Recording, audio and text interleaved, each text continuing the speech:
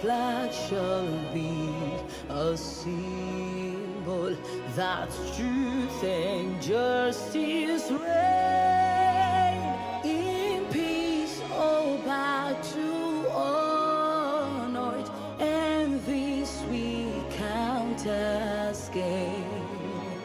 To hand unto our children a banner without stain. O God of all creation, grant these our one request. Help us to build a nation where no man is oppressed, and so with peace and plenty Nigeria may be blessed.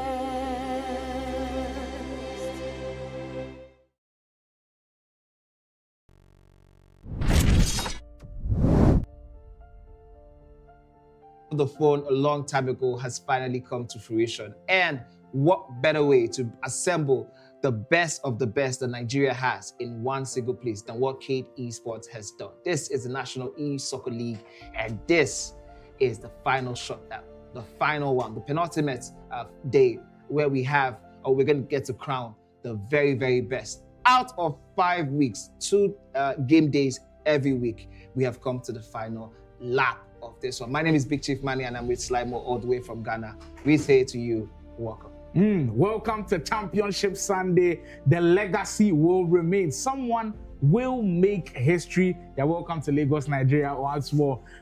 Looking at Mandy's smiles, you can see he's excited to see someone lift this. I am excited. And if there's any other reason to be excited, we had a little bit of a build up to it now. So it's not just about the game. It's not just about who wins. It's about personal pride. It's about glory. There's a little bit of sauce and spice to it. And what better way to end this one than in such a manner? Of course, the guys are ready. The guys in the booth. So many people are fighting not just for the championship. They are fighting for the hopes to stay alive. Some are fighting for pride alone. But everybody is fighting for something. Yeah, indeed, there is something to fight for. Like we said, we're breaking it down. That top 8, you get to stay in the National E-Soccer League. So there are people in there fighting, the likes of Ernesson, Adefolice in that bracket, Mitchell, Rhymes. All of these guys are looking to keep their spots in the National E-Soccer League. And like we said, top 4 will also be heading over to Ghana right after the Ghana League is done for Ghana versus Nigeria top 4 battle. That's also in store. Of course, the ultimate trophies here for who goes on to win. We know it's only up to 2 players to have a chance to pick up this trophy. There's so much to play for, and we'll be going through every single one of them for the legacy on the final day right here. Yes, this is the final day. In case you're just joining us, in case you're just sharing about us, this is the National E-Soccer League. What we did was to bring 16 of the very best Nigeria had to offer in the FC scene. Bring them under one roof for 5 weeks. Each week had 2 game days, I think, except 2 weeks where we had only 1 game day. And what we ultimately had was what we're going to be showing you on the screen in the leaderboard as soon as the technical team has that one up and ready to go. But what I can tell you is that for every single week we've been here, there has been something different. Can you believe that from week 1, we've done this every weekend? At one point, one of my friends texted me, he doesn't know what he will do the next weekend that we don't have the National E-Soccer League, because every weekend he's tuned in. It's very crazy. Yes, there's something to look forward to over the weekend for lovers of esports, for lovers of every single thing FC. There's always been something to look forward to. If you can see what the leaderboard is looking at after day 1. Match week 5. That was yesterday. After all the games that went down, Farouk still topping the chart with 40 points, but merely on goal difference. So it has over 13 goals above Killer Freak's own 40 points. So it's down to the wire. Both players, Killer Freak versus Farouk, both players is down to their final match. Whoever wins that one gets to take home the trophy. Yeah, it just makes the plot even thicker. I don't know how the script came this way. This, Nobody, if you were to write a script for the National Soccer League, I don't think you'd even be able to imagine this happening this way. But it will come right down to the wire, like we've previewed already. Farouk Manzo versus Killer Freak. One will get to walk away with the trophy. Like I said, there's still more to fight for. Top 4 gets to go to Ghana for the Ghana versus Nigeria battle, top 4 battles. Rufi looks like he's sealing his spot heavily today. If he can get another win, of course, it will put him in the bracket. But you look at Baji Jr. and Boyd, him, Rufi, and then Boyd all have just about 3 points separating them. So that could change at any point because there's only 4 players that is going, and one of those 3 might miss out. So we'll be looking closely at their games as well. The next battle that we'll speak of, top 8 battle. Top 8, once you stay in top 8, next year's National Soccer League, you will be a part of it. So Ernesson, with the late resurgence yesterday, he was absolutely phenomenal, beating Rufi early on. Just send the signal to everybody that, you know what, I'm good enough to stay in the National Soccer League. He's on there with 24 points. Rhymes on there with 22 points. So just 2 points separating Ernesson and Rhymes. And then Fola, who we thought would be doing much better in the National Soccer League. Well, they've dragged him into the dogfight of the top 8 fight, currently on 21 points. And not just him, Mitchell also on 21 points. Mitchell on 21 points. Yes, that is the guy who is on 9th position. He is in the second part of the table. Of course, this result means that if Mitchell gains points while Adefola drops points, or even Rhymes drop points, then Mitchell is going to be getting in ahead of both of them. So you already know there's something else going on in that angle between Rhymes, Adefola, and Mitchell. 3 of them have to pick up points and also have to pick up with so much goals because for them, nobody is safe at the moment. Of course, Mr. Olga is the one we're expecting so much from, of course, but we didn't expect him to be in 10th position. He currently has 16 points. So for him, the race for the top 8 is over. He's just only going to be playing for pride. Mr. Imagi is already on 15 points. Of course, also he's 11th. Blaze in 12th. He had a late resurgence, but it wasn't enough to catapult him into that top 8 conversation. But however the case is, I think he is neatly poised to finish at for 12th position with 14 points. Anif has 11 points and is currently 13th. Game with Josh, 9 points and on 14th. Simply also 3 points on 15th. And Bryce, he's the one who ultimately might be ending the whole series without any single point. That would be something out of the history books because we've never seen anything like that before. Yeah, surely we've never seen anything like that before. I mean, the National Soccer League full of surprises. Every single weekend, we get to see something that we've never seen within the FCC. But today, as the final day, we've wrapped up something special for you as we get into them. Rhymes will take on Anif. Rhymes, like I said, very important for him to grab all 3 points in this one because if he drops points, he will give leeway to others to leapfrog him in the top 8 race. Bright and Ernesson will also do battle. Ernesson looking forward to picking up points in that game as he's also in that top 8 race. Mitchell and Blaze. Mitchell cannot afford to drop any points and he will need to score goals. Yes. Mitchell, if he can score about 8 goals or more, that is where he will give himself a chance. And I know it's much easier said than that. It's much easier said than done, of course, because assuming that he's scoring those 8 goals, he's assuming that Fola only wins by 1. Fola currently has an 8 goalie, so he needs to score at least 10 to 11. Against Blaze, that's interesting. That is wild, and it's Blaze is difficult to do. Yes. Rufi, well, at this point, it feels like Rufi will be heading to Ghana for the top 4, but placement is also pretty important. They might drag him into that race as well. You need to go on and beat game with Josh. All right, that will be the first round of action, and we could also see Boyd versus Mr. Olga. That one is another one that is going to be very intriguing for us to see because Boyd, of course, is chasing that top 4 battle. Baji Jr versus Imagi, another top 4 battle happening. So in the second round, we're going to be seeing a lot of top 4. That Baji versus Imagi game could be tricky. Very, very tricky. I mean, we saw Imagi here on the broadcast yesterday, dissecting some of these moves. You know this man, he's really, really, he knows his stuff. He's been here for a very long time. Adefola versus Simply Uzo, that one is one of the reasons why we're looking at Mitchell and saying, whatever it is you need to do. Even if he scores so many goals. I mean, say Simply Uzo.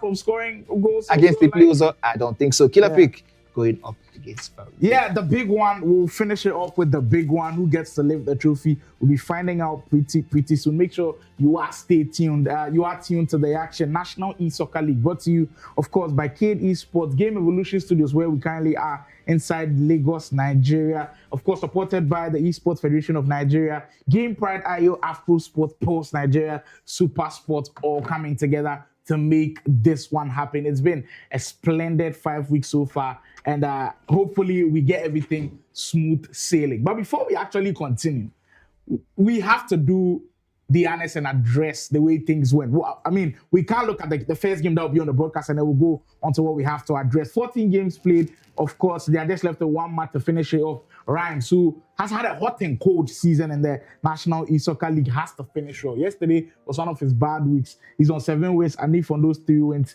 He's got 6 losses to go on with that. So 61 goals, 66% win probability, and he's in 7th position, gunning for a top 8 finish. I mean, it makes a lot of sense, the win probability, if you see where the positions are, if you see the type of games Rhymes have pulled up. Rhymes, I think, will be very, very unlucky in terms of the fact that he had a little bit of a hot and cold season across 5 weeks. Game week 1 it was very hot. Game week 4 it was very hot, but in between that game week 1 and game week 4 there were a lot of mediocre performances, and I think this is where he lands you. I think he's very, very lucky that he's even in that conversation for top 8, because at the point in time it seemed like he would be the one losing out or missing out on the top 8 finish.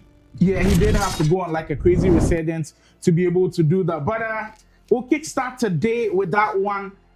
Rhymes taking on Anif. Very significant game for Rhymes to go in there and grab points. And for Anif, placement points and prestige is also pretty important for him. Where he places in the league is something that he can, of course, go on and brag about, because the National Soccer League is the first ever edition to happen. So a lot of people will be looking back on this and be judging you with the kind of performances that you put in. I mean, of course, the placement where you finish in this one is going to be there forever in the times, in the scrolls of history. Every single time we go back to how it all began, you don't want to be finding yourself sort of in a bright situation or being the first person ever, to enter such a competition and not get any point of it. So I think he might be looking to put some clogs in the wheels of Rhymes' train. Don't forget also, he has a good relationship with Mitchell. So it might be another thing, since I can't make it, I would love my friend to be in there next day. All of these things sometimes, play in the mindset and psychological of each games. But yeah, we're going straight into it.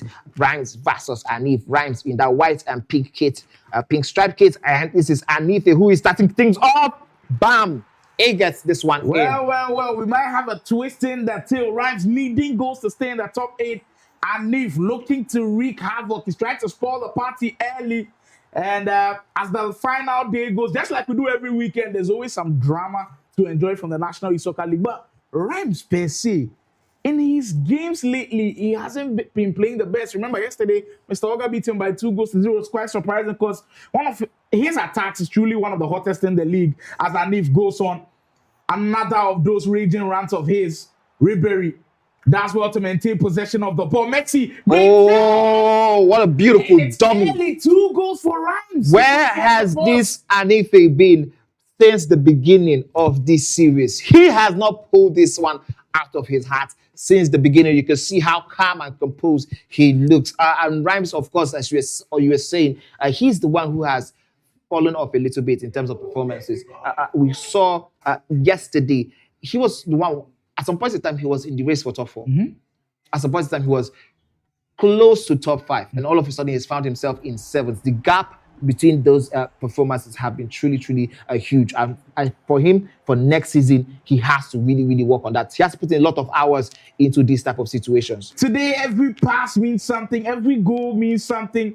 Every tackle means even bigger. Rhymes cannot afford to be dropping points in these games. And what a start this one is for Anif. Maybe Anif had just one mission on his mind. You know when you go to parties and you just want to crash it. Crash the party, destroy the party. Anif might be one of those guys. What a start we have had for today already. I'm very, very sure wherever Mitch is, he's going to be very, very happy looking on to what this is, because what this means for Mitchell is that if he wins his game today, he will be finishing with 24 points. If he stays like this or even comes to a draw, then Rhymes' chances of making it into the top 8 is going to be in huge jeopardy. But here's Rhymes trying to get himself back in, and with a beautiful finesse shot from Benzema, he is able to get that one into the top right corner. Pretty important goal coming early, and the fact that it's coming early also has huge significance. I mean, if you do throw for a very long time, it can go against you mentally, psychologically. So many things can go wrong, but he gets one goal back. Of course, he's now on the comeback trail. That's pretty important, as now Rhymes pulls one back. This game with huge significance. If we just join top 8, get to stay within the National Soccer League top division. Anif has looked bright very, very early in this game. There's Matuidi on the edge of the area trying to find Messi.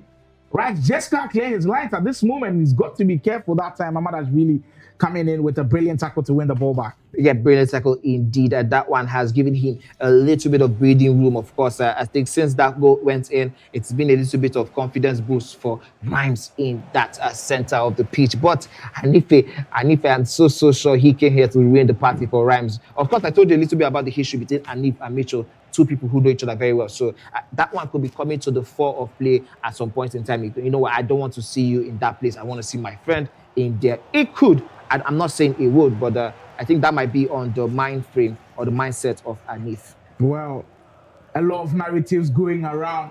But usually when it comes to the virtual pitch, narratives do not work at all. It is how good you are on the virtual pitch that determines what happens. I've seen a Lampard item, Footy's icon Lampard item that I did not expect to be in teams, but apparently he's good enough to make Rhymes' team. I mean, every single time we get to see different cards being used, Petit will win the rebound back for Rhymes as he's trying to push for that equalizer early. 15 minutes gone, and it's already looking juicy in this game. Petit on the 10 and just tiptoeing around the danger area. Rhymes desperately looking for that equalizer this early on. Vinicius Jr. this time around. And look how patient Anif is with defending. I mean, the switching has been on point. He's closed down all of the gaps that could potentially create danger. Absolutely. But he can't close it for. Oh, that one shows you that Rhymes himself is in it. He's in the mix. It tells you that this game means a whole lot to him. This one might not be for the title, but it is for placement for next season. So you mean, I mean, to tell you that Rhymes is not taking this one lying down. He was 2 goals down after about 8 in-game minutes, but it's already 19 minutes and he's up by 2-2. Yeah, pretty important goal for Rhymes going in, and it was just so subtle, not rushing anything. Usually when people are down by a goal, you see that jitters a little bit, but not for this man at all. He's getting back into that attacking groove that we all know he can. I mean, there have been games where he's gone toe-to-toe with the likes of Rufi. He's gone toe-to-toe with some of the very best players in the league. And it's just that recent times, we just haven't seen the best of his attacking abilities. Especially in since we started the league system. I told you in the EMPFL we covered last year, he was the one that disqualified Mitchell from going because that game was absolutely intense. I remember it was a 95 rated competition and he beat Mitchell with the Torino team by 5-1. It was such a shocker for every single person that day in Ibadan. And I mean, that was the first time I got announced to a player of his caliber and his qualities because I was so shocked. The performance that night was an absolutely dominant one. And he was dominating, I think, the Gamer X champion. Just after the Gamer X competition, of course, in which you saw Mitchell win against the Sahil from the Tanzanian. Yeah. Tanzania. Yeah, indeed. So, just like Manny said, Rhymes has a big performance in him, and you need to bring out that energy of such a big performance in this game today. Cannot afford to even play out in a draw. Needs all these 3 points. And if though has started perfectly, kind of dropped up a bit, but there's still a lot of time here to go. Elise. Then from that Elise card, still with that shapeshifter's item, down freeze on the right hand side. And Anif has already shown that he can create danger when he's cutting in from the wings as you win the ball back on the next possession. I mean, Petit, look, if we had to create a virtual team of the season for the National E-Soccer League, I think Petit finds his way in somehow. Absolutely. He's been a dominant one in every single person's team. In that midfield, it's always Petit and someone else, maybe a Petit and Willet today. Yeah, we've seen some Willet Petit and a Cantona. There's been so many changes, but if we're having a team of the season virtually for the National E-Soccer League, Petit definitely gets it. I think for the strikers, there have been so many changes that you can't actually pinpoint. Every single day we came here, every single game week we came here, we saw something different. I mean, game week 5 has been the Benzema show. The Benzema everywhere. show. Last game week was the Ronaldo show. Exactly. We had the Olise show as well. Yes, we also had the Henry show. That was game week 1, if I remember correctly. And I think Henry also made it into game week 2 as the most dominant striker. And the goalkeepers also, they keep changing. We had a Konate show. We had the hair. Going before the hair. Yes. I mean, there's been so many of them. Allison also in that mix. But if we're going proper DMs, that can definitely make that conversation.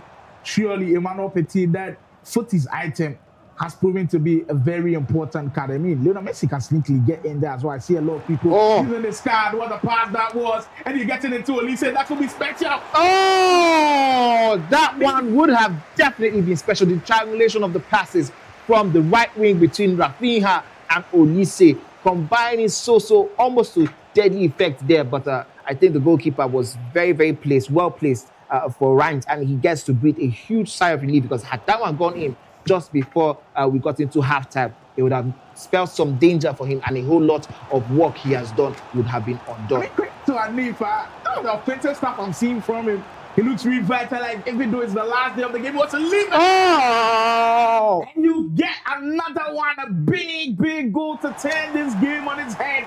He was up by 2 goals earlier. Ryan got those 2 goals back.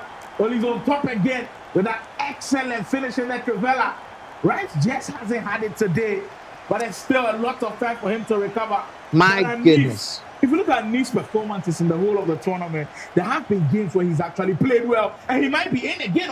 Oh, wow. Banja this time around telling Olise, I know what you're trying to do. We cannot let you get to that Look, one. I like the mentality from Anif. I know that I'm not going to be battling for any top 8 places, but I want to leave my legacy. I want people to remember me for how good I was. And even till the last day, he's putting in the effort. This is what the National Soccer League is all about, putting in the work, putting in the grind, and even on the final day, making sure that you're not resting on your laurels, but also being kind of a party spoiler. I mean, yes. Those are one of the things that we were looking forward to from the very first whistle we heard in this arena when we went in game week 1. But also, I think for me, I'm a little bit disappointed, because I was hoping to see this Anif from that get-go, from day one. I mean, there's no doubt about his quality. I mean, I did tell you sometime during the broadcast about the Anif who had a bit of a run between 2023 and 2024.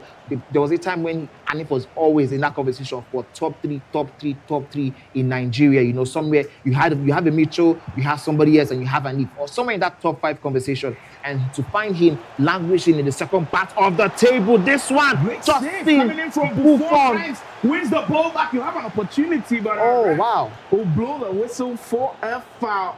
Anif might have just saved his best performance for the very last day. I mean, in this first half, he has truly been special. I mean, if this performance had come in as early as all of his performances, I'm very sure he would have found a way to make it into the top half of the table, because this looks like leaving it a little bit too late. Well, I mean, just leaving your mark is pretty important for me.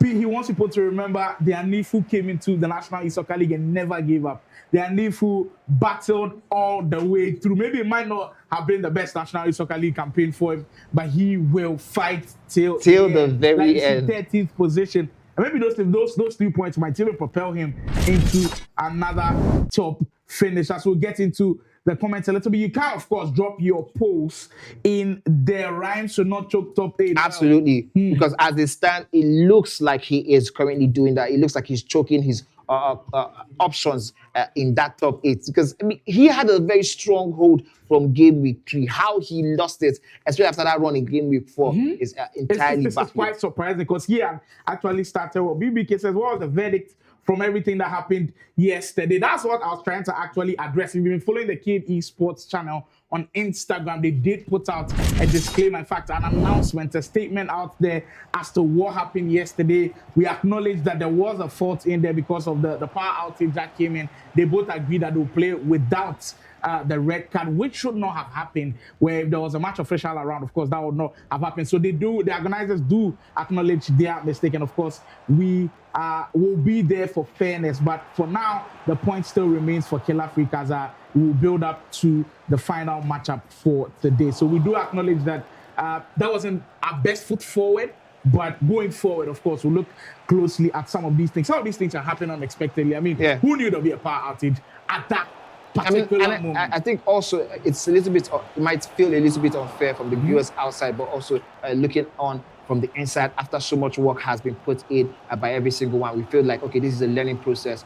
In the future, we're going to ensure that modalities are in place if something like this ever happens again. But whatever the case is, big ups to both players who were able to surmount all of that challenge. And we are still down to the final one today. After this one, at the end of today, we are going to be rewarding whoever is the winner with this trophy. That one is going to come out from the game between Killer Freak and Farouk Mamzo. But meanwhile, we are watching Anif put some, spoil the party for Rhymes in this one. I just went in the comment and someone said, damn, Anif is playing good. I mean, he's playing great, not even good. I think this guy has been on a tear today. His offense has looked juicy, and there might be more. The effort a little bit ambitious, didn't get the finesse angle that he would have loved. The 53 minutes in, and possibly the best Anif performance that we are seeing. Also high pressing coming for him as he wins the ball high up the pitch. There goes Messi once more. He's looked so comfortable on the ball, very classy. This Ribery card, right now he's winning me over. I have to try and find a way to complete that card. The footage item that was just released, he is expensive, but it might be worth all of your fodder. The Ribery card? The Ribery card, he was just released then. I was quite surprised that everybody had him yesterday, but I see Rich the gamers. reason why now. Rich gamers, of course.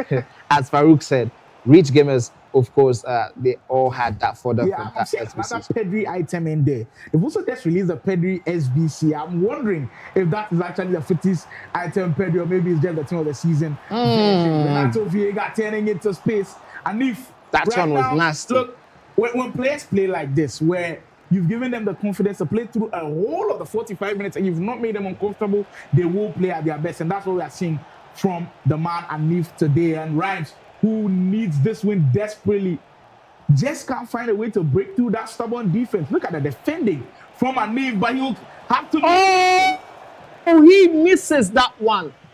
Desperate times, and he's missing desperately. My goodness. This one, I thought it was going to be the one that would give him the equalizer. Rhymes in danger area. Rhymes do not want to be here against a player like Anif. Of course, you know, Adefola and Mitchell seemingly having easier games today. You don't want to ruin your chances. You want to ensure that that one is between Mitchell and Adefola. But wherever Mitchell is currently, he's going to be having a good time. He's going to be savoring this one a whole lot more, because of course Rhymes cannot afford to even take a draw out of this one. He has to win, and he has to win only. My oh my. Well.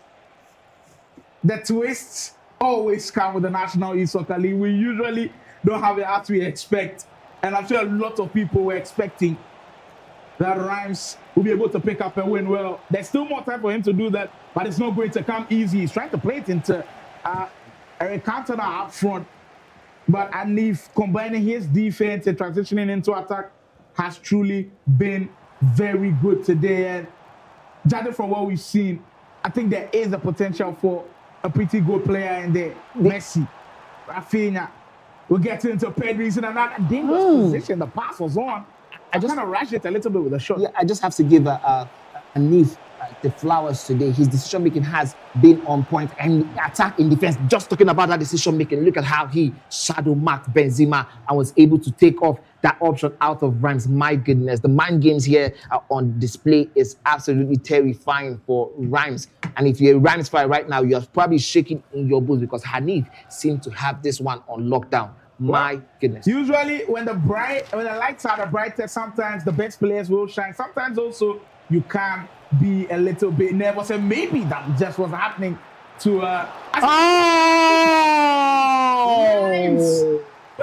desperate time, like you said, calls for desperate measures, and this one looks desperate, but he'll take that all day long. Every day, all day, including on Sundays, because it might be so unlucky. It might be one of those moments where EA decides to finally reward you with something. But my goodness, after all the hard work that was done by Anif, it will surely seem a little bit frustrating to him to concede like that one. But whatever it is, he has to put his head up and continue his good work, just like he did throughout the first 70 minutes of the game.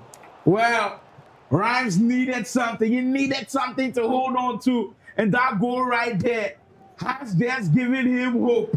You almost feel like with these last 20 minutes to go, there might be some drama. Rhymes going forward again. Still has hopes of maintaining his position in the league. Finesse will come. Is Benzema on the offside position? I think he is. As very smart move there. Possession of the ball. Very smart move there by Rhymes, and the presence of mind to quickly move Benzema out of that position and ensure that this one is still in play in the danger zone. Oh my goodness, first time true ball from Anif. Where did that come from? 3 times there for Konate, refusing to let that one go. My goodness, that pass from Anif bringing me I think flood of memories. Every player out there watching this, every National Soccer League player that's going to be playing today will notice that there's something about last day jitters. Absolutely. And it might get to everybody, but he's in. This could be an opportunity for Ryan to lead for the very first time. Big save before. Wow, I personally think he had a lot of time and space to go into that one. Come now, being defending once more. Anif defending like his life depends on it. And this is what true sportsmanship looks like. This is what a competitor looks like. Playing to the final day of the National Soccer League, and he's through on goal. Rafinha, possibly with the last goal to put a dent in that top 8 hopes of Ryan. He's here once more. Rafinha! Oh! The position shooting not going his way. Oh my, what a way to kickstart game week 5. A game that all of us thought was possibly going to be just another walk in the park for Rhymes has turned around to be one that has everyone on the edge of their seats. It looks like Rhymes might be going home if this one ends this way. However, there is so much more still to play for in this one. Rhymes now going down that desperate measure lane. Yeah, well, we thought for desperate measures, but not this type of desperation. Cannot be a part of that bracket. Look, I like the fact that even though Rhymes doesn't need the points, he's not just going on there defending. He's trying to actually win the game. Absolutely. And that just shows true competitor spirit as Rhymes battling heavily to force that top 8 finish. Look, even if he loses, he's still not out yet. But then he's giving that window of opportunity for Mitchell. Because if Mitchell gets all 3 points, Rhymes might drop down to 9th position. Dumfries will hold on the right-hand side. He's got 7 minutes to salvage his dreams of still being in the top division. The pass almost went through. Just unfortunate for him, as Anif will get it back. Maybe a little bit of panic stations found for both players. And I do not want to be in Rhymes' shoes right now because your whole stay in the National Soccer League depends on just one final game against a very stubborn opponent who is totally refusing to lie down and take this one. My goodness, 5 more minutes plus whatever it is we get on extra time, which might not be much. Rhymes totally needing just 1 more goal, but he has to be careful because the counter can prove deadly. It is 3 points all boss for Rhymes. My goodness, think you get this one. Oh, Anif survives this one. That one was poised to be in the back of the net. And again, Rhymes has opportunity to go back and start from scratch. Well, we are in the moment where there's a thin line between agony and happiness. And Rhymes might just feel the both of them in these last 2 minutes, depending on what happens. And he's still in possession of the ball. Nowhere Rhymes wants it right now. And he's just struggling. And we see the likes of Mitchell in the studios. You know what?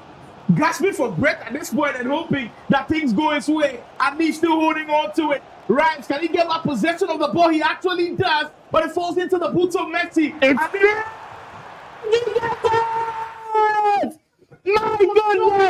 For the hopes of Rhymes. My, talk about doing it for the culture. He gets it. And Rhymes is in trouble. Top 8 hopes. It seems like it is over. Who could have called this from the beginning of today? Absolutely no one. And if he runs the ball down the play, and you can see on the face of Rhymes, all his hopes have been dashed. Oh my. Talk about doing it for prestige. Talk about doing it for history. Talk about doing it for yourself. Wow. I said earlier, there's a thin line between agony and happiness in those last 5 minutes. And Rhymes was tiptoeing between those two. At the end, it is the agony of not being in the top 8 and now leaving your chance of staying in your top 8 in someone else's hands. I mean, you can see what it meant for someone like Mitchell who ran in to hug Anif just after the halftime, because this one was not just a victory for Anif or placement. It was a victory for someone. Mitchell, I told you from the beginning, this might come to play, of course, for somebody like Mitchell, because this one means it is now in Mitchell's hands and Adefola's hands. Adefola playing a seemingly lower opponent. Mitchell, of course, seemingly, he might just have this one in his pocket. And you know, when the lights are brightest, Mitchell will find a way to try. Well, this one only confirms the saying, get rich or die trying. Absolutely. Try to win the National Soccer League or die trying. Absolutely. Literally on the pitch. He left it till the last one to give us possibly his best performance. Yes, this is definitely his best performance so far. His decision making in this one was spot on from attack to defense. Every single thing he touched, laid his hands on today was globe. Like right from minute one, you could see that the attack was sizzling. Everything he was doing was working. Anif, congratulations on those 3 points. Commiserations to Rhymes in the final game. He just couldn't get his hands on one single win. And it all came down to those last 5 minutes. Well, if he had gotten a draw, maybe he would have put himself in a better position because the middle had also drawn. Then he can also qualify. But now his hopes are in someone else's hands. We told you last day had drama. We told you last day we could have pandemonium inside the Game Evolution Studios. Well, there's more to come. There's more placement to do. There's more trophies to hand over. Stick and stay with us. Final day of the National E-Soccer League. More action coming.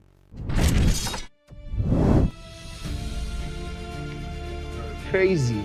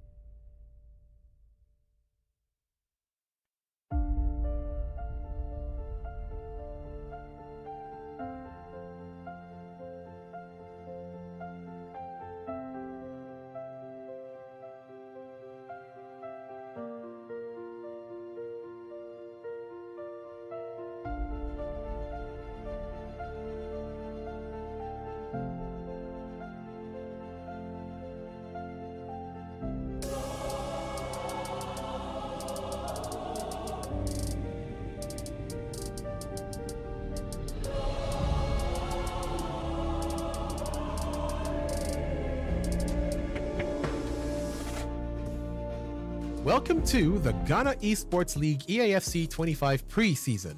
This is the stage where it all begins, the foundation for Ghana's most competitive EAFC League experience. We're kicking it off with 16 elite teams battling it out in a high-intensity preseason. This isn't just a warm-up, it's the proving ground. Teams are here to showcase their skills, chemistry, and strategy before the main season begins. The preseason is more than just matches. It's about identifying talent, building rivalries, and setting the tone for what's to come in EAFC 26 when the full-tier league structure kicks off.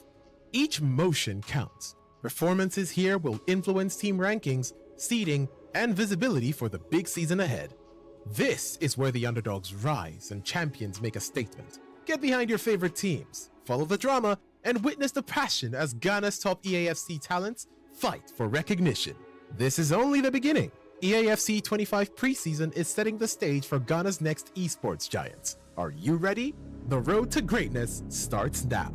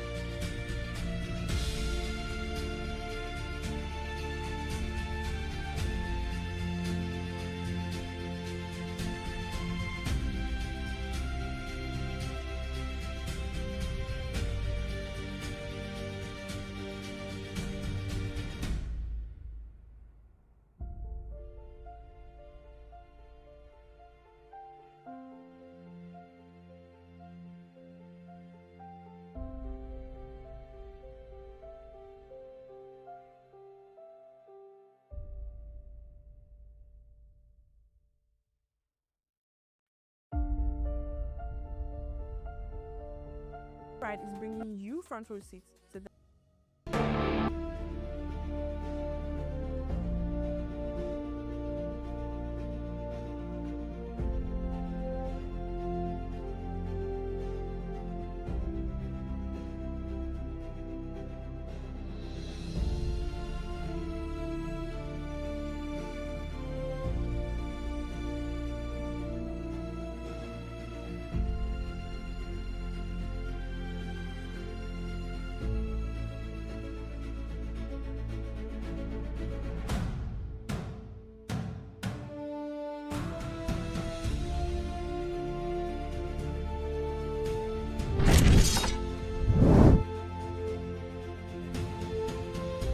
Rhymes is feeling right now. For the past few weeks, he's been in a top 4 conversation, top 8 conversation. All of a sudden, his dreams of making it inside the National Soccer League for the next edition just fades away. It's just in the hands of somebody else. Look, esports players, they are strong mentally. Listen, all this happened across 90 game minutes. Do you know how crazy it is? Of course, there's 9 minutes half each, so we're talking about 20 minutes real time, give or take. That is all it took for all the hard work to be undone. Hard work across 5 weeks was just undone over one game at 20 real time minutes. That is absolutely it's not all said and done. Mitchell still needs to win his game, but now he's left it in the balance. We'll be heading over to our next matchups that will be coming on. Ernesson and Bright will also be in action later on today. Of course, Ernesson with it's actually Rufi and then game with Josh, which I'm about to see right now. Rufi, he's in that conversation for those who make the trip to Ghana for the top 4 battle on 10 wins and 3 losses, 77 goals, 72%, while game with Josh on 28% win probability, 14th position. We might have a situation of another party spoiler because Rufi wants to go on the trip to Ghana and he's on 31 points, but he's just 3 points above the likes of Boyd and Baji Jr. If he goes on to lose this game, he's given a window of opportunity for others to leapfrog him. You know what? You know one thing I can tell you specifically is that if there's any single time for anyone to spoil anybody's party or show, it is game with Josh. And in this type of moments where it seems like he has nothing to fight for, he always seems to concord some of the type of the Anif performance with Josh. So hopefully we get to see some of that action because I cannot wait to see upsets today. I want to see tears. I want to see joy on the face of players. Whatever emotion you guys can concord today, I am here for it. Yeah, I think I saw a couple of comments that we need to discuss a little bit. So if production can get us the comments, we'll be very glad about it. But of course, we've appreciated your support through and through. Like we told you, the last day will always have something to give. And already, game 1 of the last day gave us so much to talk about. Look, it feels like, yeah, we've been here for a minute now because this is just like first game. The thing with Ryan says, he's just been so hot and cold that he needed to be hot today. Yeah. And right from the kickoff, you could feel that something was not right. Even after those 2 goals, he stood up, trying to re-energize himself and get himself back into that winning mentality groove, back into the groove that he loved. But you just felt like it wasn't there. And on the other hand, Anif looked like a man on a mission. He looked like a different beast altogether. And I saw in the comments someone say, where was this Anif all along? I mean, that was the same thing I was saying as soon as I saw his performance in that first 10 minutes. Where has this Hanif been? This is the Hanif we have been used to seeing consistently in game centers, in competitions. Aside Johnny's, I see Hanif play the game a whole lot. I was expecting to see, off stream, he made a comment to me and you talking about, he probably might just quit his gaming career and move into commentary, of course. But after this kind of display, now you have to go back to it. You still have a shout. There's so much still you can still do. And if no, the time short, well, he still got him the win. But FC 26 now, the advantage has been taken off. Yeah, that advantage has been taken off. Anif, the man, I do believe that was what Oluranti Ajayi tell us. EBT here, it's also a pro from Ghana, says Ghana Esports League. Yeah, it is coming on right after the Nigeria E-Soccer League concludes. The Ghana Esports League will be beginning on the weekend of the 2nd of August. That one I cannot wait for because Slimo has been talking a whole lot about the Ghanaian players. He's been hyping you guys up. Every single person in the chat we saw Wiseman yesterday in the chat, and he's been hyping the whole country up. So I cannot wait to see if the Ghanaian league will probably replicate some of the craziness and the madness we saw in the Yeah, for sure. It's what esports is all about. It's what FC Esports is all about. Osman asking what time is Farouk playing Killer Freak? Well, just stay on the stream. Just stay on the broadcast. That's all. Just stay on the... You know, the thing is, we are whetting your appetite for the big one. Yes. We are taking you through everything. We want to conclude top 8 race. We want to conclude those who make their trip to Ghana in the top 4 race. We want to settle all of the positions and then we go for the big one. The ultimate. So just stay on the stream and enjoy all of the games that we have for you. And I know it will not disappoint. Rufi winning easily from Victor. If you're looking at performance-based, Rufi, of course, has the upper hand going into it. But if you're looking at what we just saw right now between Anif and Rhymes, what does that tell you? Well, these guys are on polar opposites. If you win, you can drop it in the post, as the posts have been made live in the chat. It says Ghana Esports Survival is winning. I do know, I have heard of Survivor. I think he's one of those new guys that have been burgeoning into the scene. He hasn't won a major tournament yet. I put him in that bracket, but they're making a lot of noise about him. We'll see how he does. Heritage says that you guys are cooking well. Thank you to everybody who has been in the chat supporting the stream right from match week 1. We wouldn't have been able to do this without you guys, and now we are here on the ultimate day, Championship Sunday, like I like to call it. We'll be handing off this beautiful trophy. It has truly been a special performance. But going deeply into that game with Josh Rufi game. Look, game with Josh, the fact that the whole thing with Killer Freak came about, of him saying Killer Freak was overrated, and then him beating heavily, you almost feel like he has a little bit of redemption to do. And what better time than to do it on the final day of the season? If you want to remind guys of how good you are, go on and beat a player who's in the top 3 conversation. You know, I totally agree with you. I don't know if it's going to count as a redemption act because he had a game week yesterday to do some redemption, and I didn't think it worked. But don't you think well. This game, if he beats Rufi, will change the perception about game with Josh?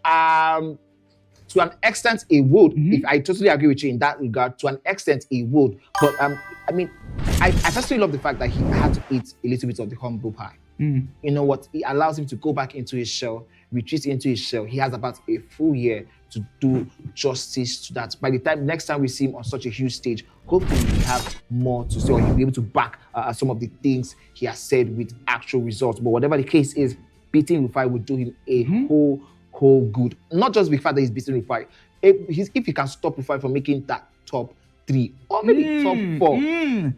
If we see another party spoiling this early, I don't know the script for today. I would probably go bonkers because how are you giving us such performances in the first 2? But I expect it entirely to happen. The funny thing is, every single time we came here or we've been here throughout this 5 weeks and we said, oh, expect something crazy, we have been served even more. I mean, at some point in time, we do not even have the words for it. As you can see on the screen, the votes are in. 51 votes after 6 minutes 40 seconds, and you can see it is majorly in favor of Rufi. 6 votes saying that there's going to be a draw in this one. 38 votes that represent 74% saying Rufi will be taking the 3 points needed, while 7 votes are backing. You know one thing that Rufi has to take care of, what I spoke of on the broadcast of that Rhymes game, last game, JTS, the fact that you're playing in the last game, you might feel a little bit nervous. And that's what happened to Rams in the first few minutes. That's how come he considered those 2 goals and he just stood up trying to get himself back into like the game-winning mentality, game-winning groove.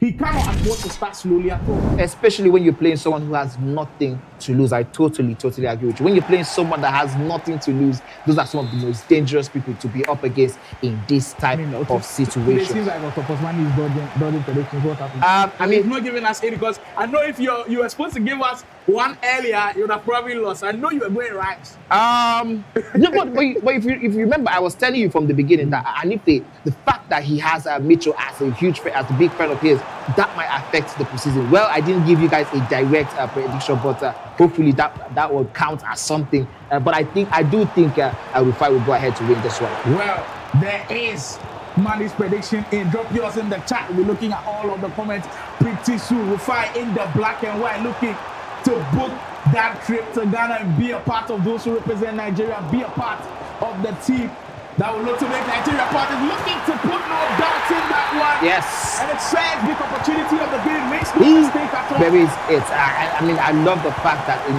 my prediction abilities have been highlighted at such a huge length. I think we're hearing talks to give away for the predictions that happen on stream consistently. But what I can tell you is this: when whoever it is comes up on the podium to give the awards to whoever it is that be making predictions, I definitely have to have mine, because I think I have the best record so far. You can ask Tommy Day, of course, also if he can be following my predictions on the channel. Well, Manny says he has been getting them right. I have been a witness to a couple of them, but a whole lot actually, a whole lot. You can drop yours in the chat as well. Like we said, there might be something special being going out today. There's George coming in, tries with the low-driven effort. There was quite some distance between them. Absolutely, I was going to say that. I was hoping he would go for the far end shot, but he went for that at near post. I think that was a low-driven, and I don't know. That distance didn't do him any good at all. You know what, Emmanuel Petit, take your flowers. If you haven't completed that card, I do believe he's still in the SBC, just a couple of days to complete it. Go on there and finish it. He's almost everywhere. They say you're trying to get his second of the day with 5, looking to put this game to bed pretty early. But Emmanuel Petit, best midfielder of the game. He's been everywhere. We have to have a virtual team of the season. The National Esports League virtual team of the season. I'm vouching for him right now. Petit is my #1 pick to be in the team. Goalkeeper, maybe we can argue between the Konate and the Buffons and the... But even for the defenders, someone that really, Milinkovic-Savic could also be in the mix. But at some point we had to that finesse shot with that left foot from Josh, probably reiterating the point that he is not taking this one lightly. Wow, what a way to remind Rufi that you could be a danger when you want to. That one nearly flew into the net, but that animation from Konate, absolutely impressive. Well, very impressive early on, and what a game we've got on our hands. You almost feel like Josh is not going to lay down easily. I saw in the first 13 minutes, he has created a couple of half chances, not big chances to be able to score from, but that they after promising signs pretty early on. The pass from Kaka not good enough to find its intended target. But you see the transition moves from Josh. He's working on the counters and he's breaking down Rufi's defense on multiple occasions, just reminding him that I'm also here, I'm a pretty good player. And even though my reputation has been ruined a little bit after, of course, the whole Killer Creek drama, I can still be there and be one of the very best players to fight on the tear now. Virgil van Dijk says not on his watch as he cleared that ball. I mean, yes, it's 16 minutes, but I think after that first goal went in for Rufi, game we just has sort of come into this one. And I don't know, maybe that was a little bit of him. What a pass that was! He might be able to. And that is why this guy also has a shout to be in the team of the season for the National Esports League team of the tournament. Vanja Milinkovic-Savic, there's just something about it. Look, the last time we were speaking about the best defenders in game, and the Star SBC was released.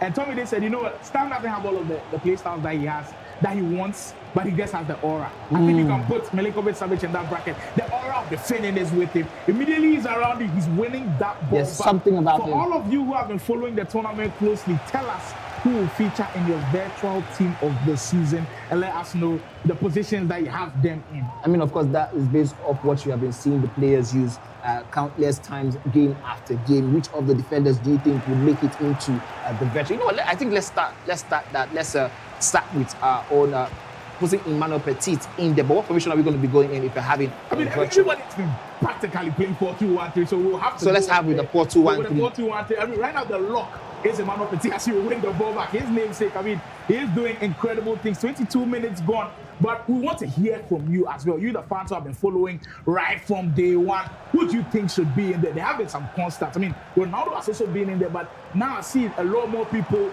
are leaning towards the Benzema item. You see that huge sigh of relief. He desperately needed a second one to go because now the game was out of balance a little bit. Josh was creeping in, but that second goal sort of gives him some comfort. Yeah, that second goal gives him a little bit of comfort, and I think sort of stops that momentum of the upset that happened after that game with Anif. That one was very, very needed, and I think he could go on to get even more. Look at that position, and this time around is taking off his foot. And this time around, the game we just has that first time up to he gets it this time around. Smooth that one, near post finish. Henry getting that one. First time up to try the first one, it didn't work. Again for the second time, and this time around, Rufi was snoozing a little bit, and he gets punished. Now he has to do all of that work ahead again and again. He has to ensure he gets himself that 2 goals for comfort. It is very, very necessary. You do not want to give your opponent any. I think the conversation about the whole of the tournament is sparking a lot of controversy in the chat already. Maybe Ronaldo might make it. As he already started third one in. Rufi getting back on track and getting that 2-goal lead back. And you see the demeanor on his face, really important for him that he stays clear of any chaos in this game. I mean, that little dummy by Ronaldo there from Rufi, that was the beauty of that goal. That one allowed him to figure out where Game just was trying to get that goalkeeper into, and he just slotted that one beyond him in the airport. Yeah, beautiful. And I think there's a comment from Blaze, who is actually also playing today. It says for him to win the season, there has to be a Maradona, a CR7, a Milinkovic-Savic, a Petit, a Hullet. Wow. This is very interesting. I think let's see if other people agree. The card has actually been doing some damage. And the first thing that comes to mind, not just for Blaze, for Manzo's Maradona has been named. Cards are doing magic. Who will also be on the list. Rufi telling us. Everybody to say, you know what, there's been a lot of chat about how maybe I might have dipped their form in the last couple of weeks, but not in this game, not with the Ghana trip in his sights, not with top 4 in his sights. He's practically sealing the deal right now. Absolutely, and to all hopes of an upset, he's practically saying go to sleep. This is not one of those games. This is how you ensure you get your very, very, very important 3 points in such a moment. Rufi taking no chances from the very get-go. He took this one to game with Josh, and if there was any doubt in our minds about Rufi winning this one, I'm very, very sure it has been cleared totally. First half, 36 minutes in, Rufi winning 4-1, and he's currently in dominant position. Well, that's pretty important for Rufi to be on here, calm the nerves a little bit. I mean, it was tricky from the start, but now he's trying to put all of the doubts to bed. Game with Josh has a mountain to climb right now, and I don't think that's the first time we said that about him. There have been moments where he has actually, even though he's been down by heavy goals, he's tried to get into games, but it hasn't always worked out. This will be another tough one for him to try to do that once more, because Rufi, with top 4 in his sights, he doesn't want to give any leeway. The likes of Boyd and Baji are watching this one and then knowing that it will be either one of them. This one going beyond the goalkeeper's legs, making it 5. A 5-star performance from Rufi. In the first half, he has put all worries about his position and about where he's finishing this one to bed. 5-1, that is. And here is Cade just trying to see if he could get back a goal into this one, but Rufi says no. This is Rufi, another counter. Ronaldo almost using that physicality to body the defenders there. Well, all the national e-soccer leagues objectives are being taken right now. First of all, throwing a big spotlight onto players, and we look at Rufi's journey with his first ever LAN event being this one. The fact that he's not somebody that comes out to play tournaments, always in a shell, always playing online, and actually hearing that he was one of the best Fortnite players in the country as well. At the same and only time, recently taking up FC and being this good within a short span, it gives a lot of hope to those who are watching. In that sense where even if you are playing another game and you admire what you're seeing from these pros, you don't need too much time to get into the system and be a very good player. So FC26 is coming out. Just try to get the game, try to grind the game, watch these pro tournaments. Every single time you have the National E-Soccer League or any other Nigerian tournament, any other African tournament going on, make sure you're watching, make sure you're picking things up, and you could possibly become like them. I think the learning curve in every FC is becoming so close for a lot of these players, but the likes of some people that I know are kind of struggling with the learning curve. Yes, I totally agree Are with you you. struggling with the learning curve? I was going to say something that probably will apply to me. If you notice, something I personally figured out in this competition, something that is now blatant for us all to see, is that the younger players, the ones who are still very, very, permit me to say young, I'm not that old, but for me to say the younger players, the ones who are just coming up, who have the opportunity, they are the ones who are taking this league by storm. The older players are sort of being phased out. And if you can see also in terms of the standings, Rufi getting another one. And he's telling us like, what else do you want? This is 6, and this one is just another one for his collection of goals. Nothing more to add to this one, but sort to the injury that he is currently dealing to game. But you know the great thing about the esports in general, it doesn't necessarily have to be you being young. I think at any age, if you want to take the game up seriously, you can. I was actually covering some news for the VGA Esports show. You know, a 73-year-old woman won a Tekken 8 tournament in Japan.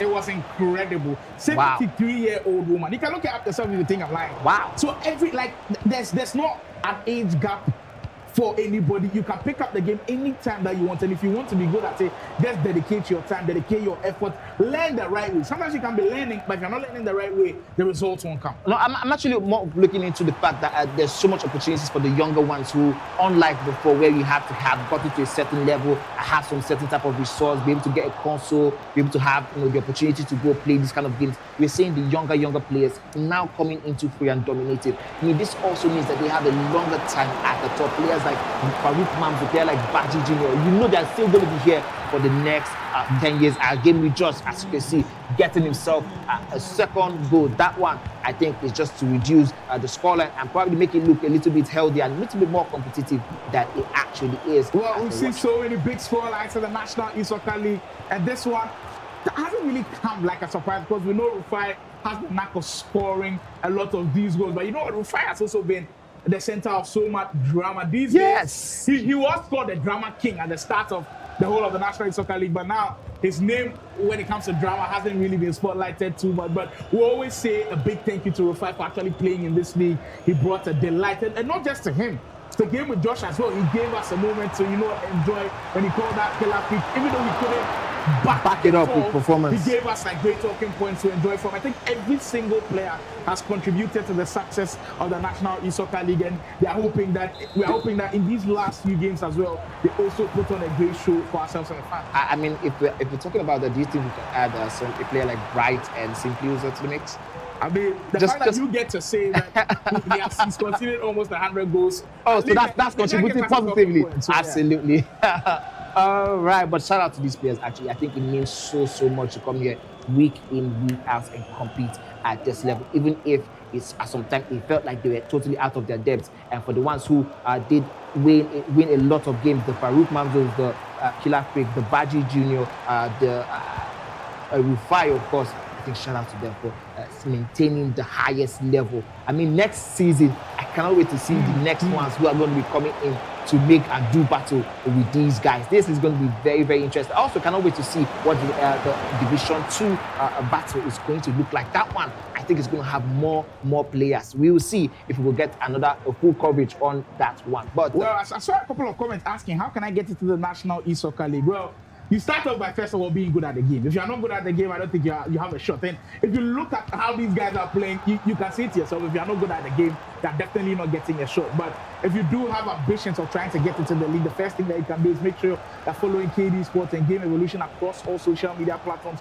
because you want to be there. There will be a time where we'll be calling for open registrations, and the fact that we'll be opening things up for the last 8 players to be joining the top 8 in the whole of the league. So first of all, you need to be good. You will need to be good. That is the most important requirement. And of course, if you're following them across all social media platforms, you might have a chance to join. I think also it's important to say that you could just head over to your Play Store, App Store, and download the Cade Esports app, CADE Esports app, and that way you can get all the necessary news as soon as they come out. Just in case you're not so avid on social media, you want to just go download the app, and you can get all the information you would need when the time is ready. There'll be calls for qualifier games and qualifier campaigns, of course. Well, yes, Savi on the right-hand side, Azar Rufi has just all but cemented his place in that top 4 of the bracket, and now just a little bit of showboating for us to enjoy. It's just been a splendid run and a performance from him. The last time we'll see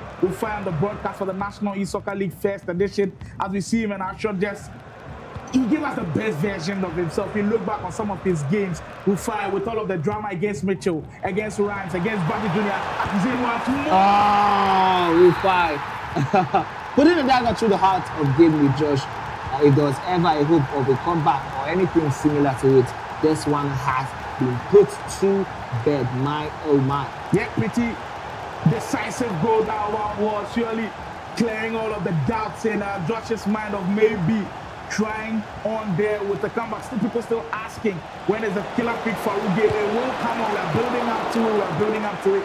Just stay tuned to the full broadcast. We'll definitely bring that one to you. So just make sure you are up to date with. Of course, you can turn post notifications on as well for Cade Esports. Every single time we go live, you will be notified, and then you will be able to join all of the action. Make sure you share the stream as well, so others enjoy the glory of the National E-Soccer League. I hope you enjoy the very first version, because I think the ones coming next might even be bigger than this one. The likes of Rufi. And the thing is, when we are building up the stories of all of these players, for some of them, you kind of expected this. Killer Freak, Farouk Manzo, you kind of knew that they were going to be good. But look at a story of Rufi.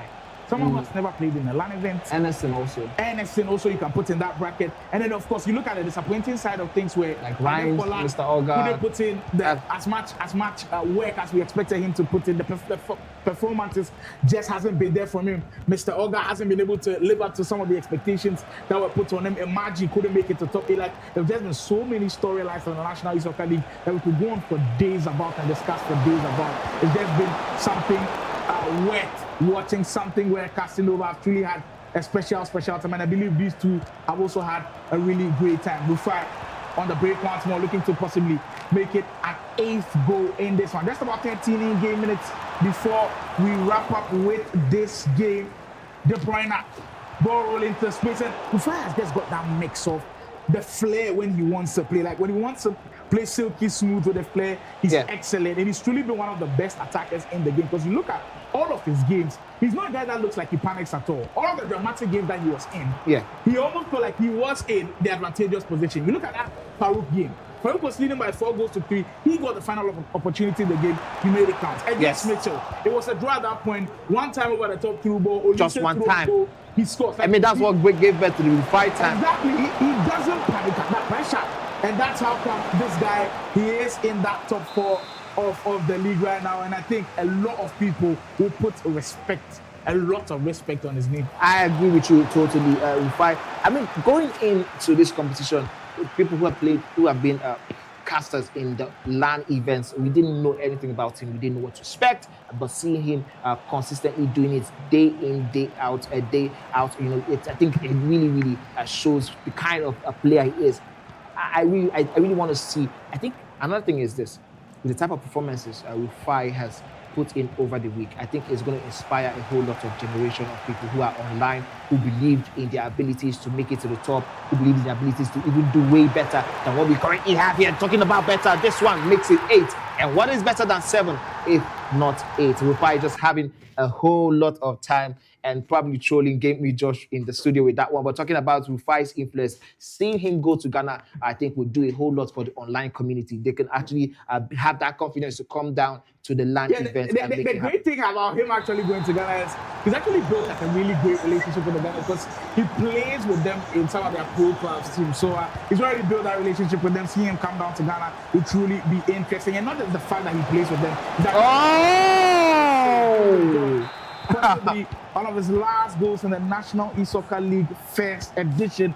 Game with Josh, look, he's also given a credible account of himself. Maybe it might not be as good as we want, but it's a credible account. The fact that he was able to pick up some wins, he was able to make some games competitive. I think the main thing that you also saw with him was the fact that he just couldn't keep concentration for the full 9 minutes. 9 minutes up. I think I did say that about him, Bright, and Simply Solomon. And I think that affect. You can see that in terms of performance, it affected. Here's the chance by Game with Josh.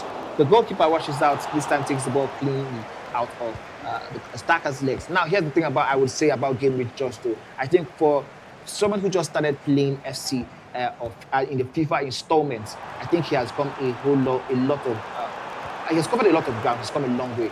And I do remember personally the first time I saw Game with Josh, I think to be very fair, I think I'm so happy that I get to see some of these things happen in real time. I was there when he just came in here. He was playing, I think, PES, Pro Evolution Soccer consistently.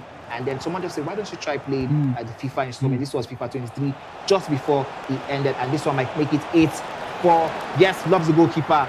That one goes in. Well, I will have the final goal in.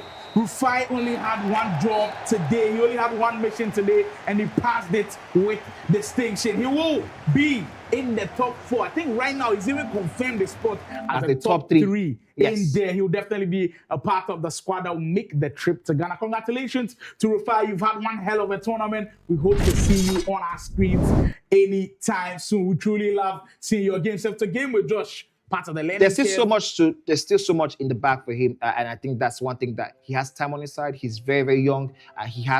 This one is a little bit of a humble pie. He goes home and he has one full year to practice in the shadows. And hopefully by the time he's ready to come back to the tournament, the big tournaments, the big stage, he is going to give us something worth talking about. But there's still so much to expect from that guy. Well, indeed, Game with Josh. Let's go back to the drawing board. Pick a couple of things that you've seen from all of these guys. And so we'll keep up with the chat a little bit. Says, Game with Josh no Sabi, but Killer Pig is overrated. I don't know. I'm seeing some people name calling, wife with Josh, sleep with Josh, relegated with Josh, concede with Josh, cry with Josh. The chat is really, really going crazy on this one. But I think you guys should call him some slack. Whatever the case is, I think we'll see the best of him next time we see him on such a huge stage. This one, he was just again totally out of his depth in this one. But that's what happens when you come to such a big tournament as the National E-Soccer League. The guys who believe they have what it takes go up against the guys who actually have what it takes. And then at the end of the day, somebody is going to be going home with some results. And talking about results, we have more coming your way as we finish this one. When we come after the break, we're going to be bringing you guys the next one. It is going to be hot. It's going to be spicy. Go nowhere. We'll be back. Well, there's still more action coming from the comments. Oladiti said, give that trophy to Farouk. I mean, looking at Farouk's performance, he hasn't dropped a single game. And the manner in which he's beating his opponents, the only close game actually came from the draw with Rufi. And then also Baji Jr. Baji Jr. They actually got a goal back 6-5 or so without scoring. But every single game, he's beating people by 2 goals or more, 3 goals or more. He's scoring 5 consistently. Farouk, performance-wise, he deserves to win the trophy. But the thing with Killer Freak is, even in games where he struggled to play well, he still finds a way to win. And that is also a mark of the champion. Those two will be battling it out later on today. Stay tuned for that action as we spin right back for the break.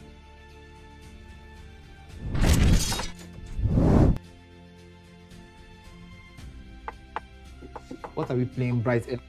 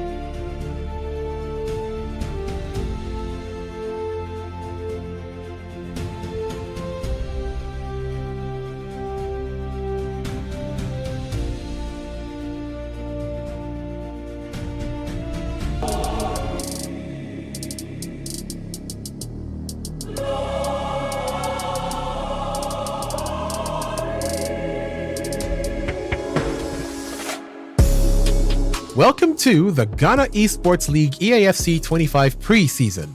This is the stage where it all begins, the foundation for Ghana's most competitive EAFC League experience. We're kicking it off with 16 elite teams battling it out in a high-intensity preseason. This isn't just a warm-up, it's the proving ground. Teams are here to showcase their skills, chemistry, and strategy before the main season begins. The preseason is more than just matches. It's about identifying talent, building rivalries, and setting the tone for what's to come in EAFC 26 when the full-tier league structure kicks off. Each motion counts. Performances here will influence team rankings, seeding, and visibility for the big season ahead. This is where the underdogs rise and champions make a statement. Get behind your favorite teams, follow the drama, and witness the passion as Ghana's top EAFC talents fight for recognition. This is only the beginning. EAFC 25 Preseason is setting the stage for Ghana's next esports giants. Are you ready? The road to greatness starts now.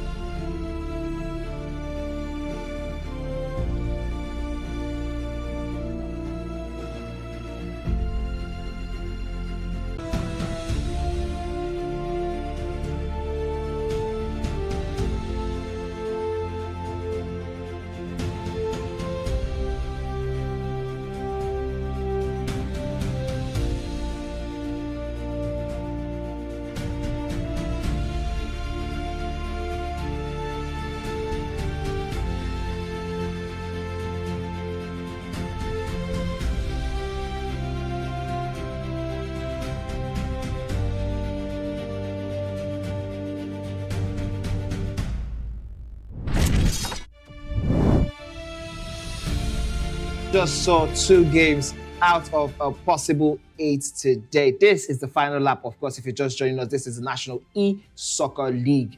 This is the one where someone would definitely lay their hands on this golden trophy. As you can see it in its excellence, in its full glory, this one is the one that would give us the winner, the ultimate, the champion, the emperor, the lion, the conqueror will finally be found after today's action. But the next one is a game between Bright and Ernesson. Bright hasn't really showed anything of a fight. Ernesson is in a top 8 race currently, and I think if he does the business, a win cements his position Absolutely. in the top 8 since Rhymes couldn't take Do the care of business. business. He will have a chance to do business, but you know, Bright doesn't have a single point. What if today?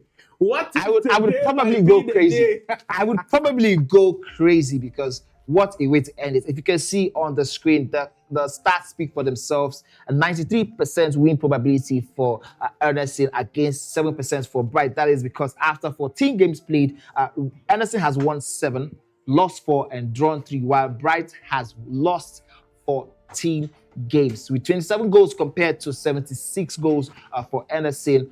You can see why they are in the polar opposite in terms of position. Ernesson in 6th, Bright in 16th. Well, The like whole 10 places I was below. alluding to earlier, the shocks that the National E-Soccer League has given us. If Bright's able to pick a point today, this might possibly be the biggest shock of them all. Even if he gets a single point, if he gets a draw out of this game, I think it will be crazy. But you know what? He's also playing for a little bit of perception, because right now, the whole of Nigeria, the whole of the esports scene, the whole of the FC scene thinks he is one of the worst players in Nigeria. But I mean, he's come up against 16 really good players. If he's able to pick up points in the game, perception a little bit changes. I totally agree with you. The perception is something you definitely want to make changes to, especially the fact that we are going to have this as a history-making event. You don't want to leave this one without something. I mean, something that you could always hold. I mean, as a reminder of your journey and the process of it. Yeah, those things are pretty important. And for Bright, maybe he can also save his best performance for last, like Anif did. On the other hand, though, Ernesson doesn't have an excuse at all. This is the day he will have to perform. And the good thing for him is he's coming into it with a bit of form. Yesterday, we saw him blow apart Rufi in that first game, which was a shocker for everybody, because Rufi was playing well, but Ernesson on a totally different level. He's also been a little bit of the hot and cold performance. Absolutely. Because if you look at how he started the league, he was a surprise candidate. I called him my dark horse to actually finish in the top 4, but he ended up being in the top 8 race, which is also very impressive for somebody moving all the way from another state here into Lagos. That's truly impressive. Remember that 3-3 draw with Kilafik? Since then, he fell off a little bit, dropping points, drawing games, and now in week 4, he's been able to put down he's laid down his foot and then really play well. Week 5 also yesterday playing well, and today he can cap it off with the top 8 performance. That would really be impressive. I mean, absolutely, I don't expect anything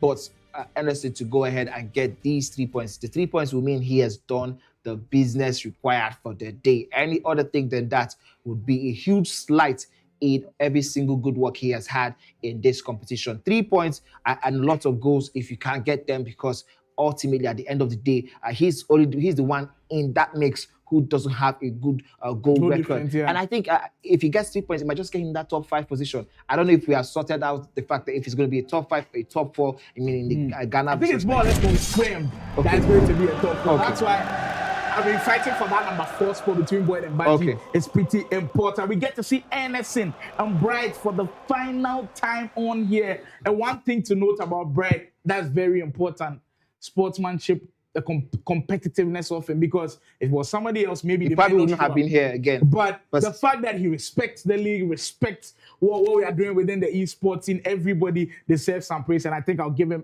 praise for that, because not everybody will be able to endure all of this and still be able to play on the main broadcast. Consistently showing up week after week. After every loss, he has been consistently showing up. I think no matter what it takes, I think even in the chats, I think the people should show him some love. It takes a whole lot to be able to come through and deliver at this high level.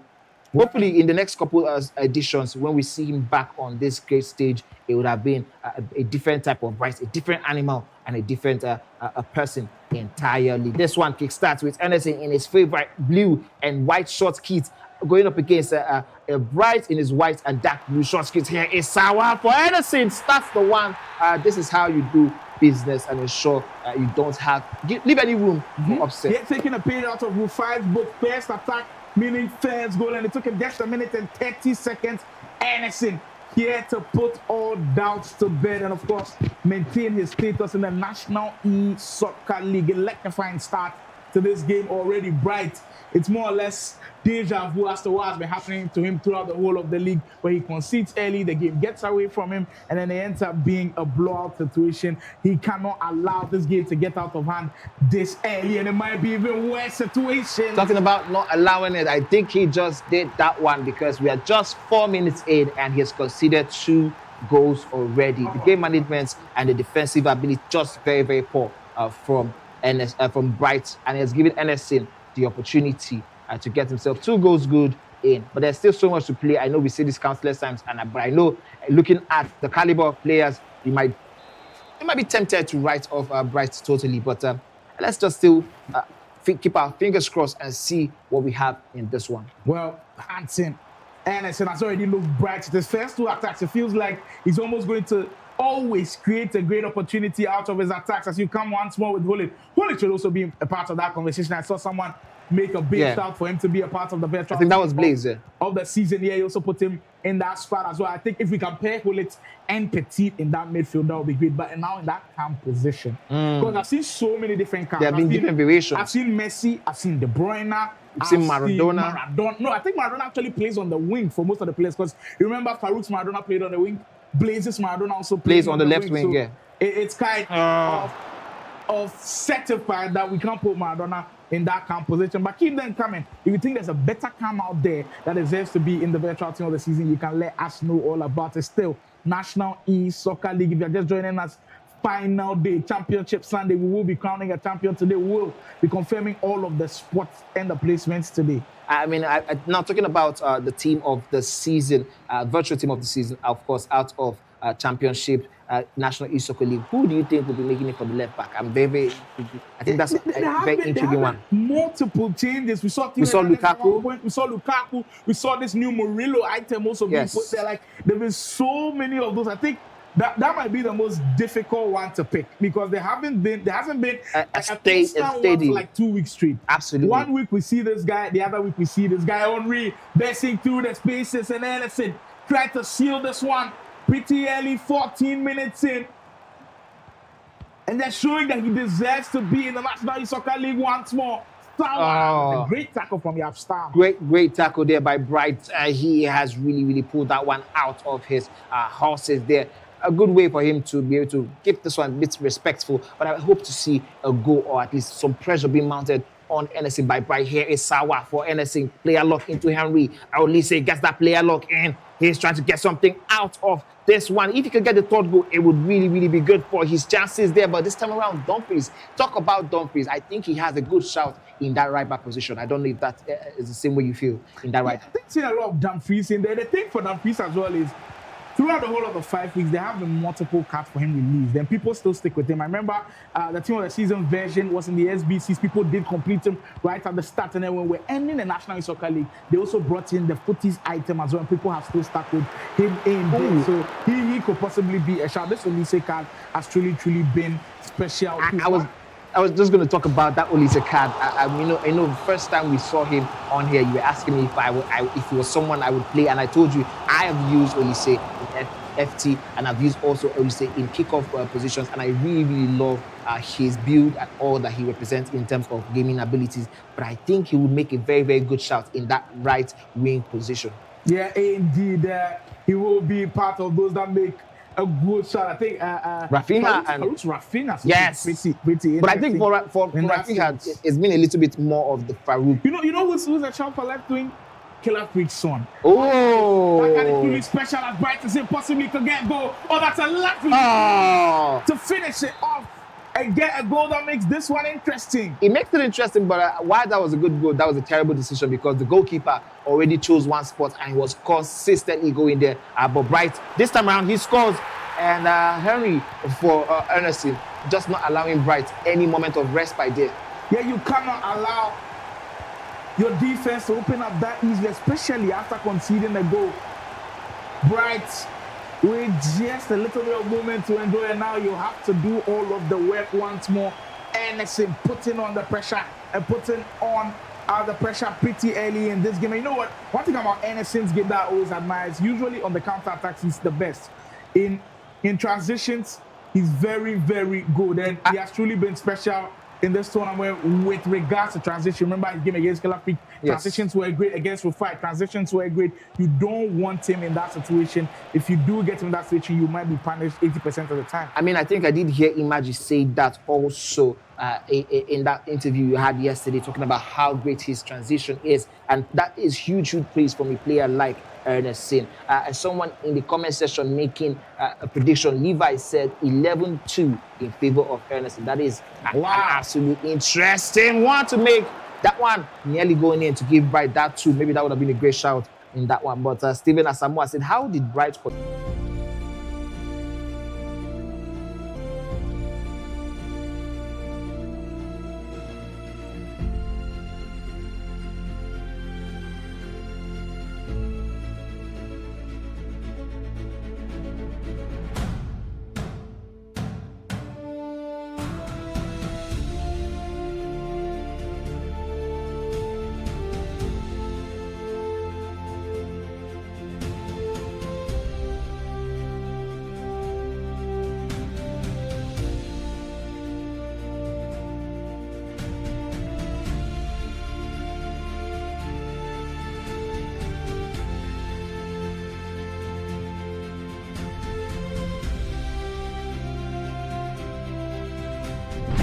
So it is pretty important for him to go on and then do great things. So apologies for the break in transmission. We are back.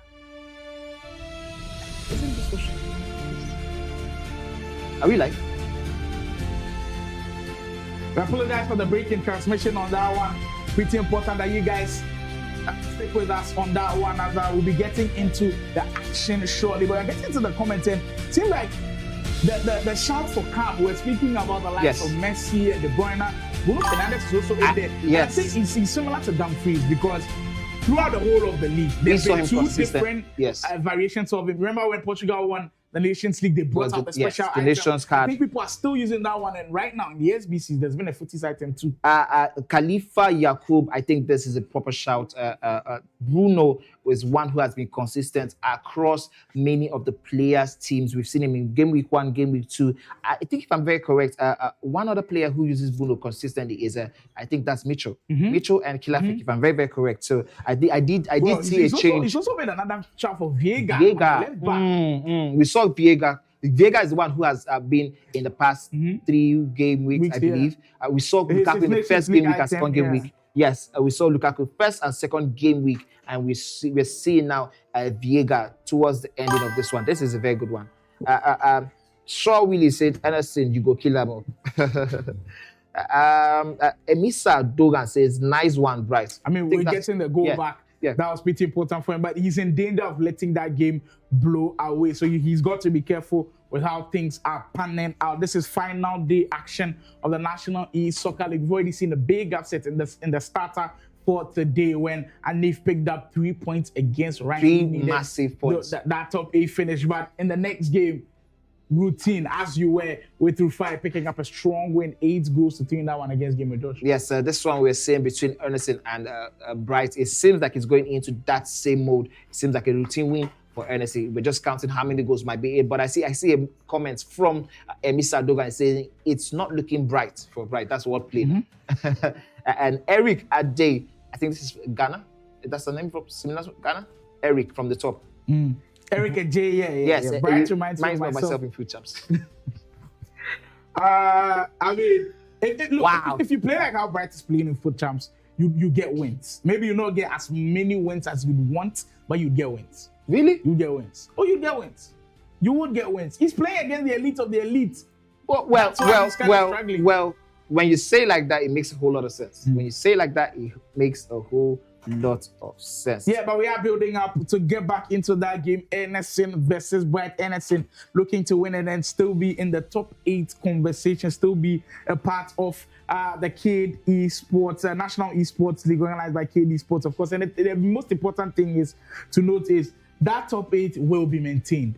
Like we said, time and time again, I still see people asking about it. The top 8 will be maintained for the next version of the league. And when SC26 comes out, the thing is usually FC gives you like 2 weeks break before they start the open ladder where you'll be able to play multiple Africans. Yes, and be able to get that compete. Yeah, right now, if things were put in your hands, National E-Soccer League, how much time should we wait to be able to organize it again? I was going for next year in January. That one, there's a lot of months being passed. People have studied the game. People have a lot of cards that in game that they'll be able to compete with. But there are some people that share the view of immediately the game comes out after a month, which will host the National No. I don't share that sentiment purely because we are just finishing something like this. We're going next to Ghana, and then after that, we're going to have the Nigeria versus Ghana. There has to be some break in between, just from that sense in itself. And then when we talk about the teams, of course, themselves, you want to give some people the opportunity to be able to compete at the highest level. I am very, very sure, I'm pretty sure if we had this competition at the beginning of FC25, it would have looked totally different. But right now, every single person who is here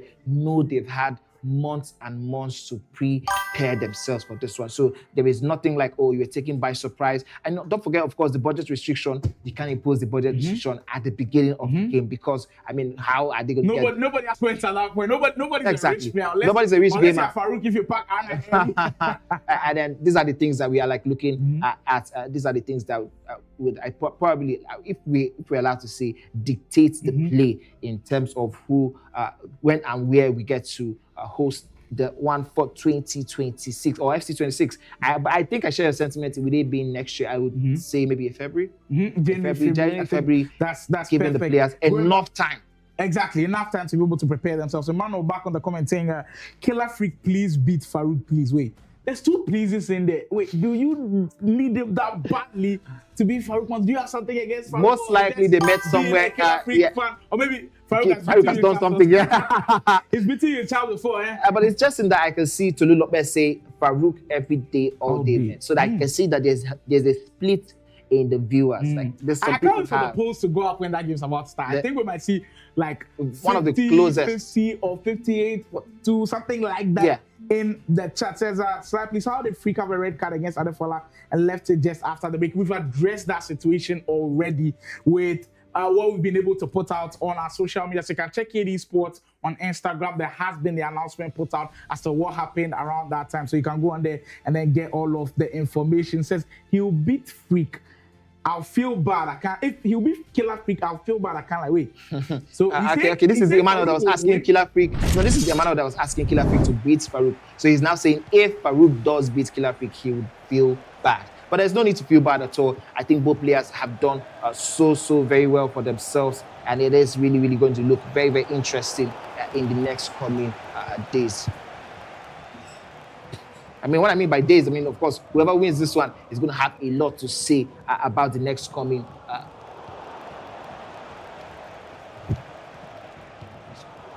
Yeah, there are pretty important things to note about the National E-Soccer League as we bring you all of the info on Championship Sunday. Pretty important things. I think when we're going back into the game, of course, compete mode, you have an opportunity to put the scores there. I think they forgot about it. They'll be going back into the menus to be able to put the score lines in there. So score line at the time of support for Killer Freak. I've seen a lot of support for Farouk Manzo. The thing is, there's that they're contrasting play styles. It'll be interesting to see how they all mesh together in one game.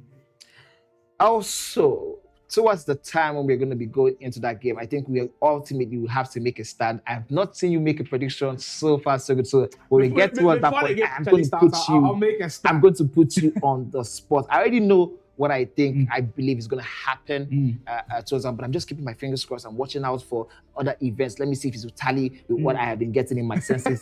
My senses have been tingling since the beginning of the day. We'll bring our focus back to our game on the main broadcast. Ernesson and Bright. Ernesson leading by 3-1. Just about 30 in-game minutes being played in that one. Pretty important for him that is able to secure a win in that game. Like we said, he's fighting for a top 8 spot. Him, Adefola, Mitchell, Rhymes, all in the in the running to be able to stay in the league. And right now, Ryan's where he's put himself in that position, it's not great at all. Mitchell will be looking at his next game and being like, this is a must-win game for me. But for Ernesson, it's still job not yet that just 30 minutes in. Yes, He's yes. out by 3-1. He's in a positive position. He just has to keep carrying on. And I know sometimes when there are these power outages or there's usually the disconnections that do happen, you can lose focus a little bit, but you need to still be in the mood and the groove to be able to win the game as we continue from the 28-minute mark. I mean, yes, we've seen on multiple occasions where we go into a break, and as soon as we come back, there seems to be a shift in energy. There seems to be a shift in momentum. I don't know if that's going to be able to apply, but if it does apply, it would be something very, very interesting. Ernesson might feel a little bit hard done by that one, but he has to ensure that he locks in the next couple minutes and ensure that does not happen. 30 minutes in, there's still so much to play for. Ernesson has the upper hand. With a 2-goal lead, he is to ensure he keeps that this way, at least in the first half of this game.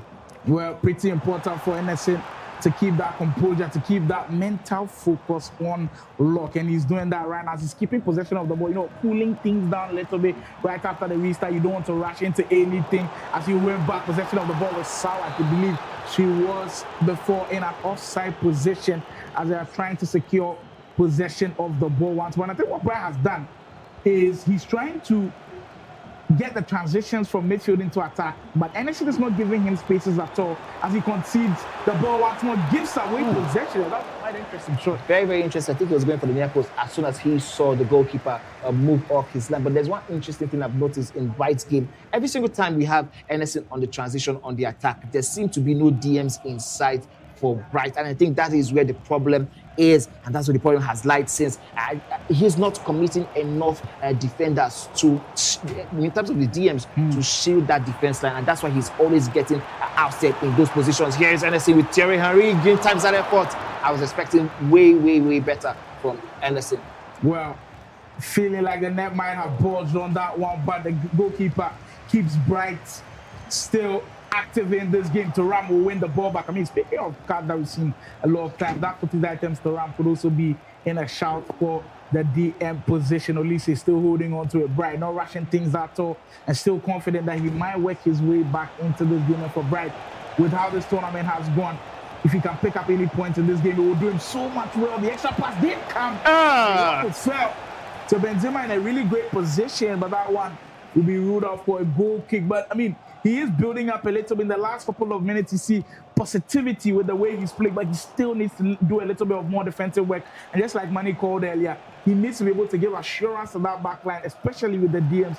The way in which Ernesson gets a 1v1 situation is way too easy. You have to be preventing more of those. Speaking of 1v1 situations, then he might be in again as he's through it on Rufi this time, covering early with the spaces. The opponents are finding it too easy to break down that defense, especially from the flanks. He's committing so much with his wing backs. These are the things that he needs to work on as soon as possible. But here is Ernesson in the 41st minute. He has attempted his corner routines a couple times. It seems like he has perfected it, and this time around, Bright has some room to breathe and have some reprieve. Still 41 minutes or 42 right now on the clock, just almost the way to halftime. It seems like Ernesson might be running away with this one in first half. Or if he scores another one, it probably will definitely be game, set, and match. Here's Sawa on that flank, somehow finds her way to bully Stam. That's not something we are used to seeing. Or that might be Bright not committing enough extra pass. You know he is not missing from there. This one was one of those ones that were written straight from the textbook and the playground. And this one was done to perfection from Ernesson there. Bright currently losing by 4-1. And this is the same tale we've had consistently over the past few weeks. Yeah, it has been something that Bright has been witnessing throughout the whole of this tournament. Maybe you have something to say about that before the first half whistle comes. But Bright has just been struggling all through and through. I don't think there's been too many moments where the game is even at a draw, even after the first half. Like, he's been in this situation so many times, yes, and it just hasn't been positive for him. Almost every single time when he's losing as at halftime, he goes on to lose the whole game. And this is a big mountain to climb as well. I don't know if he has it in him to be able to beat Ernesson, who desperately needs points and is playing at the peak of his powers. It will be difficult going in. Very, very difficult, especially with the fact that he has allowed Ernesson to sniff blood. And Ernesson now is like a shark who sniff blood in these deep waters. He knows this one is make or bust. Get this one, and you have essentially done your job and have cemented your place in that top 8. Now it will be left to Adefola and Mitchell to also go all the way to cement their place in the next coming games. This one is going to be happening also live on the stream. Thanks to Cade Esports. The Game Evolution Studios is where we are currently doing all this magic in the heart of Lagos, Nigeria. I and Slyball. This is the 5th week of match week 2 of game week 5. We have been here week after week bringing you guys the best of FC 25, and this is where we will call it a week wraps after we crown our winner today. So you know one thing I've noticed closely about Bright's game? He's got all of the elements of like the things that work in FC 25. But using them becomes a problem because you have to be able to use them effectively. I see him perfect the player lock, as Ernesson is in split once more. And speaking of the use of the player lock, he got Thierry Henry into position with the player lock. So we see Ernesson pull off the player locks and all of the first time through balls. But when and where to use them will always be important. That's what I was saying. If they're going to be learning the game, learn the game the right way. And I think that is where he is currently struggling. He knows how to pull all of these things. So sometimes you play against an opponent, he's doing all of these skill moves, he's pulling off the player locks, he's doing all of these, but he's doing it in the wrong places. But at the wrong place. Or at the wrong time. Exactly. You know, we've spoken about timing a whole lot in this particular competition. Timing of every single thing is key. We spoke about that in tackling. If you time your tackles very well, you're very, very good. If you notice, we have never seen, I don't know, correct me if I'm wrong, we've never seen a slide tackle from Killer Freak or Farouk Mamso throughout this competition. Yeah. You see, slide tackles are usually the show that it is desperation. Absolutely. But for them, they've not gotten to that point where they might be desperate. Maybe today when they play each other, they might be desperate at some point. But usually, I think we saw a slide tackle from Farouk Mamso against Rufi. That last goal where the ricochet came, he actually put off a slide tackle and then the ball bubbly all around. I remember that Mohamed Salah goal from Rufi, but he doesn't get in that situation so many times. So many times, that absolutely. Was what money was. Yeah, so they know how to time their defensive movements. They know how to be able to bring in the CDMs into play. They know how to bring in how to start the defending from the front. Timing is every single thing in this game, and that is one thing Bright has to really, really work on in the next coming weeks. Look, another thing to notice about Bright's game, the speed boost is something that really works. But if you're holding down the L1 bumper, you'd realize that the players make this slow animation where the ball is just at their feet and waiting for the perfect moment to speed boost. If you hold on to it for too long, because the opponent can see the animation, they can block anticipate the speed boost. That was what he was trying to do, but Ernesson had seen that for way too long. He was holding on to it as Ernesson looking for the sit right there. But for the speed boost animation, you always have to be quick. And that one, I'll give the credits to Killer Freak on that one. He's so quick with that one. I think when he beat Ernesson when he was running through the straight line, you didn't expect a speed boost at all, because the whole time his hand was on the speed trigger and then he changed it into the speed boost, entering into that space. Bright, possibly to get another goal in this game. It's been a long time since we saw him penetrate that defense of Ernesson, which has proven to be a very stubborn one so far. I believe on the right-hand side, just doesn't have enough to break down the stubborn defense, as Olise will come back and track. And look, that tracking from Olise was very, very key. One thing about sequences in FC, and a most popular sequence is going on the wing and then working your way back into the middle. A lot of people, in fact, everybody does it in FC because recycling and all of these things absolutely are pretty important. The goalkeeper left in no man's land. Olise now is one of those men on target for Ernesson. He's the danger man, and he's able to get this one in for Ernesson. This one gives him the 6th goal, a lot of comfort room for Ernesson to even play around if he wants. Well, I was speaking of the transitions, especially where you're building up from the wings and trying to come back into the middle. If you take too much time on the wings, your opponent will eventually get everybody back to be able to cover the middle area. So if you're attacking from the wings and trying to work your way back into the middle, make your decisions and make them quickly. And that's what Bright has struggled with throughout the whole of the tournament as we are heading closer and closer to the close of this game. The last time we are seeing Ernesson and Bright in action of the National E-Soccer League. After this one, of course, our eyes will be set on the next game between Mitchell and Blaze. Mitchell, who benefited hugely from that loss that Rhymes suffered at the hands of Mitchell's longtime buddy Anif. He will be looking forward to getting himself a huge 3 points. Those 3 points are going to be very, very huge and crucial for him in the next couple. Yeah, that's sure in the comments. Sure actually agrees with us. And now it says Bright's attack is too slow and too predictable. Absolutely. Like a couple of scenarios that I've given already. Holding down the L1 bumper for too long, anticipating a lot of the defenders want speed. They are about to go for the speed, boost the ball. And also, I think he's the only one I've seen who consistently will go down the byline and will perform a fake shot. As soon as he does that, he allows the defense of whoever it is he's playing to reset and be able to get some composure in. But other players who have perfected this, they never really stop. They find ways to go straight in, pass, do the cutbacks, or do the whatever it is to get themselves inside that angles. They want to always be on that one because that's where you're most dangerous. When you have that ball, when you're on the one, it's where you're most dangerous. In that byline or on the byline, as soon as you perform a fake shot, it's sort of like win it for yourself. Here's Ernesson. Then you get that one to Thierry Henry for a finesse, most likely. But this time around, Bright's defending work has been undone with such a terrible pass out of the back. Here's Graham for Ernesson.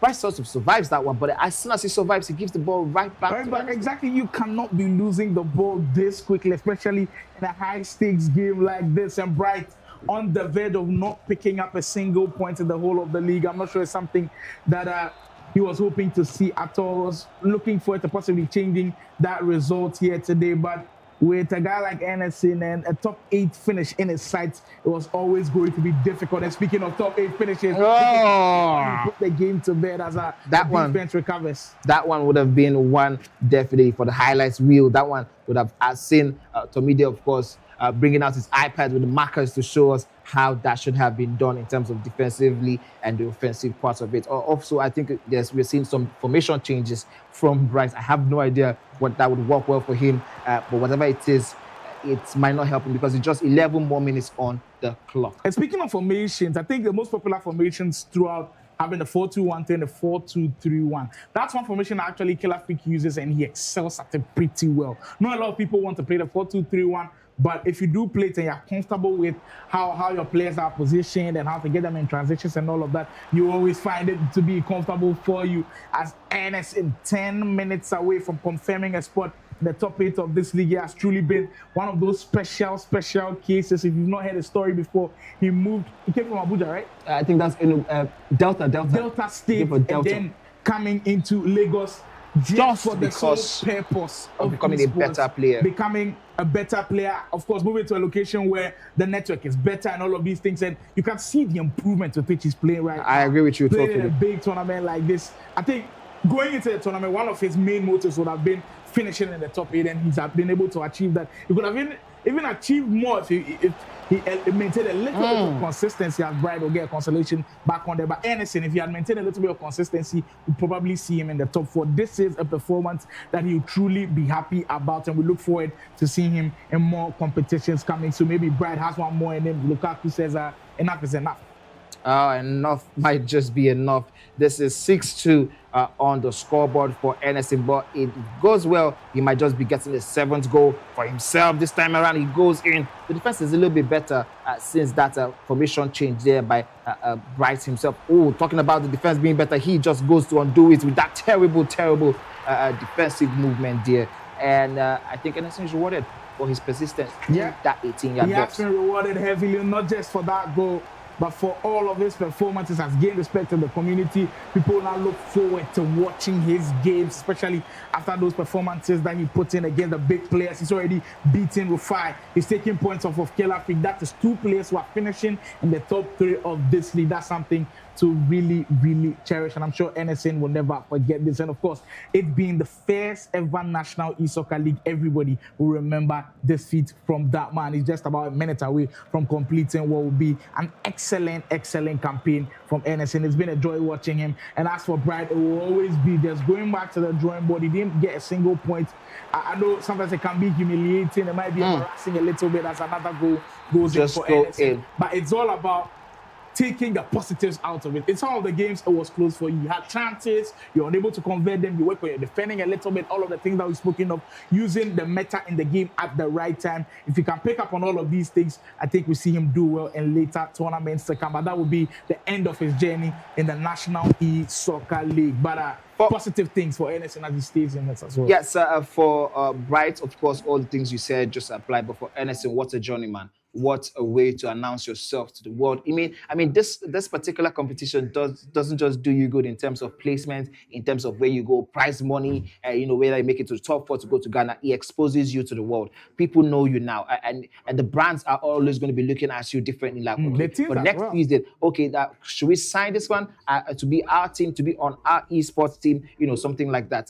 That's one thing for Ernesson. People are going to be looking at him a little bit differently when they go on stream to play the games. If he's a treat streamer, whatever streamer he is, as he goes on to do more in the next coming weeks, I think people are going to be looking at it. So visibility due to this game is going to be very, very massive. Pretty important. We told you today's Championship Sunday will be crowning players. We'll, of course, be confirming positions. Already, Rufi's position has been confirmed as a top 4 player. Will be heading to Ghana later this year. Also, Rhyme's position is in jeopardy. We still haven't confirmed that one. Of course, when we do have that Mitchell game, we will be able to confirm. But another confirmed position is Ernesson. You will be seeing him once the National E-Soccer League resumes later on. So that's another position confirmed, and there's more to come with the rest of the games coming on. We'll take a quick break, and we're about to be confirming more of those positions as we build up to the big game on who takes this trophy home.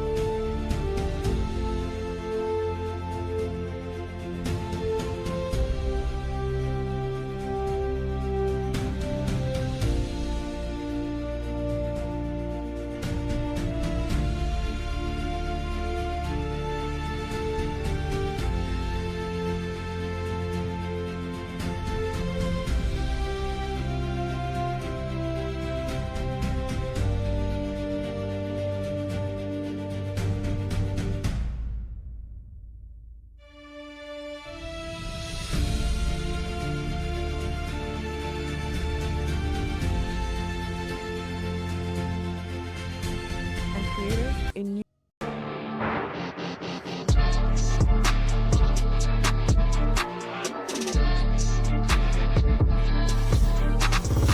We are literally 70% done for case 24. What are we expected? Oh, we're having an anime village, we're having after party, we're having game experience, we're having gaming tournaments, and lots and lots of food and drinks and much fun. Can't wait to see you guys.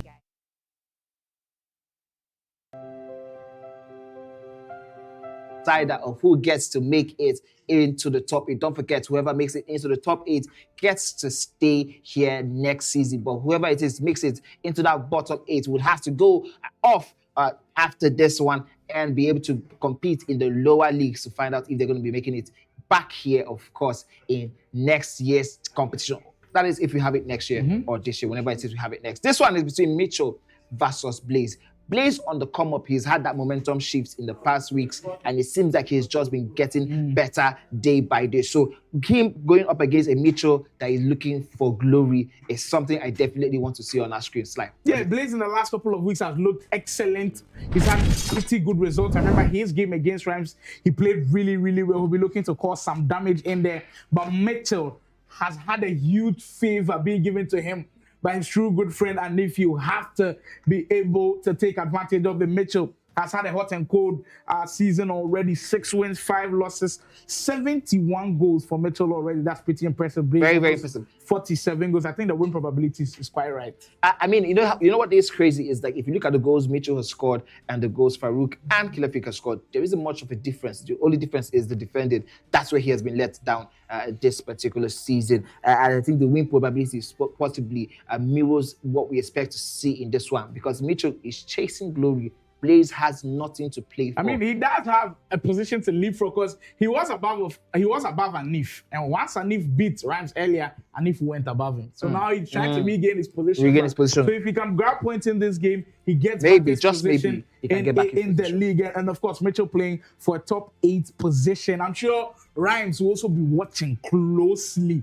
And they're praying and hoping that Blaze will take points off of Mitchell. But the polls are dropping now in the comments. You can tell us who you think is picking up the win. Mitchell coming into this tournament, a top 8 position felt like one that will be assured. We didn't expect him to be in this tussle. I mean, we expected even more, possibly top 4 a top 4 battle. a player of like his players like caliber. him, Fola, we expected it to be a consensus top 4 finish, or maybe a top 6 finish, but they have been dragged into the battle. And in life, you always face what is in front of you. And right now, what is in front of Mitchell is trying to finish in that top. And you see on the screens, the 9th position as we kickstart this one. Mitchell in the black and the green, and then the Blaze will be rocking the all white for this game. Very, very intriguing game that we've got on our hands as we wrap up things here in the Game Evolution Studios. Our final time on the broadcast for the National E-Soccer League Match Week 5 Day 2 as we build up and find out who takes what, who wins what as per the prize. Of course, we'll be announcing that.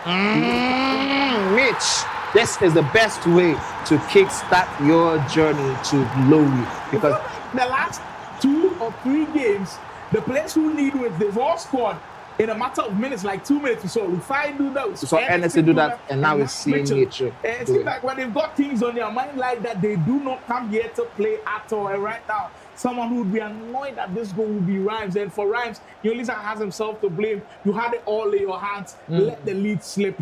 And now this is what happens in moments like this. I don't think Mitch is giving up this one anytime soon. I do not think so. Also, you can see the focus and calm on his face. He knows what is at stake, especially with this goal being scored now. You know that he has sort of made for himself a very, very big statement. He has put his foot right into the mix. If he loses this one, he's going to have nobody to blame but himself.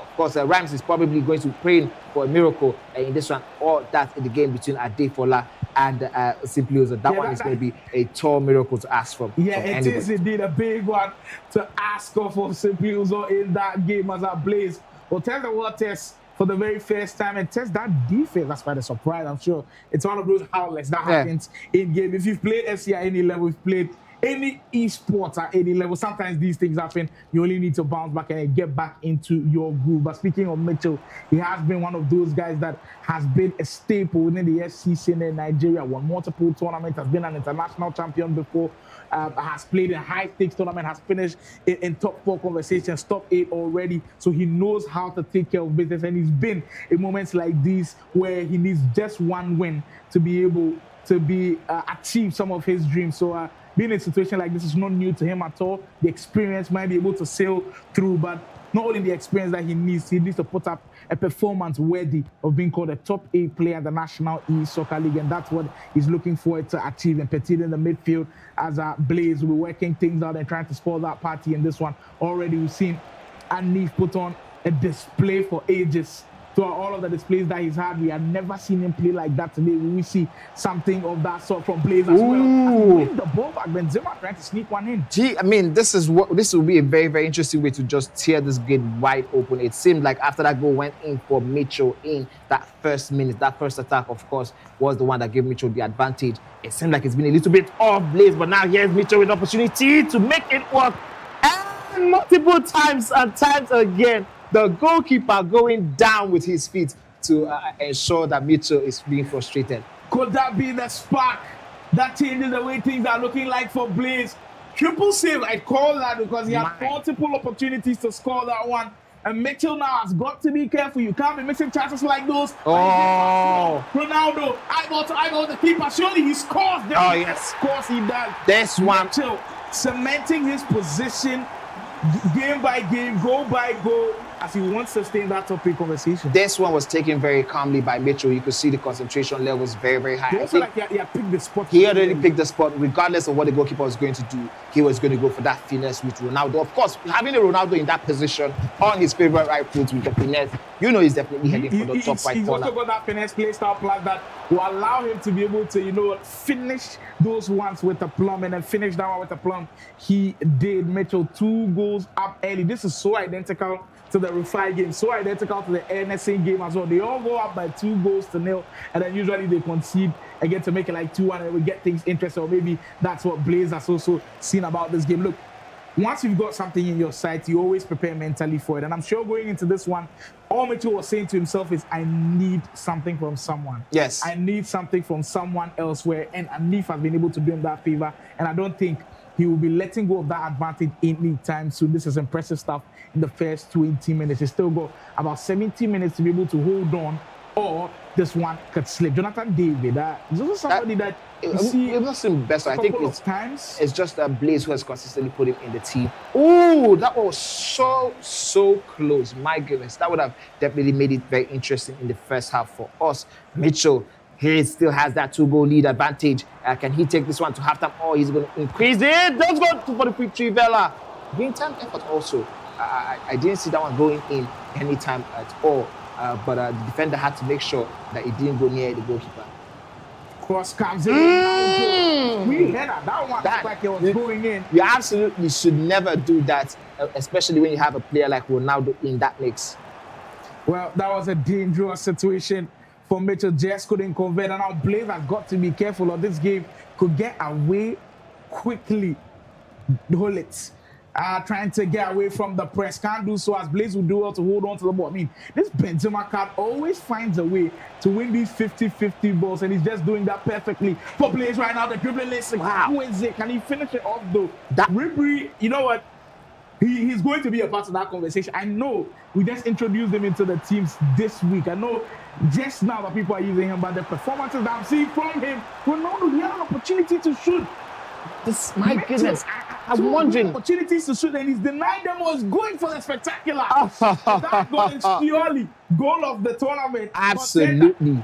Goal of the tournament contender. Here is Ousmane Dembele for Mitchell. He is still in and around that danger zone. He probably want to go for that extra pass. The finesse shot coming in again and again, but Blaze is holding on to ensure he finds the way to frustrate Mitchell in this one. This one is giving us a little bit of data game between Anif and Rhymes. Of course, this time around, it is Mitchell who is in the front seat. He has that 2 goals for advantage, but he wants more. And Blaze is refusing to give him that opportunity, but now he has done that with a terrible decision in that box. He went for the slide and he fell.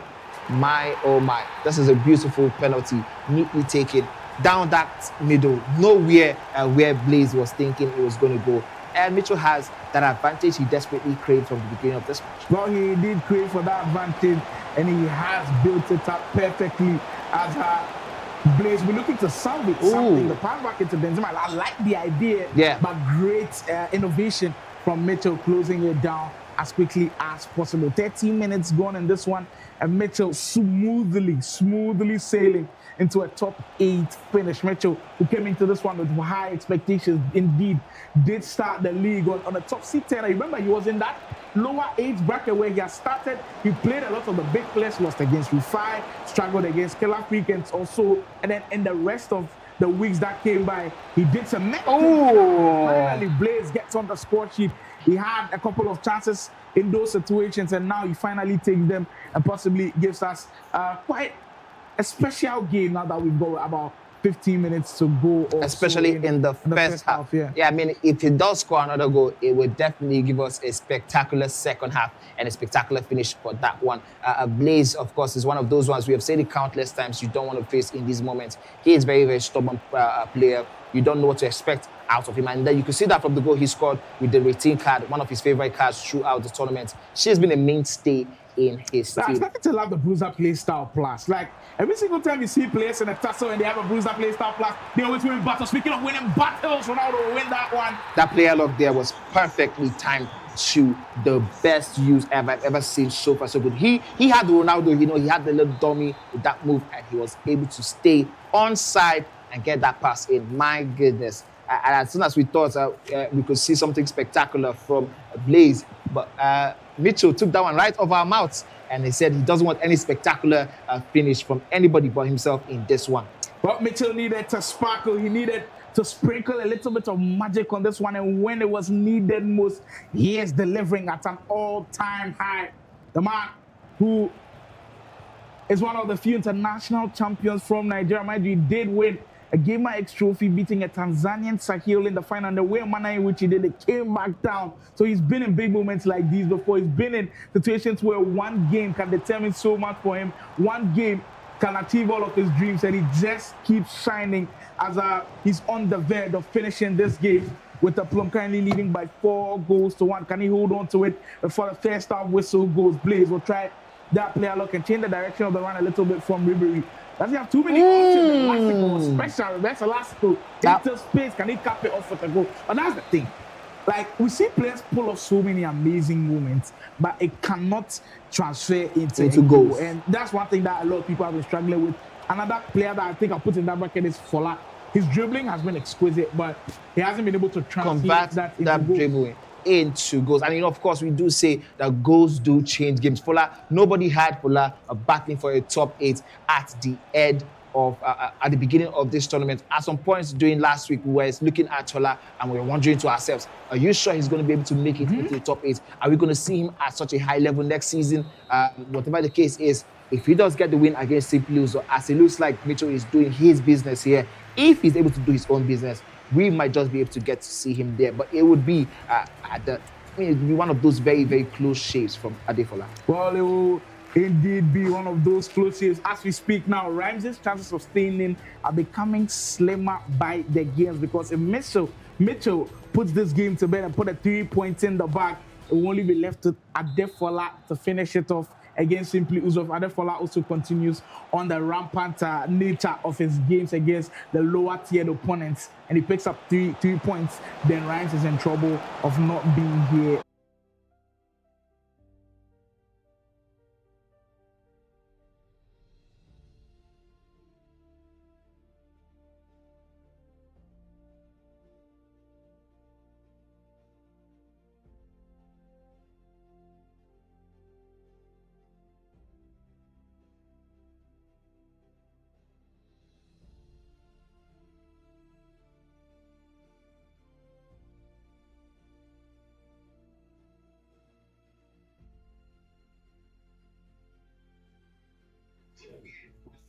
All right, ladies and gentlemen, we are back to this one. Before apologies for the break in transmission, we're going to be bringing you back that game as soon as we have it on the screen. A little bit of a power outage and issues with technicalities, but let's go straight into the comment section. Mitchell, my boy, that is from Dozier, and he has the fire emoji, of course, showing how much Mitchell is really balling in this game. Has Blaze won a match? Yes, of course. Jeffrey Asari Boateng. He's won 3 matches, I believe. I think more than 3 matches. Okay, he's won 3 games, and he has a couple of draws also in that mix. So I think he's really done well for himself. Bright, 15 games played and 15 losses. That is from Khalifa. That's a tough one to take. Yeah, that's a very tough one to take. DMX Vision said, "Na Odumodu sing to season, but not Bright take him serious." I can't with some of you. I just can't with some of you. How do you guys come up with these? But I mean, Bright more or less like brought this upon himself in some sense. The fact that he wasn't being able to pick up a point is just, I mean, disappointing for him, and of course, disappointing to some of the people who came on here to support. But you always learn from these things, and hopefully he's able next to time we see him, he get to pick it up. Jeffrey Boateng, how is the league table looking now? I hope I haven't missed Killer Freak versus Farouk. No, if you're just joining the stream, you haven't missed anything yet. We're going to be bringing you guys the league table. Before we go into that match, we're just going to show you how it has happened across board for every other player. But don't forget, if you're just joining the stream or you've been on the stream, don't forget to like the stream so that YouTube can help with the algorithm and all the stuff. You can also subscribe if you've not done so. This one will help us be able to push esports to the next frontiers. Generational League 1 from Khalifa Yakub. Thank you so very much. That is a beautiful one. When is Killer Freak versus Farouk? That was the last game on stream today. So stay tuned. We're going to be bringing that to you guys as soon as we are done with this one. All right, so I think we're looking at what it was looking like in terms of the polls. That was heavy in favor very of heavy. Mitchell, and you can't blame the guys who were voting at all. I mean, if you look at Mitchell's performances as compared to Blaze, you'd understand why there's an 80% of votes in favor of Mitchell, and he's ended that as well. Look at the way he started the game as well. 4 goals to 1. He's in a comfortable position, even though Blaze has posed threats here and there. He's been able to nullify them at so many instances. But for Blaze, he has to be able to maintain just a little bit of the decency of just holding the ball in that midfield. I don't think he's done that too many times. It's just been too much of him giving possession of the ball, and all of a sudden, Mitchell is on the right. He's giving a quick through ball. We've seen the through ball like 2 times already. Multiple times, yeah. Split his defense open. It's not all of the situations that you just have to be patient sometimes. Every single time I see him on the ball, it feels like he's panicking. He wants to make quick decisions. You have to take your time with some of the very best players. And if he does that,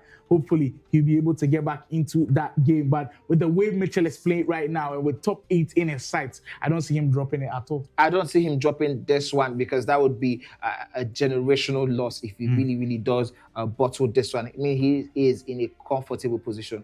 4-1 up and in charge of the situation. Blaze has nothing to fight for. He's the one who is looking for that top 8 run. He's currently 9th. I know somewhere Rhymes will be hoping, wishing that somehow something out of a miracle does happen in this one. But based off what we have seen so far, I don't think we're going to be seeing that happen anytime soon. Mitchell is in the saddle seat, and it seems like he has his reins held on very tightly. Well, those things are pretty important as we are getting ready for the resumption of that game. Mitchell trying to, pick up the steam again. Like we said, sometimes when these things happen, you can lose a little bit of the momentum. But the best players who have great things inside, you never lose focus. And it's pretty important that he does not lose focus going into the rest of that action as the players get ready. And then, of course, we continue with all of the action. I do believe that we're heading into the second half of that action. As I think with Blaze, what you notice is he's good in the offense. When he gets to an offensive position, he's great and all of that. But he has not created too many opportunities for him to be able to get into the danger situations. Because we all know he can cause chaos when he's in your box. But he hasn't been in Mitchell's box too many times to be able to cause that chaos that we all know he can. Yeah, I mean, yes, that is the thing. We spoke about sometimes these players being lethargic in terms of their build-up. We did see that in the Bright game versus Ernesson, and we've seen that across. But I think we did see that in the game with Josh also. It was a little bit different, of course. But I think that's the difference between the game between Mitchell and Blaze. Mitchell has an idea of what he wants to do, and he's going straight for it.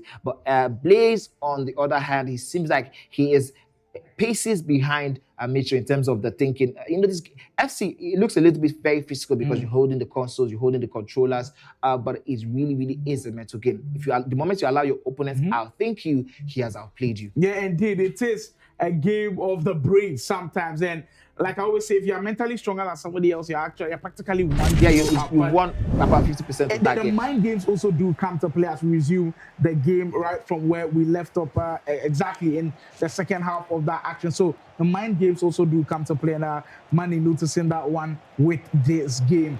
Blaze has the whole of the 45 in-game minutes to possibly cost that thing game. Just say maybe this will be the best start to it. Well. Blaze might be on his way from giving us a crazy storyline in this one. Just after the restart, Blaze through on goal with Ronaldinho. Green timing the finish for top tier accuracy and finishing off with a plum. Small the shot block. And we see so many of these blocks come from Blaze already. Remember that triple block that he made earlier? Yes, with Couture. And I mean, he would feel a little bit hard done with the fact that as soon as he makes these blocks, it seems like it is going back to the player. Imagi did say something on the stream. I was listening, I was paying attention. I was telling you about how I want to revive my career off stream with Imagi as my coach, of course. But Imagi was talking about the fact that as soon as you gain time a shot, the bounce backs, they have a very high probability of coming back to you. Oh my, this time around. Going in, Blaze would have sent this place to rafters. Well, things are starting to turn right now as Blaze is looking to make a huge statement. Mitchell, can he cool the pressure down from Blaze on a heater right now? And Mitchell says, take your time. I'm the Iceman. That heat of yours. And what a way to do it. Talk about putting his foot on the pedal, putting the pedal to the floor. My goodness, that finesse shot from Ronaldo was one I didn't see coming and was just lodged into the top right corner. Neatly done for Mitchell. Well done. 5-2, the 3-goal advantage restored, and now Blaze will have every single thing to do again from the scratch. Well, he's not giving up any time soon, and he's through on goal. I was hoping for the cutback there. The pass looked like it was on, but great anticipation from Mitchell. Just bringing out the goalkeeper early and just confusing him at that moment. Usually, when the angle is tight like that, sometimes he can't be caught between two minds, and Blaze just struggling to be able to make that decision early. But Mitchell, that goal, getting the fifth one was very vital, and the way he got it was truly special. Step over into space, Van der Ven, getting back into the works, and I like how right now the intensity of the game has increased a little bit. Blaze is matching up to how quick the game is being played and taking the game to Mitchell. I know he's down by 5-2, but seems like this one is not just done yet. Absolutely. This one, I don't think this one is done anytime soon. I mean, at 4-2, we did think that there was something to be done in this one, but there's a pass being queued by Mitchell. I think he can anticipate the same thing you're saying. He sees that he has not really, while he's 3 goals up, it is not over. He wants to go into the settings. He wants to go to formation. He wants to quickly make 1 or 2 changes and see if he can get himself some advantage in that aspect. As you can see, Mitchell quickly rushing to the formation set. This is the difference between these players. They know when to queue in these pauses. Sometimes we did see Imagi, I think, of Killer Freak did talk about, I think it was Killer Freak, while I was talking to him yesterday's broadcast about some of these psychological advantages. He was talking about how sometimes the pauses are very intentional. When you want to kill off the steam of your opponent, you go into a pause, you just waste a little bit of time. You're not doing anything special, but you're just trying your best to take something off his team. But then that's just it. As long as it's legal, of course the players can use it. Well, as long as it's legal, you can't integrate that into your game. And there are quite some tricks up these players leave that we usually don't see. We've seen a couple of things that has intrigued us already in the National Esports League, and I'm sure there are more to see here. Mitchell towing around that defensive line of Blaze, and if a safe goal goes in, surely now I think we can confirm that he will have all 3 points, but still the game is in. The Palace just 3 goals down, and in 9 minutes out, 3 goals can come in a flash. We've seen that time and time again. Absolutely. With the National Esports League, it might just come at any point in time for Blaze, but right now Mitchell looking to take full control. Ronaldo's in. He's got an option to find and decided to go for the Trivela. He red-timed it, but knowing FC25, we saw red-time Trivela from Farouk.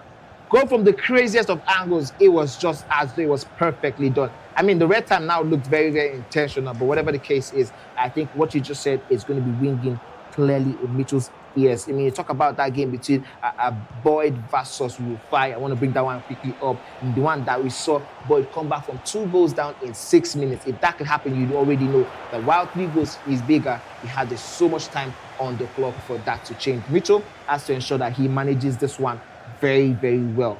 Well, about 20 minutes or so to go in this one.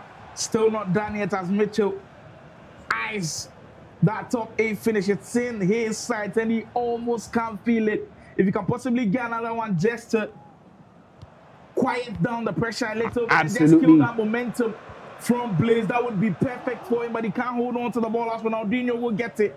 All the break for Blaze now. Can he get something to materialize in his favor? And look, every single time you win back the ball, I think, especially if you're in Blaze's position, you are tempted to do something quickly. But the great players will always still be composed. That's one thing that I always give credit to some of the best players around. And I think one of the games that you can look back on is that Baji Jr. versus Killer Free game. Even though it felt like the game was against him, where he conceded 2 quick goals in the last minute, still had the discipline, the control the ball, the goalkeeper, hold on to the ball and see the timeout. That was pretty important from him. For Blaze now, you have to do the opposite and try to score a goal in this situation. There might be a place for him to attack. I like the mind games of the defending from Mitchell. He knew there was the open pass, so he kept defending. Then you leave him open a little bit, confused Blaze in that position. I mean, that it worked. That we could say that now because it worked that time. Because but if Blaze had not taken that bait and scored that one, he would have been left looking like a fool. But here is Mitchell making sure that this time you can see that smirk on his face. He tells you that he knows he has finally cemented his place in the top 8. What a game we just saw! What a man he is. Well. It is something that he had always dreamed of. It is something that he will always look back on and say, I did put up my best in the National E-Soccer League, and he will do it again. He will be back here on the main stages, on the main broadcast for another edition of the National E-Soccer League. He has all but put this game too bad. He has put those 3 points at the back with just about 12 minutes to go. I think it's getting to the impossible stages now. Absolutely. I mean, to do something. Unless we see something out of one of the holy books, we think that Mitchell is taking this one down to the wire. It would mean so much more than 3 points. It would mean that next season, next year, we get to see him on this grand stage again and again. And probably that will be where his redemption story and redemption arc will be made known to the whole world. And for players like Mitch, the redemption arc is pretty important. Maybe people had him finishing in top 4. Maybe people even had him competing for the whole of the league. And maybe it would have been a disappointment in your eyes. But if he had not made the top 8, I think it would have even been a bigger disappointment. So him being here is very important to him. And of course, he can now focus on the upcoming leagues coming soon. So Mitchell has put in the shift, and right now he's just finishing off and possibly putting the icing on the cake and the finishing touches. Come on, the finishing touches look like come on, man. Highlight reel. This is Mitchell for you. This is Mitchell from the National E-Soccer League, putting on a show and just letting everybody know that he'll be back here again to do some magic. What a way to actually tell us that story. That goal, the triangulation of the passes, we do talk about that again and again. Those are one of my favorite goals to ever see. You know, that build-up was absolutely insane and perfect. The extra pass into that shot was probably insane. This one is just to make it very, very special and spectacular for Mitchell. 7-2 on the scoreboard right now. It is all but done as it is. This one will see Mitchell go all the way to next year championship. He probably will finish in just bottom 8. That depends. Also, that still depends on what happens in the game between Adefola versus Simply Uzo. Well, those things are very, very important. The Adefola versus Simply Uzo will also confirm who will finish last. Who will finish as the last man in that top 8 bracket, because right now Rhymes is looking in and hoping for a miracle from somewhere. His destiny is not in his hands. When he had the opportunity, he couldn't see it off against Andy, so he'll be looking closely at that Simply Uzo versus Adefola game for a favor from Simply Uzo. You know it's going to be a difficult task playing against Adefola. We'll be keeping close tabs on that one as well as we get into the final minutes of this one. Mitchell came into this tournament with high hopes for himself, and he has made all of his friends proud. And you finished today with an 8-goal demolition. He came in here with one thing on his mind: qualify for that top 8, put in your performance. He needed one favor from someone, And fortunately for him, Anif put on one of the best performances from the whole of the So far. campaign in the National E-Soccer League, and it benefits Mitchell heavily. Maybe one last thing to remind people of how good he is. Messi with a dribble going in, but enough is enough. This 8 goals will truly put him in there as one of the very best to grace the controllers at the National E-Soccer League, and we'll see him back here again. Yes, I cannot wait to see him. His quality will definitely be shining through next year in the next competition. Of course, this time around, it wasn't his best attempt, but he's found a way. I mean, that's the most important thing. He's found a way to ensure he stays at the top echelons of such a competition. Next year, he has an opportunity. He has a lot of time. Go in. FC26 is coming. There are so many changes. Just He has the opportunity. He has the time to grind and grind and grind. And I'm very, very sure that next year on here, by the time we see Mitchell, we'll probably be seeing an even better competitor. He probably will be going for the glory. Why Yeah, not? absolutely. Why Why not? The not? guy has got all of the things that are necessary to be a top tier level player. But speaking of other players, Blaze, he will be proud of what the kind of performance that he's put in. You know, a lot of people expected him to pick up wins, to be able to finish where he did finish. I know maybe it's not eye-popping to you, but not a lot of people expected him to be. So congratulations to him as well. He really gave a good account of himself as we do confirm those positions going in. We're still in the running to confirm who actually lives the trophy. Yes, but before we get to that point, we're going to be able to finish the top 8 conversation. I think that one, the next game between Adefola and Simply Uzo, will do justice to us, to that one for us. And after that one, we now go into the top 3 conversations. After that one, we will now be going into the top sports conversation. Don't go anywhere. We're going to be coming back soon your way with more and more and more. This one is the one that is a penultimate show day. This is where we will get our champion. Stay with us. We'll be back.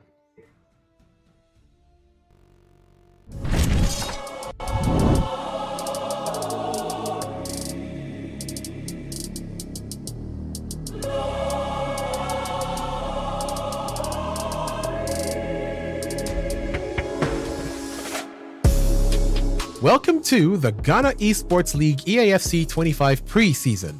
This is the stage where it all begins, the foundation for Ghana's most competitive EAFC league experience.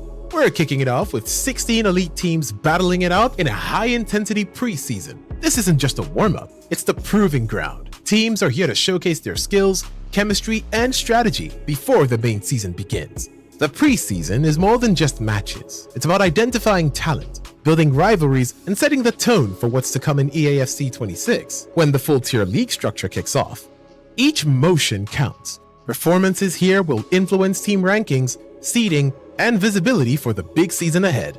This is where the underdogs rise and champions make a statement. Get behind your favorite teams, follow the drama, and witness the passion as Ghana's top EAFC talents fight for recognition. This is only the beginning. EAFC 25 preseason is setting the stage for Ghana's next esports giants. Are you ready? The road to greatness starts now.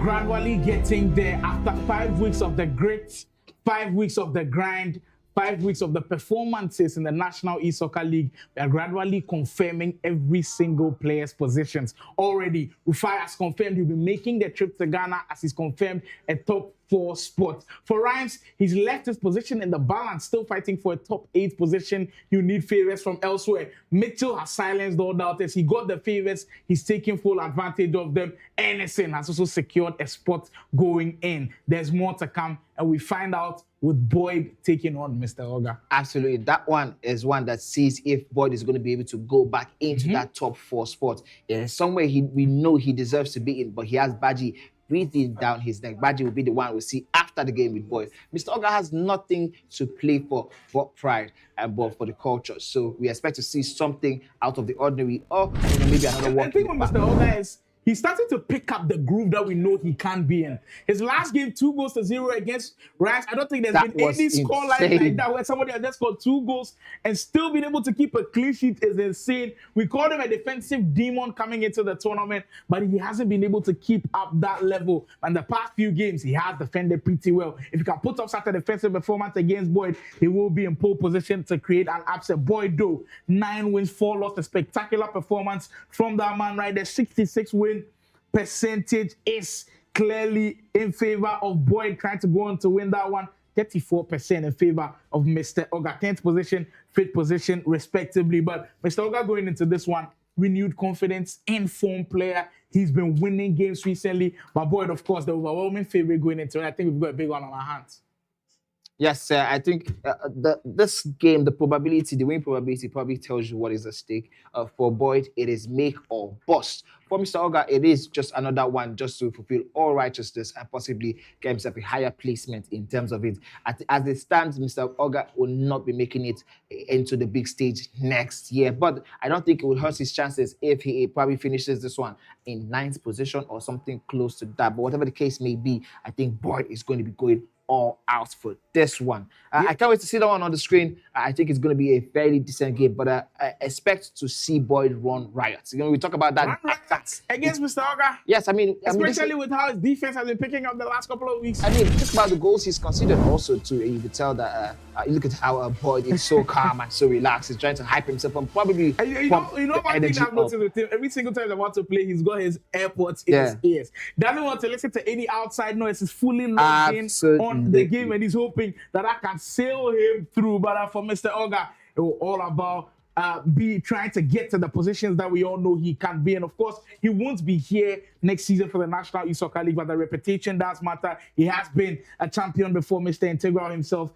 All about living the legacy the way it should be for the National E-Soccer League. And for Boyd, he wants to be on that plane to Ghana to, of course, represent his country on the big stage. He's already confirmed a top 8 finish. Can he even do better? You know what, for Boyd, you have to take care of business first. And then, of course, and then look at what is happening from Imagi against Baji Jr. I'm just going to put you on the spot a little bit here in terms of it. It seems like we might have a possible 4 out of 5 in terms of like it's either going to be Boyd or Baji Jr. going on that plane with the rest in the top 3, which is Rufi, Farouk, and Kilefi. Who do you think you would want to see amongst the 2 of them, Boyd or Baji Jr.? Who do you think you guys stand more chance against? Do we stand more chance? I don't think we have a great chance against them because they are indeed incredible players in their own right. Baji Jr. has looked scary in the last 2 games. I know he lost to Kilefi and Farouk, but he lost by a single goal to both of them. It tells you how good of a player that guy is. So him not being on the plane to Ghana would be shocking if that doesn't happen. Boyd, on the other hand, has played spectacularly as well. So he also deserves a chance to be there. And with the way things are going, I wouldn't be surprised seeing him there. But Mr. Oga has been on great form and is looking to start this game in the... Oh, realistic! Oh my! How did he pull that one out? My goodness, we told you that every single time there was nothing to fight for, some of these players make it look so hard. And if Mr. Oga is able to repeat his integral heroics against Boyd, of course, he was one who he faced in the final. If he is the one who is able to ensure that Boyd does not get on that plane, how? I mean, I'm looking at how crazy it will be in terms of psychology for Boyd. Well, the optics looking very interesting for Boyd right now. And all of the games that people have needed wins. They usually score within the first 2 minutes. This time, It is Mr. Oga. Opposite end. Oh, it might just be. Look, I told you, momentum, form, it carries over in tournaments like these. And what I saw from Mr. Oga in the past few weeks, yesterday even, he's going back to his own form. And we all know Mr. Oga and his defense. And he's gotten a goal this early. It will boost his confidence so much with that through ball go away. Yes, it will. Vinicius Jr. gets there ahead of his man. And Mr. Oga, we know of his unorthodox play style, the old gen. Try to remind the new guys that they are still here. They can still rub shoulders with the very best around. And Mr. Oga, if he's able to pull off this win, what a way to do it in the last game of the season. Surely reminding everybody that, you know what, I didn't have the best of campaigns, but you cannot run riot over me. Like you said, yes, it would happen. So maybe if Mr. Oga wins this one, the Octopus will lose his first prediction today. Probably. Probably. Oh, we're back in business. Boyd gets that one. He saw the goalkeeper, but he didn't care.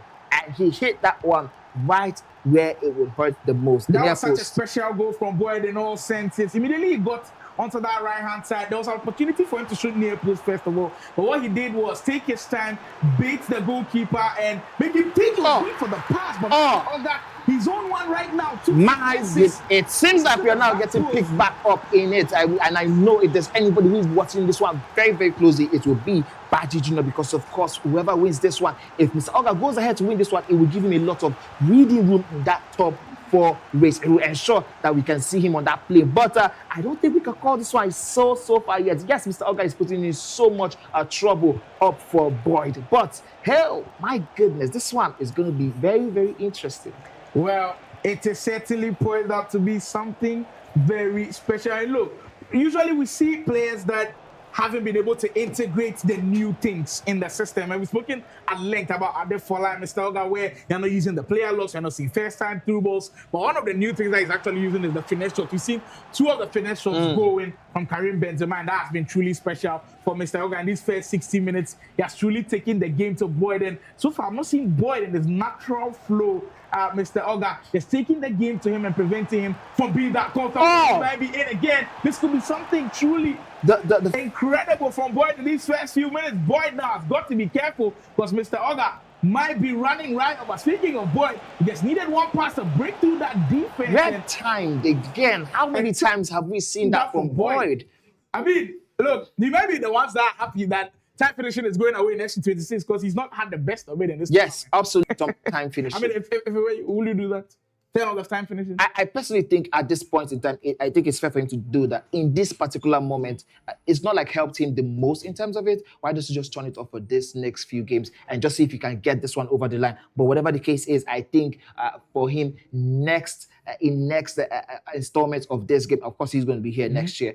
I think he'll be very, very excited because there's not going to be the time finishing, but we're just going to focus on the precision shooting. Well, he needed that one to go in, but unfortunately for him, red time, the finisher. Sometimes when these games do happen, all you're looking at is sometimes the way the player's demeanor looks like. So for Mr. Oga, all he's done is defend well, which is done in the last couple of games as well. He's had great defensive possessions. He's prevented Boyd from playing comfortably. I know it's just still early days, but you don't want these kind of players picking up steam. I mean, we did see that. If they pick up steam, they will be dangerous. Yeah, we did see that in the game between Anif and Rhymes. We saw that Rhymes allowed Anif a lot more comfort on the ball in the early stages of that match, and look what he got him at the end of that one. Anif was able to pick up that very, very famous win from him. Let's go into the comments section, and we're going to be going straight into Eugene Abu Dhabi saying this is very well done. Thank you very, very much, Eugene. Yeah, Eric's a brother from Kenya. Thank you for joining the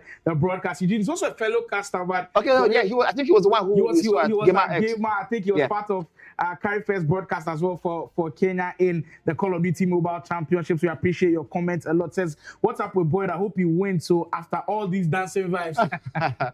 Well, hopefully he does get that one. I mean, of course, don't forget, Mr. Oga has nothing he's playing for, just for pride and glory. And I think that makes a lot of sense if Boyd eventually does get the win. But, you know, this doesn't just happen like that. It's not black and white. Mr. Oga will be looking to repeat his heroics in the integral final match where he won Boyd, I think, in extra time or some very close shave. That one happened last year. Obeds Henry, only top 4, they go Ghana. yes, it's all what's been confirmed. Confirmed. The top Yes, four the top here four will be is going good. ahead And to already the 3 top have four. been confirmed. Rufi, Killer Freak, and Farouk Manzo have been confirmed. That last spot between Boyd and Baji Jr. And Boyd, he needs to win this one to still be in contention. Slim Sabi is asking what's happening in Ghana. Actually, the Ghana Esports League is happening right after the Nigeria. As soon as this one is done, League yes, as soon as this one is done, we'll be heading straight to Ghana to let you guys have a feel of that one live in Ghana. So all the Ghanaian athletes, get ready. It is coming. The show is coming to your bus stops soon. Well, I saw a comment that's quite interesting. It seems like Chino Diaka has not been following. It says we are not talking a lot about the history of esports in Ghana. Have you been listening? Yeah, apparently. That is all we've been reading about who has done it the best, what has been happening in the previous years. We've been speaking about that a lot, but we'll pardon you on that one. Maybe you just joined the broadcast right now. But Manny has been giving us a lot of insight. We had Adefola on broadcast. We've got Tommy Day on Imagi broadcast. also Farouk yesterday. Askavia. They've all given their insight as to how esports has progressed in Nigeria, especially within the FC scene. We've spoken about that at length. So maybe you can check out the other streams to also just to be kept up to date to what's happening elsewhere. Absolutely. I think I saw a comment from Hassan that just popped up saying he's watching all the way from Ghana. Hassan, we say thank you very much. You are the reason why we are here day in, day out. Thank you for the love. Thank you for the support. Hopefully more of the players, the pro athletes from Ghana are watching. And one day we possibly might just be in Uganda, somewhere near you. I'll probably replicate something like this. Best of luck to all the participants. That's from King Freddy 10. Thank you very, very much. Yeah, the participants, well, they have put in the work for the last 5 weeks, and they're hoping that it will replicate on the leaderboard. Says that Wesley says, kudos to the commentators. You guys did a great job. Thank you so very much. Wesley. We'll not only take the praise, but also say kudos to the production team. They set us up really well, and they put us in a great position to go on and excel. Marvin's asking why we are not live on TikTok. The TikTok live will definitely go up soon, so keep it up to date. But of course, if it's not live there, you can come on here on YouTube and then enjoy all of the action. Whilst you're here, make sure you like the stream, people. A lot of you at the comments have still not liked the stream. It's pretty important for us with YouTube's algorithm. We are pushing Nigeria esports to the very top. Make sure you're part of that journey. Absolutely. And Chinoso says, invite some OGs to come give you guys more comments. I think what happened is, from what Chinoso is saying, maybe he's just joining the stream right now, but I want you to go back to day 1, day 2, day 3. We've had on the broadcast. In fact, yesterday we had Imagi, one of the ones who has spent over a decade doing this one in the history of when we were seeing FIFA, the FIFA installments of the game down to FC, and he's a coach also. He's not just a participant in this one; he's a coach also. He gave a little bit of breakdown of all that's happened, and I think you just go back to some of the days we had Adefola on this one, Farouk Mamzo, who's been in the scene since he's been 16. I mean, Farouk has also been in the mix as well. Has also been in the mix as well. I'd like to say I've also been in the mix as well, but not on the proceed. I mean, money has been in the mix as well. I might not have too much knowledge about the Nigerian FC scene and all of its history, but they have given me a lot of insight, and of course, right now I'm well versed about it. So, of course, we'll still be giving a lot more on this stream. I'm sure a lot more of the guys will be coming on here. Kamzo says, "I'll see you in Ghana." Well, I like that comment. If you will be in Ghana for the Ghana Esports League, you are definitely ensure you pull up with your controllers and everything. Ensure you're ready to make battle. But for all the people who are talking about, oh, how do you guys we can do better than this? All the people who are laughing at the participants in the comment section, you have the opportunity for you to do it yourself. Frank Olenu says, watching from Dubai. Wow.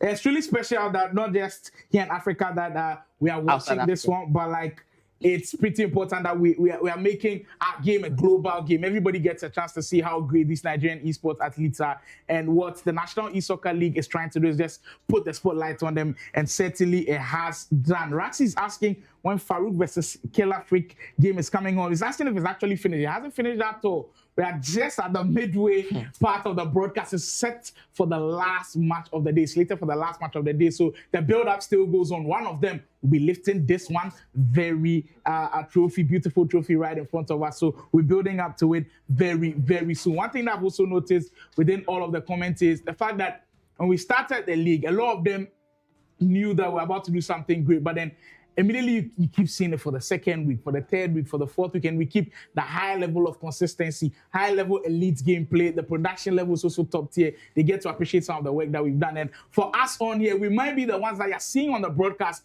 but behind the scenes, There's people so putting much in the work. Yes. I'm sure after the broadcast, we'll give a shout out to everybody, but they have put in the work to make this one possible. Absolutely. Interesting comments from Chinonso Odiaka. A beast must feature in the next edition, I bet. Well, I have seen Beast in a couple tournaments. I think he just won the PSM edition of the Road to Champions, I believe so. But whatever it is, we can't wait to see him. And maybe he gets to prove himself against these top athletes. Well, it will be the top 8 remaining in the National eSoccer League, and we'll be getting a different 8 to make a new 16 for the next edition of the National eSoccer League. But we go back to the way things were in that game. Mr. Oga still leading by 2-1 in that one. And boy, desperately needing goals to change his fortunes in this one. Reminder, he's still looking for a chance to be on that plane to Ghana to face the top 4 in Ghana, looking for a top 4 finish within the National eSoccer League. About scaling for Boy, as he's got a little bit of space to operate. Right now, just getting more players into the equation and biding his time, debating with the passes and his the second chance opportunity, and it's the zip, like you always say. You make your own luck committing these bodies into that position. Absolutely, and I love the fact that he didn't waste any time with that bounce back, because if he probably did, the goalkeeper was rushing back. It might just have not gone in, and he's able to get that equalizer. Very, very important one, even though it is still early days. Of course, 24 minutes, anything could still happen, especially in the first half. Based off what we have seen today, but that was very, very important for him to get. Now he has made a mistake, and he's going to be punished by it. Benzema in no man's land. Just at that moment, he gets punished. Mr. Oga is just something else. You can't predict the kind of Mr. Oga that you see. Absolutely. There have been times when Mr. Oga has struggled to score goals. Now that's not his problem at all.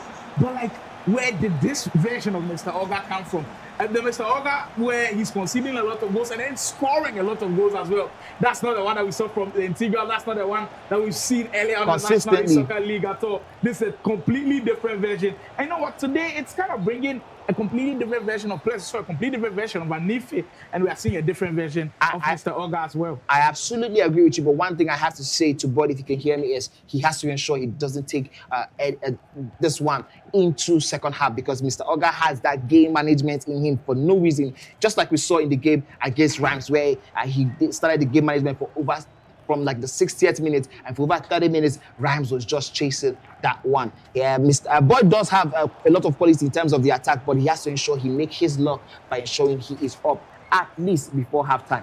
Well, it is getting to those crucial points in the game where you have to take care of the details. Every single pass matters. Every single move matters. Is that on time? Talk about pass! Gets it! Find the back of the net, pretty important, but he can't have the game be back and forth like this. Absolutely, he has to control it. He cannot afford the game to be back and forth like this. You can't leave it to be this chaotic. He has to control it, like Manny said.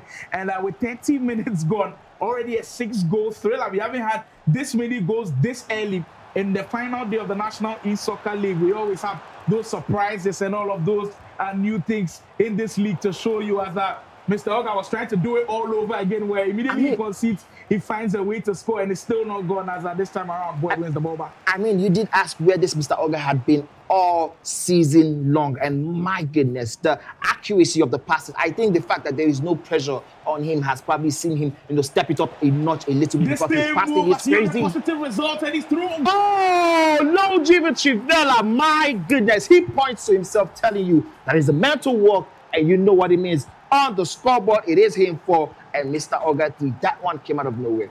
Well, that through ball, it was a move that had already worked and found him a goal earlier on. And he's gone back to where the saying goes.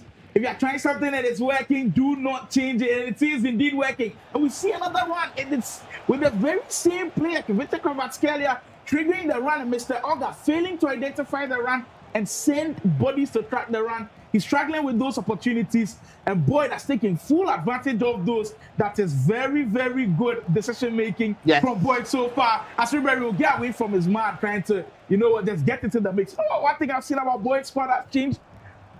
A constant feature of Boyd's squad was the fact that I was using different players. Yes. But now it's using players that everybody's using. Ribery, Benzema, maybe Kovatskelia as the new one. Oh, Mr. Oga replies. And Boyd is left to do nothing but smile. He knows that he is up against someone who has decided to ruin his day and probably spoil his party plans, but Mr. Boyd is not going to let it go. Decides to go for Yeah, the at this point, if we keep following this game, we'll have to change the name of the tournament to National E-Basketball League. And then going back and forth at this point, and the goals are going in almost every single time both players have chances. It's just showing you how red hot the offense looks like right now, and nobody giving an inch to it. And Boyd threw on goal once more this time around. Mr. Oga actually threw on goal and he almost split open that defense. But right now, the midfield is lost. Nobody seemingly in control of it. Absolutely. Everybody just sending runners up front, and they're not taking full control of that midfield. And they might come back to horns them. I think it might maybe cool off in the second half because I don't think they can keep up this intensity of playing at such a high level and this quickness in such scenarios as Benzema will turn around, fortunately with the bounce. Oh, Mr. Oga almost working his way through. That was so punishable. But talking about not knowing if we could get this high intensity in the second half, we've seen so many crazy things happen in the National E-Soccer League. So I do not know if that one will be the craziest idea that we have seen so far. We could possibly go ahead to see that one happen again and again. Mr. Oga attempting. I mean, I think, again, what I said earlier probably counts. The fact that there's no pressure on Mr. Oga.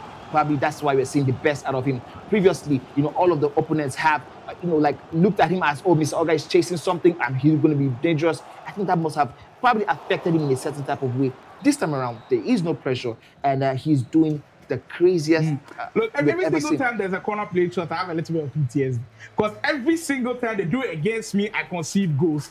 And you see how the ball is just bouncing around. You don't want to be in Boyd's position, and he does not want to concede. You can see it clearly with the emotions all written on his face. And we are just about 45 in-game minutes to go to the side where Boyd will finish on the leaderboard. And this one, of course, Baji Jr., somewhere around in the studios watching closely how this game will finish. Ball rolls from Boyd, from Mr. Oga. Noticing that and then just trying to play the ball out of play and, of course, getting Boyd back into action. This is what we preach when it comes to esports. In as much as you want to win the game, you want to show that level of sportsmanship at this high level, of course. I mean, I think I really, really love seeing that from Mr. Oga. And I think it just gives room to know that if you win, you won fairly and squarely. And then if, of course, you lost fairly and squarely, of course. But again, this game, it is absolutely not back to back. And you mentioned something that I really want to highlight upon. It seems like they have lost the midfield battle. Nobody's going for the midfield battle again. It has been end-to-end back and forth. The next couple goals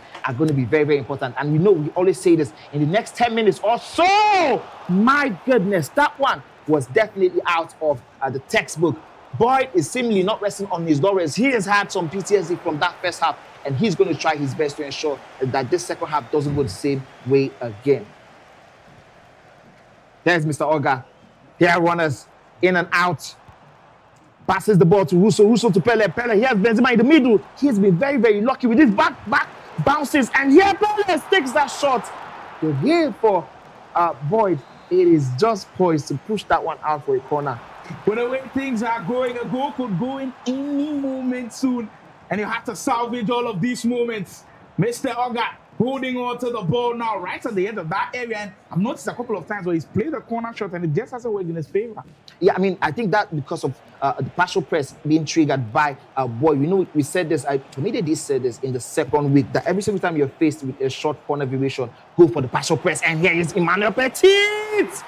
Yeah, post finish. That's why he is a contender to be in the team of the season. Absolutely. Even though he's a DM, he's still got great finishing stats. Pick the position near post of the goalkeeper. And for the first time, Boyd might have some space to breathe. Well, he might need a cushion to be able to breathe comfortably, but he can't breathe now. And he might be on the verge of doing that. Kvaratskhelia has been a danger man all throughout. Oh! I think it should go for near post. Near post looked like it was on. Absolutely. The goalkeeper was a little bit out of position there, but my goodness, getting yourself in that position with that drag back pass, interesting. What a game we are seeing. And I told you the intensity might not just go down in this one. Both players right now are seemingly throwing caution to the wind. They want the 3 points. I have no idea what Mr. Oga wants the 3 points for, but definitely Boyd wants it for placement. But as I said earlier that Boyd cannot afford for this game to be going back and forth. Yes. But in some sense, he can actually afford it because he's the better attacker out of the two. If he goes back and forth, he can guarantee that he will score more goals than Mr. Oga. The reason why I said that earlier was because of the moment in which we are in. If it goes sideways, he'll be in trouble because he misses out on the flight to Ghana for the top 4 Ghana versus Nigeria conversation, and of course the battle that will be going on. But in some sense, because he's a great attacker, he can afford to do that because he scores most of his chances. He creates loads of goal-scoring opportunities, and it might be just the best scenario for him to execute all of his talents. Right now, Mr. Oga kind of has cooled off a little bit on the offensive side of things as the build-up breaks down in the middle and Boyd regains possession back of the ball. I mean, I just also want to quickly note this to the people who probably didn't follow through from the game week 1. Of course, Boyd is the only one who missed a full game week. I think he missed 2 games because of illness, and unfortunately we couldn't have that one replayed due to whatever reasons that was. So technically 2 of his losses were down to him not being available on the day the game was played. So if you look at it in that sense, it's possibly one of the most impressive. Absolutely. Because if he had played in those 2 games, I know one of those games was against Farouk, but if he had played in those 2 games, I guarantee you he gets some points too. Yeah, I mean, he was going to also play, I think, an Adefola, who has not been in his best of forms since game week 2. So, I mean, you could probably be looking at it and say, well, he might probably have gotten something out of that one. But whatever the case is, he will seemingly get this one in the bag with a 6th goal that would give him the 2-goal cushion he's been looking for since the beginning of the whistle today. Mr. Oga quickly restarting back to Morello to Avero to Baji Jr. on the flank, trying to get himself back into this one as much as he can. This might be a redemption act for Boyd, especially as it was Mr. Oga who denied him that Mr. Intigo title back in 2023. Variance is pretty important in FC25, and Boyd seems to understand it really well. The variety in which his goals are going in are truly spectacular. Oh! This time, the through ball in, and he tells you he's cooking something special, and he has truly had a special performance in the National E-Soccer League. I mean, if such a player doesn't get onto the flight to Ghana, it tells you there's the quality that Nigeria displaying at the National E-Soccer League. I mean, look at how much he's so relaxed and having a lot of fun in that moment. You know, talking about the comment that said if Boyd doesn't win with all these dancing steps, it wouldn't be funny. But of course, he has justified them. He has justified that one. I think this is a 3-goal cushion, if I believe. A 3-goal cushion is a healthy one. It's a very healthy one. At this point in the game, Mr. He probably Oga needs one more, especially against Mr. Oga. One more. That's the one that guarantees that yes, you have secured a ticket, and it's now be left for Baji to do all of it. Mr. Oga has already restored the parity, sort of. He has reduced the cushion to 2 goals now, and it's seemingly all job to be done again.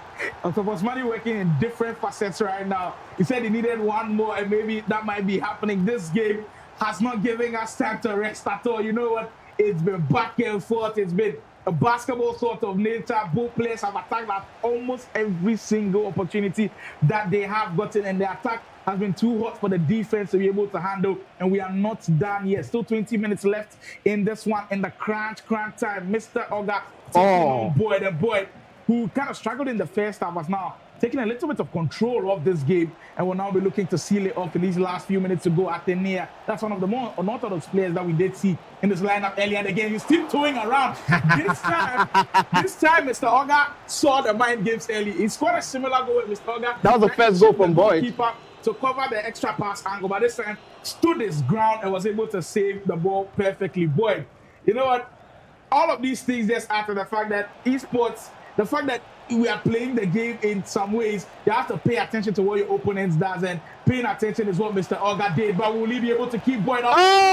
Oh! The offense is truly on fire. Oh! There's no water or ice that could cool this man right now. My goodness, one of my favorite players for real. I said it time and time again, Boyd. The way he attacks is crazy. I told you from the beginning, this guy might just run riots over that defense. And for every single person who doubted me, I told you so. He is currently running riot on that defense. 8 goals to 5. We didn't see this coming from the first one, before the game, but from the first whistle, Mr. Oga took this one to Boyd, and now Boyd has found an answer to all of that question he's been asked. Yeah, the response has been pretty, I guess, a statement-wise in the response. They're saying that there have been exclamation marks all over the response, telling you he's here to stay. He wants to be a part of those that represent Nigeria later on and he has certainly given a great account of himself. He just got about 15 minutes to be able to settle this one down. But boy, what a truly special performance.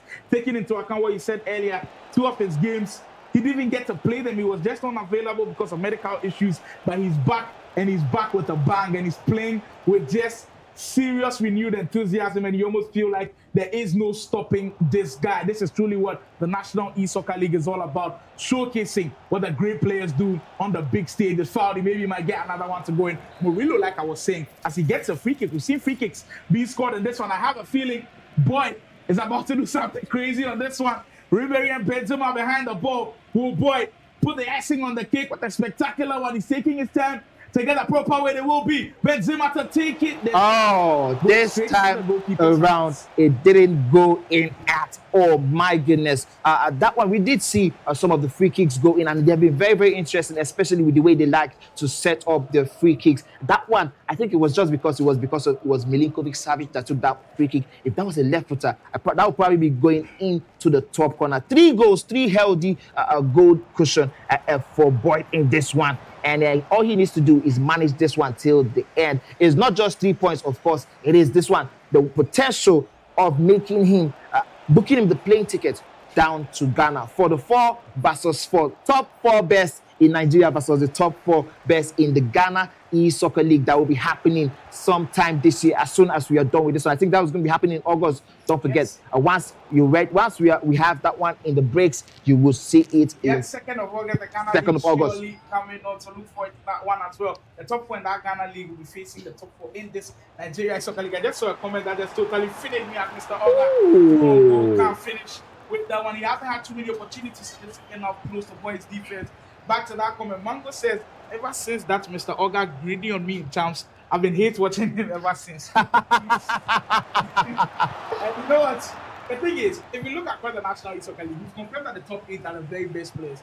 And even in that bottom 8, you play some of those guys and rivals for champs, and you'd be like, yo, then this level is it's really something different. Like a very, very high level. Credit to Mr. Oga. I think he's, ever since that slow start in the National E-Soccer League, he has now built it up pretty well. It's just quite unfortunate that he didn't get was left a little bit too late. Very early. It was a little bit too late, like he said. But right now, the way things are standing, it will be Boyd that will make his mark, and it will be a mainstay in the National E-Soccer League. It's not confirmed, though, that he will be on the trip to Ghana. He still needs a big result from Imagi against Baji Jr. Absolutely. So we will be looking closely at that game. Maybe Boyd to possibly get one last goal to go in as we are getting into the final stages of this one, 2 minutes plus at a time. Yes, I mean, but whatever it is, I think he's going to take solace in the fact that he's done his own bit. Petit again, attempting that same near post finish this time around. It doesn't go in. Mr. Oga is very, very wary of that Petit. Well, we did speak about that earlier, knowing how your opponent plays and being able to figure that one out.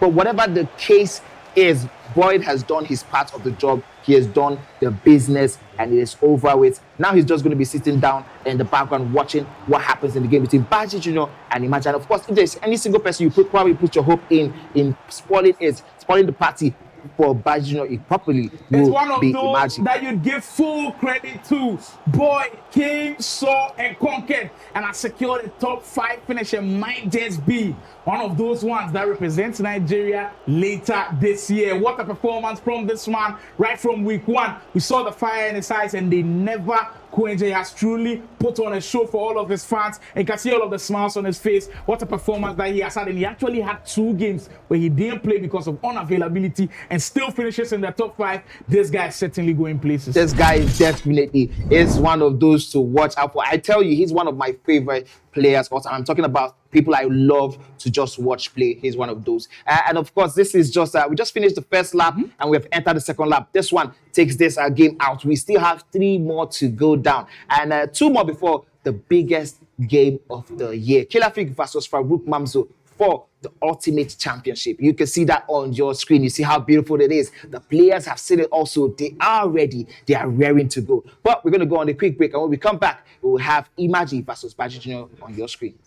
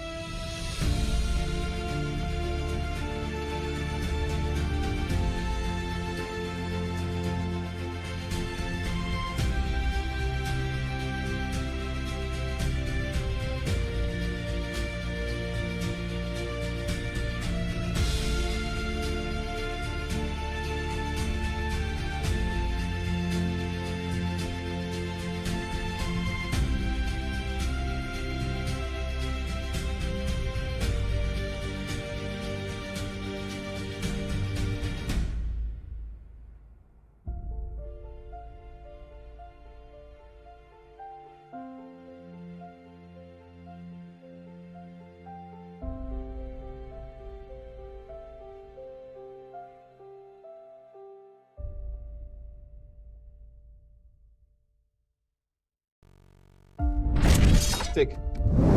Take.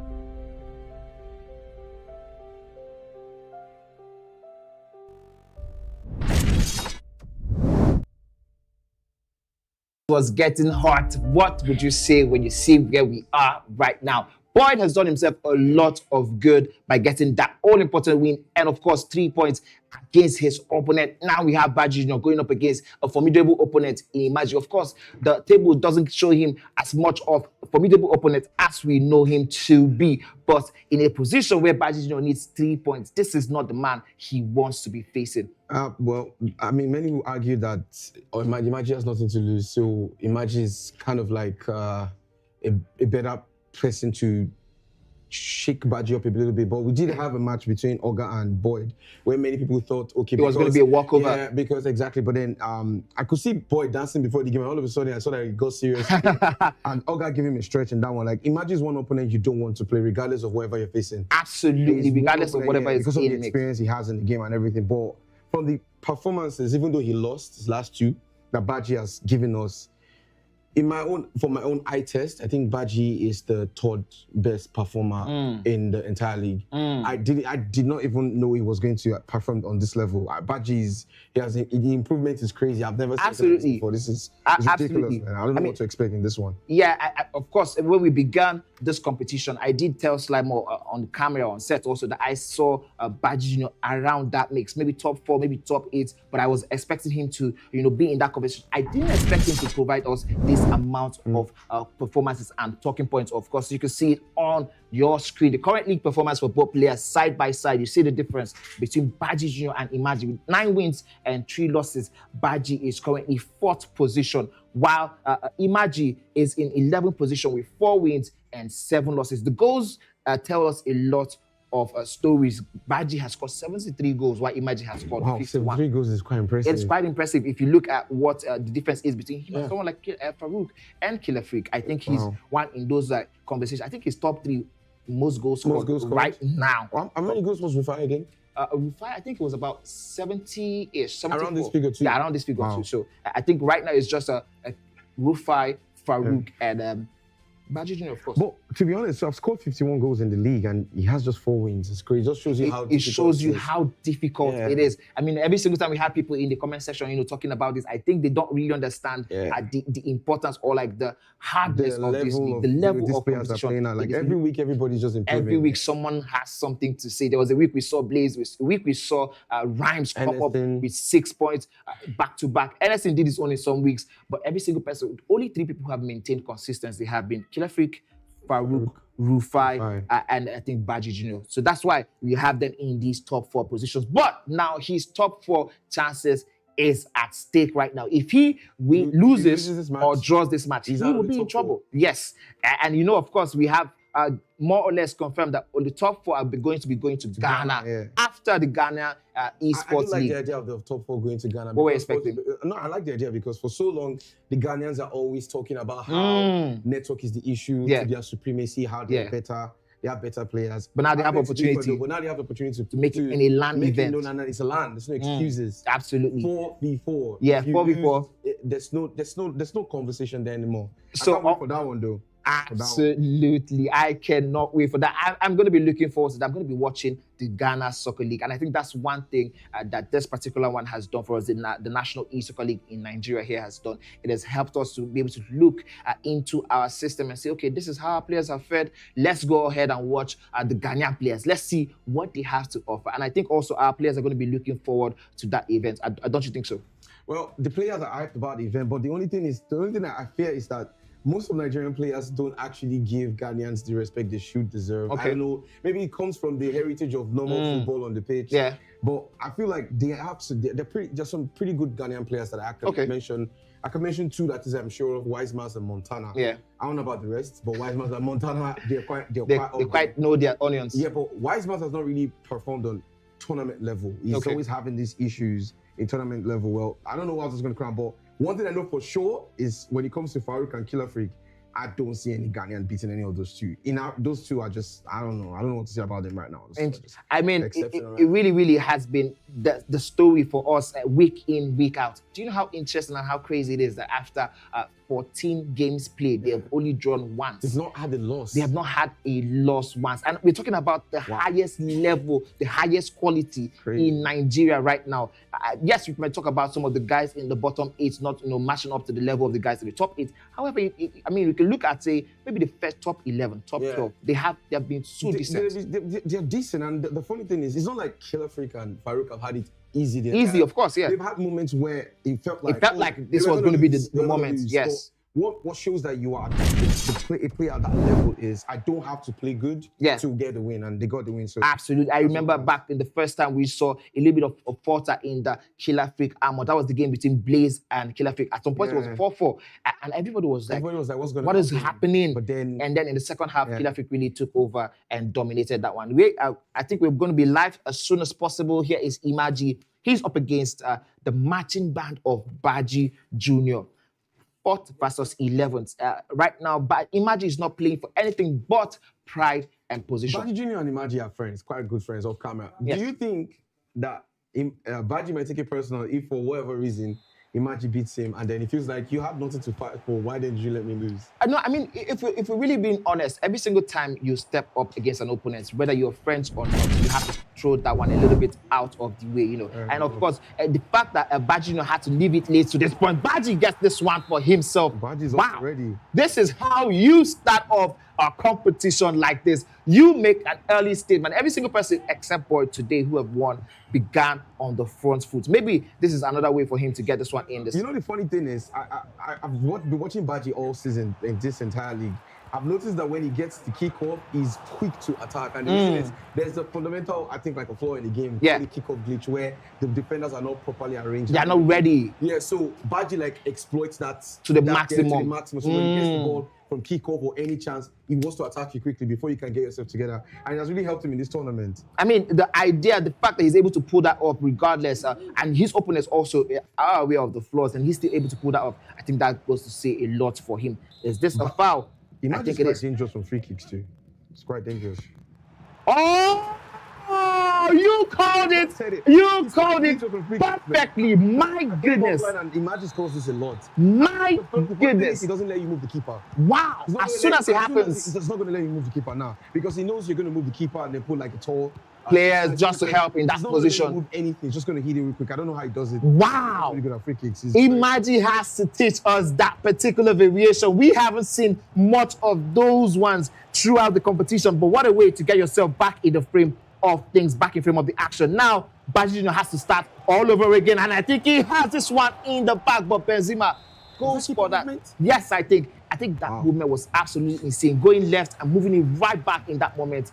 That is tremendous movement by I didn't hear Imagi. Imagi actually say, I think this is his final competitive moment. He said, yeah, I didn't hear him. Oh. So I think this is maybe he's playing for pride. This is like, yeah, this is probably like a testimonial match for him. But he Wow. said he's not playing after this. I don't know what his reasons are, but he said it's done. But I think, to be fair to him, he has given so much into the gaming scene. And I think many of the new players now may not know him, but to be honest, here we have a Imagi replay of is that now- goal. And look at how he hung that one just way beyond the goalkeeper's reach. But my goodness, what a decade and some change for Imagi in this scene. I think he has really given so much into it. Do you know the funny thing is that the top four aside Killer Freak, or every single player is in the same variation of formation.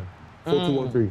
Oh, wow. 4-2-1-3. Yes, I think we did say that earlier. I think that was a Slimer who Yeah, noticed even that Baji one. Jr. is in 4-2-1-3. And I think 4-2-1-3. it boils down to the attack because it's the best formation for attack. Yes. But I don't really think it's good defensively. But again, If the you way can these guys outscore your use it, opponents. the way they use it, I'm like, how do you defend with this? But then that's what makes them professionals, and I'm just a content creator. Absolutely, we do say that consistently. Here is Imagi on that byline. That is where he is most dangerous. He is always composed in that moment. But Baji Jr., he also knows that, and he has been able to neutralize that one in that moment. Here is a chance for Baji. Athena, there's some runners in and around the area.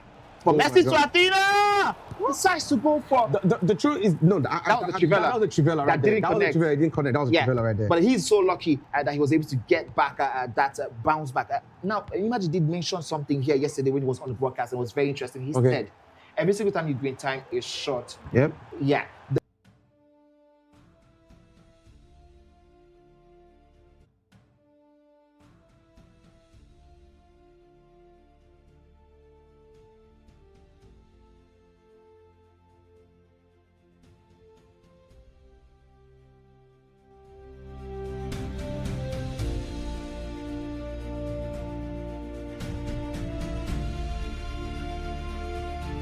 Performances here will influence team rankings, seeding, and visibility for the big season ahead.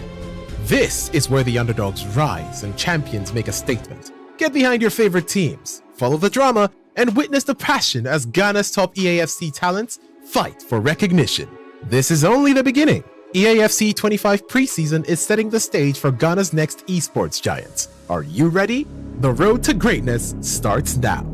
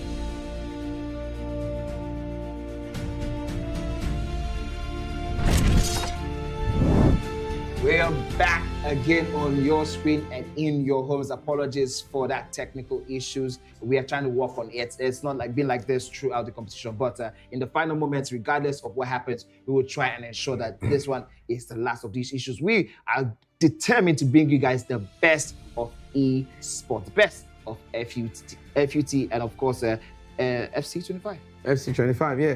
But one thing we all are anticipating is the new FC26. I've been seeing so many promos about it. Yes, absolutely. But there's something people don't understand. One thing that many people have complained about is the first time through balls, first time up throughs. But when you look at the recent advert that EA dropped recently, the first time through balls is still there. And I think is worse than before, but we'll be discussing that later. Let's get back into the game. Interesting. We're going back into the game. We just saw Baji Jr score the second goal to give himself a little bit of a breathing space in this one between Baji and Imagi. This one is a race for top 4, just for Baji alone, as Boyd already got that 3 points in the game he had against Mr. Olga. Here's Baji. He gets this one back. A little bit a lucky bounce for him. But Mr. Imagi now has a chance to return the favor. Have you noticed that most of the players, they tend to use the left footer on the left and the right on the right for the Trivela purposes? Because I think all through the game, at the beginning of the game, I think finesse was more important than the Trivelas. But all of a sudden, I think most people would just prefer Trivelas. Why do you think that is? I mean, I don't know. I think maybe that happened with the updates. I don't know. Maybe there was a reduction in the powers that the. I personally think any player can Trivela in this game. I think that's why. That is one of the reasons. Any player can Trivela. I think any player can. I did speak to John, I think, or yesterday while we are on stream, and he talked about the fact that he personally didn't like the fact that any player could just do Trivela from any place. We did see Farouk Mamzo execute Trivelas from the middle of the pitch. I think Farouk at this point abuses the mechanics of Trivelas. I think he's an abuse because I don't. Sometimes you cannot defend it because he's triggering like 4 runs and you have to track them. You have to track as much as possible. And all of a sudden, from the middle of the pitch, he hits you with the Trivela. So I think he abuses it at this point. that guy's brain is a different level. Absolutely, the level of these pros on another plane of its owner. That's why sometimes when I see the comments from the people who are currently talking about the game, talking about, we can do this, we can replicate the successes, I used to laugh a little bit because I'm like, you don't know what you say because you're watching it on TV. When you are seated with these guys, I think the difference is very, very The funny thing is I was having a conversation with some players, like they were former Nigerian pros, but they've traveled, the likes of Real Made. I think you remember Real Made. Yeah, I remember Real Made. My goodness. Good goal there by Baji. This one ensures he has Baji's locked in though. Yeah, he's locked in. I mean, this is all on him now. Boyd has done his part and left the stage for him. This time he has to lock in and book himself that plane ticket to Ghana. He has another chance. Wow. So like I was saying the other time, like I was having this conversation with Real Made yesterday, and he said the funny thing about Killer Freak is he plays in NA now, and there are a lot of pro players there. So they were kind of watching Killer Freak's game recently, and they were analyzing his game. And hold on, his imaginary squad. What? My goodness, what precision was that? Shooting though? I think he went for the low, but the precision was the precision let him down there. See, smiling because he knows he was positioned. He should be scoring that. He knows he should be scoring that every day, all day. Yeah. So Remy now said something like people were like, his game is quite easy. Like I don't know what they were like. People were just complaining like this guy's not that good. His game is quite easy because he doesn't do too much. But I'm like, when you step into it, there's a difference between when you see Killer Freak play. And when you actually sit down against him, and you have to mark multiple runs, you have to beat press upon press. What makes him I feel like what makes him special is the press, and what makes Farouk special is that speed. relentless attack. Like Farouk is too fast. He's way too fast. Absolutely. Talking about a fast player here is Benzema trying to outpace Mamadasville, but once Mamadasville has that foot in front of you, it is au revoir, and you can say goodbye to that attack. This time around, Baji is trying to ensure he totally probably ends this one in the first half. I think that would do him a lot of good, of course. I think Baji is the only person I've seen use Chouameni in the middle, and I'm wondering, is that Futis Chouameni? I think that is a Futis Chouameni card, and I think he's the only one that, yes, as you say, he's the only one I've seen. Because most people like to use one heavy guy, and the other should be quite movable. Like he's flexible. I think he's the only one who we have not seen use the Emmanuel Petit card. So far, he goes for the Hulit or Matuidi. He goes for the Hulit and the Chouameni in the middle of the pack. I honestly don't even know what playstyle Tremaine is, but I would love to see what playstyles he has. Because I know Baji is very intentional. Yeah, he's very intentional. And I think from the time I started seeing Baji go with the play in the 95 rated competitions, he already always loved those heavy players. I do not know how he manages to use them. I don't know how he manages. The funny thing, Baji was not even, like, he wasn't on this level. I don't know what this is right now. This is a different level of Baji we're seeing. I mean, all this happening within almost a year. I don't know how he was able to lock in. I can tell you for a fact that Baji can compete against any player in Nigeria. Right now, absolutely. Right now, he can compete with anyone. Here is bands for Imagi.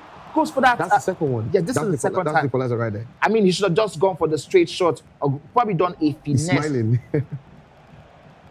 You can see a little bit of the resignation, and I think this is probably the reason why we haven't seen the best of Imagi. Do you think Imagi is doing this or playing this way because he knows he's out? He's not really fighting for something. Or do you think it's just pressure that's getting to him? What do you think? I wouldn't say pressure because there's nothing to fight for, but I think this is probably synonymous with the whole way he's played throughout this tournament. Okay. The attack has really, really let him down. You see 51 goals scored. It's not the best we've seen. It's not even anywhere near what the top guys have done. People who have, probably, I would say his quality and otherwise. This is probably a game with Josh level in terms of the goal scored. They have Baji Jr.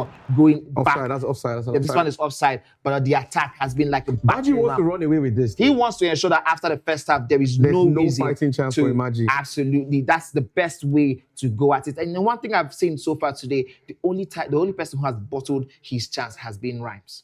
Every single person who stepped up to the plate and needed one win had ensured they got that one. But what was that game match against Anif? I think it boiled down to pressure.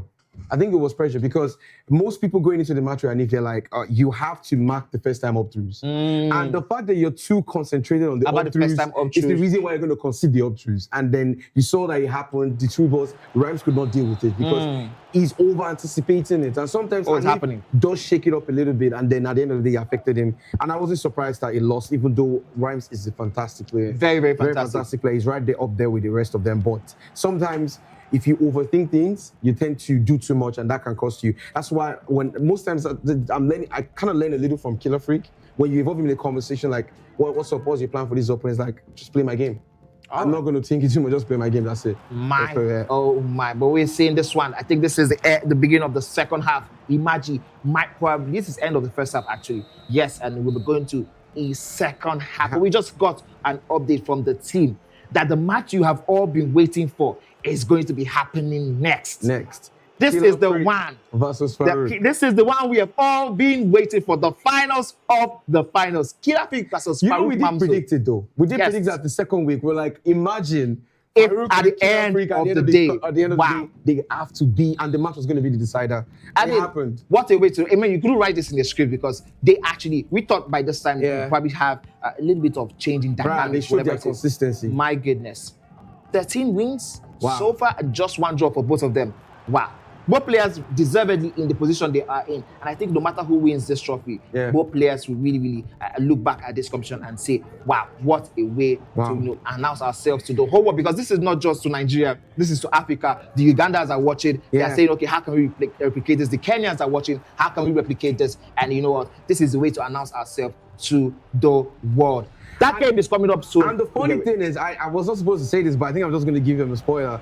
Farouk and Killer Freak are actually going to be representing Nigeria in Saudi Arabia for the E-World Cup. Wow! And they'll be leaving like in a couple of days. And then I wish them the best. In fact, I think the matches for Farouk is out, and then Killer Freak, they know their opponent. Recently, Farouk was seen. That's exciting news now. Bucci is the player. I think Lilian Bucci was in FC Pro recently, and then Farouk noticed that the guy has been following him on all socials, trying to watch a little bit of his game and what he does. And then we have a friend over there that was like, they were analyzing Farouk and Killer Freak's game to see what to expect. What made them special. And in my head, I'm like, for you to even think of trying to analyze or get to know these guys, they're on that level. Yes. And I've been saying this is 2021. I don't think they're superior to us. I think if we elevate our games to a certain level, we can compete against them. And now we're about to see it, and then we'll see what happens with that. Our interesting, good news from that scene. Killer Freak and Farouk going on to represent Nigeria in Saudi Arabia in a couple of days. All the love, all the respects from here to them. They'll be needing it. Of course, if they can make us so proud,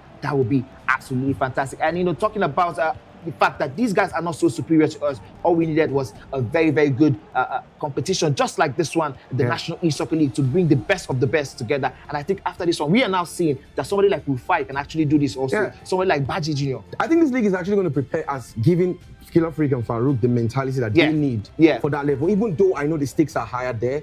This seems like preseason. It's like preseason, but I do like the fact that they are going a couple of days before their matches, so they have time to grind some of the pro players there. So beautiful move there by Imagi. Unfortunately, he hits the post. You can still see that smirk on his face. Now he gets the trivela. Great time there for. Why is he smiling though? My goodness. I mean, it seems like a man who is resigned to his fate. He's done every single thing he can. I think he's just enjoying himself at this point. At this point, I mean, of course, he went into this one not needing anything out of this game. He already knows where he stands, and he's really tries to put up a good fight in this one. But for some reason, it's just not happening to him. Baji Jr. needs now to be careful. He's just poked Lions Bear, allowing Imagi to score that goal. It could prove very deadly for him. I'm so sure that somewhere in the background, Boy is looking on this one with keen interest. Of course, if Baji misses out on this one, or even probably draws this one, it might just mean that Baji Jr. is not going to Ghana. He's not booking that trip. That very all-important trip to Ghana. Here is Imagi. He is now the man on the mission. And he's saying that he could do this. He's smelling it like sharp. What if Baji gets a draw, though? Does it affect anything? I mean, now we have to look at the goals difference. Now, don't forget, there was a 3-goal difference for Boyd in the game against. To 5th position. He might drop to 5th position just based on goals. This is where it gets very interesting. First time all true, but this time around, it is offside.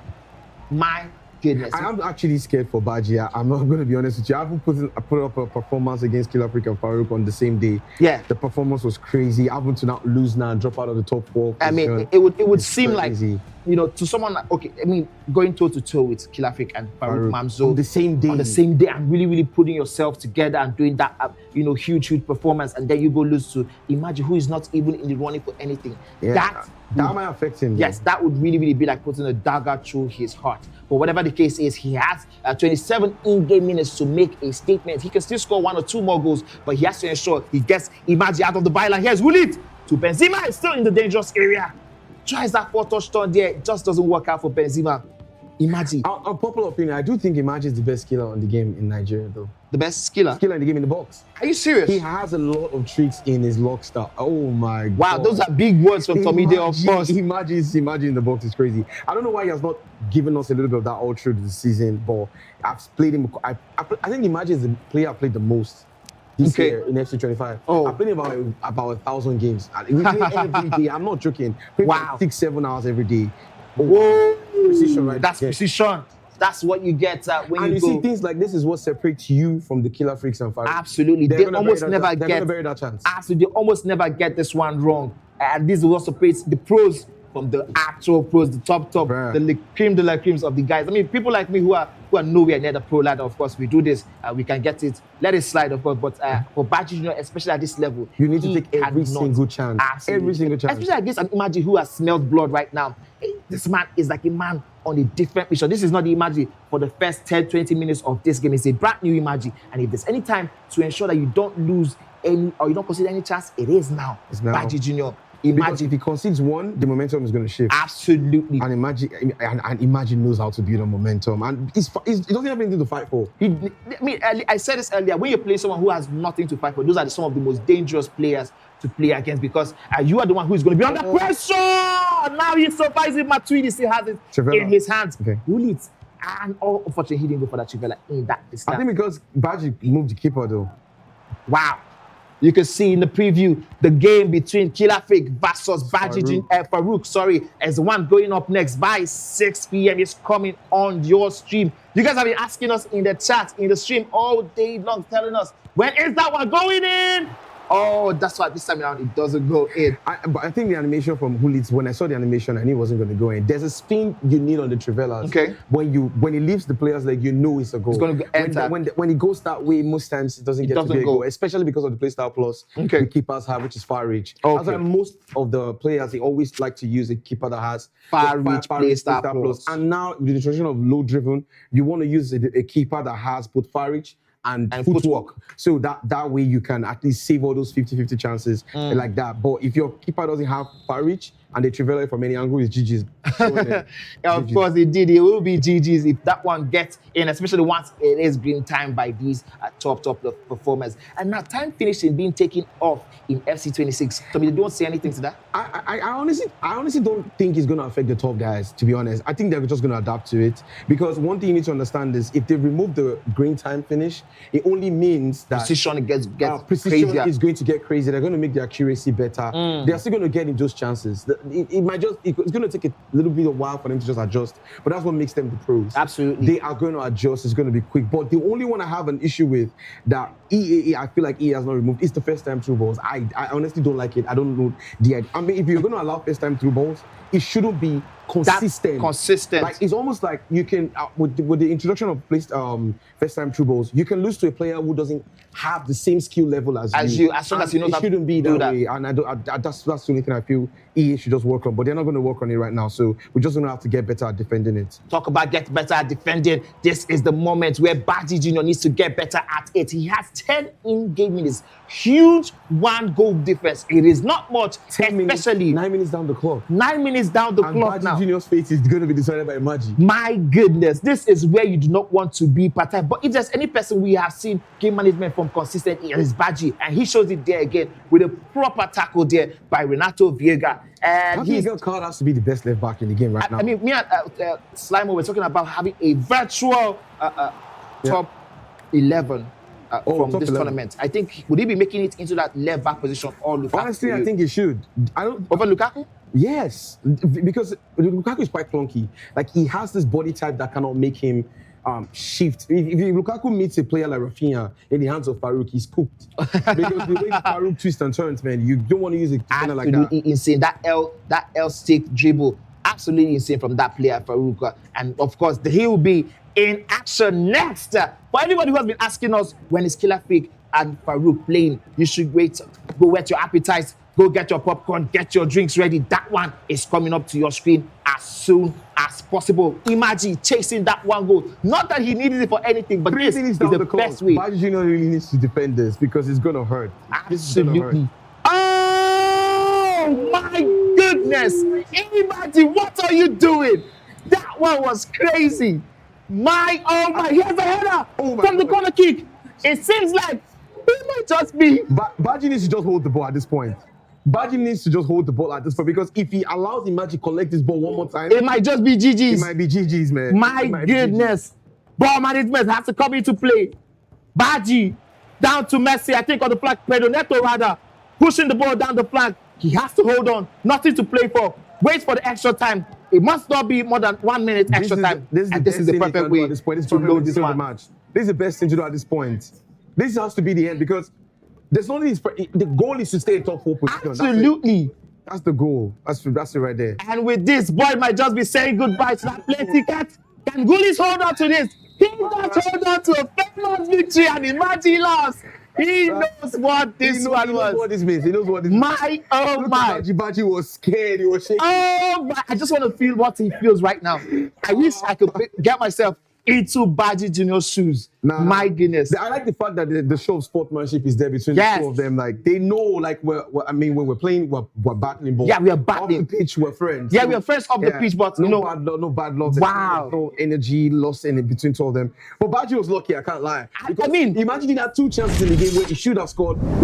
The precision issue. I think he had the precision issue like twice. And that Trivela towards the end of it. Written in the stars. My goodness. Baji. Absolutely. I think he will be very, very proud of his journey. This is the last time we're seeing him for this competition. This is his last game. And with this win, he has secured that 4th place, which means he will be on the plane to Ghana to face the top 4 after the Ghana But that is a strong 4, though. Very, very strong 4. Farouk, Baji, and Rufi. I was asking Slimo on the stream. I was asking Slimo on the stream that who do you think you want to see and you don't want to see in that one? He said he doesn't want to see someone like Baji Jr. He hopes that Boyd will be able to make it because he doesn't want to see a player like Baji Jr. That 4 is actually a strong. The way Baji's playing right now, that's a strong 4 right there. I think that's the strongest 4 you can get right now. Right now. Yeah, that's the beauty of the National E-Soccer League. It gives you the best best four. I hope you can see some of the comments on YouTube. If the production team have that, if they can give us that one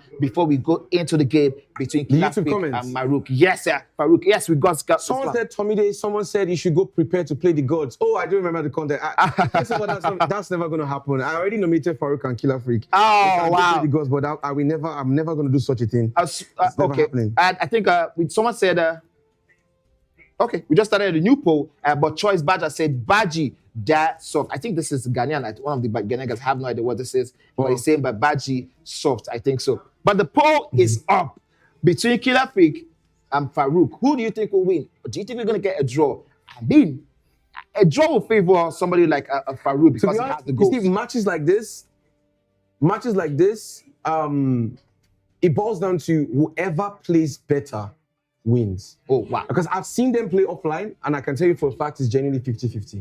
It's genuinely There's 50-50. never a time, it never goes one-sided. It's always you win, I win, you win, I win. And I like the fact that they sharpen both of themselves. But at the same time, this is one match I wish was not a decider. Because, I mean, they're both friends. Absolutely. But I mean, let's go straight into the vote. This is the highest vote we have seen at all. In just 1 minute, we have seen 112 votes. But somehow, we are seeing the people saying 68% of the votes going for Farouk. Wow. That is absolutely insane. I can understand why majority of them would choose Farouk, because currently, the honest truth is, in the entire league, Farouk has dropped a better performance. Yeah. Consistently. Time after time. Always scoring than 5, Killer scoring Freak. 6, 7, so 8, 9. the form says is ahead. If I wasn't friends with two of them and I was supposed to pick based on eye test, yes, I would also be picking Farouk. Absolutely. That's me being honest right there. So I can understand that. Baji, well deserved. That's from Wesley top there. Yes, sir, well deserved win. Swerve Yard said views for this match to pick at least 500 plus. Tomide, what did you just say? That's from King Birdman. And then Oluwase just give me your flowers. Say one day Tomide will get his flowers for what he's helped us do in the esports. I mean, the funny thing is, I saw a video from 2021 recently. Someone sent it to me where I interviewed Farouk when I was in Abuja, and I was telling him about how the dream is what I'm doing right now. And it was like, you said this in 2021. The content was between me and Farouk. We sitting down on the chair in Abuja. And Farouk was looking so young. I was looking so young. I was like, that was wow. 4 years ago. I never even thought this was going to happen. Wow. Now 4 years is materialized. I mean, we are going to the E-World Cup. We're going to be playing with guys like Anders, Tex, man. It's a dream come true. I can't lie. Dream come true. And in the next 5 minutes after the break, someone's dream is going to be coming true. Stay tuned. The viewers are now 4-0-1. Wow.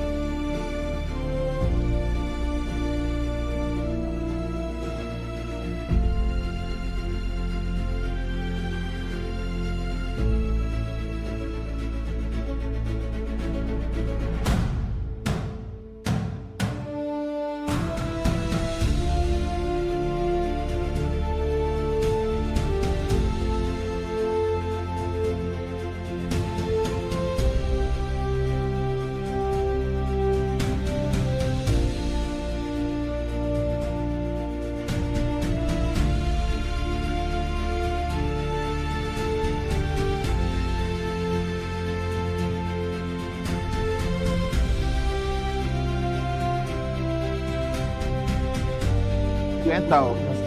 Pros, but they've traveled the likes of Real Need. I think you remember Real Yeah, I remember Real Need. How My about goodness. the Good goal there by Baji. This one ensures he has Baji's a more not though. It's a higher there. higher there. This seems like preseason. Yeah, it's like preseason, but I do like the fact that they are going a couple of days before their matches, so they have time to grind some of the pro players there. So, Oh, beautiful move there by Imagi. Unfortunately, he hits the post. You can still see that smirk on his face now. the pro players there. So, Oh, beautiful move there by Imagi. Unfortunately, he hits the post. You can still see that smirk on his face now. He gets the trivia like 3 times there. why are you smiling though? My goodness, I mean, it seems like a man who is resigned to his fate. Yeah. He's done every single thing he can. I think he's just enjoying himself at this point. At this point, I mean, of course, The goal is to stay in top 4 position. absolutely. That's the goal. That's it right there. And with this, boy might just be saying goodbye to that plane ticket. Can Gulis hold on to this? He does hold on to a famous victory and Imagi lost. He knows what this one He knows was. what this means. He knows what this means. My, oh my. Baji was scared. He was shaking. Yeah, we are Off the battling. pitch, we're friends. Yeah, we are friends off the pitch, but no you know, bad luck. Wow. No energy lost in between two of them. But Baji was lucky, I can't lie. I mean, imagine he had 2 chances in the game where he should have scored the precision. the position issue, and, I think he had the position issue had the like position twice. issue. He might probably have gotten something out of that one, but whatever the case is, he will seemingly get this one in the bag with a 6th goal that would give him the 2-goal cushion he's been looking for since the beginning of the whistle today. Mr. Tyson Boyd seems to understand it really well. The variety in which his goals are going in are truly spectacular. Oh! But this time, the through ball, and it tells you He's cooking. something special, and he has Secured a ticket and it's now been left for Baji to do all of it. Mr. Oga has already restored the parity, sort of. He has reduced the cushion to 2 goals now, and it's seemingly all job to be done again.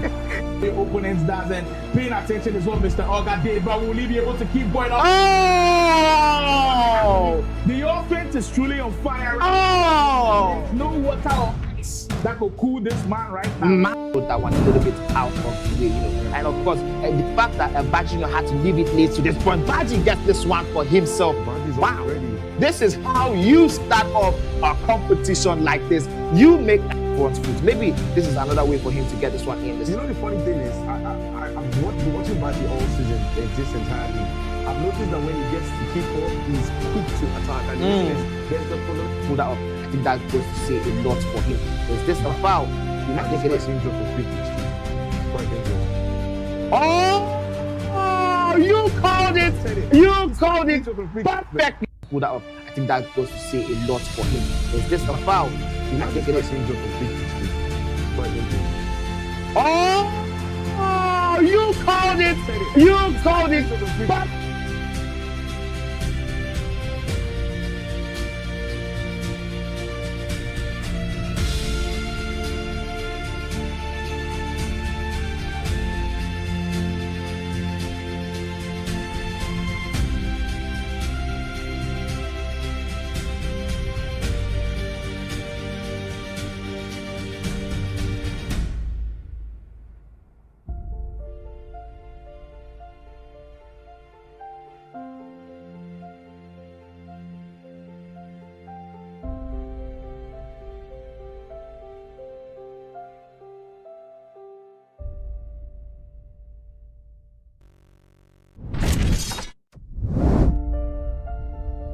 after this, the moment we've all been waiting for. 2 players remain, 1 battle, 1 final match to decide who lifts the glorious National E-Soccer Trophy.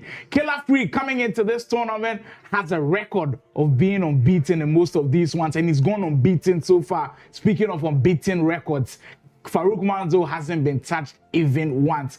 Going through it all, beating his opponents by 5 goals or more every single game he produces. Now we have a chance to decide who goes on to win. Money, I'm feeling goosebumps all around the studio. Everybody just can't wait for this game to go down. I was telling you before we started, I have never been this excited for any game to begin. Like anything at all, I'm so excited. It feels like I'm in the stadium and my team is about to go up against possibly the best in the world. But that's how I feel. I feel a little bit of pressure, even though I'm not the one with the controller.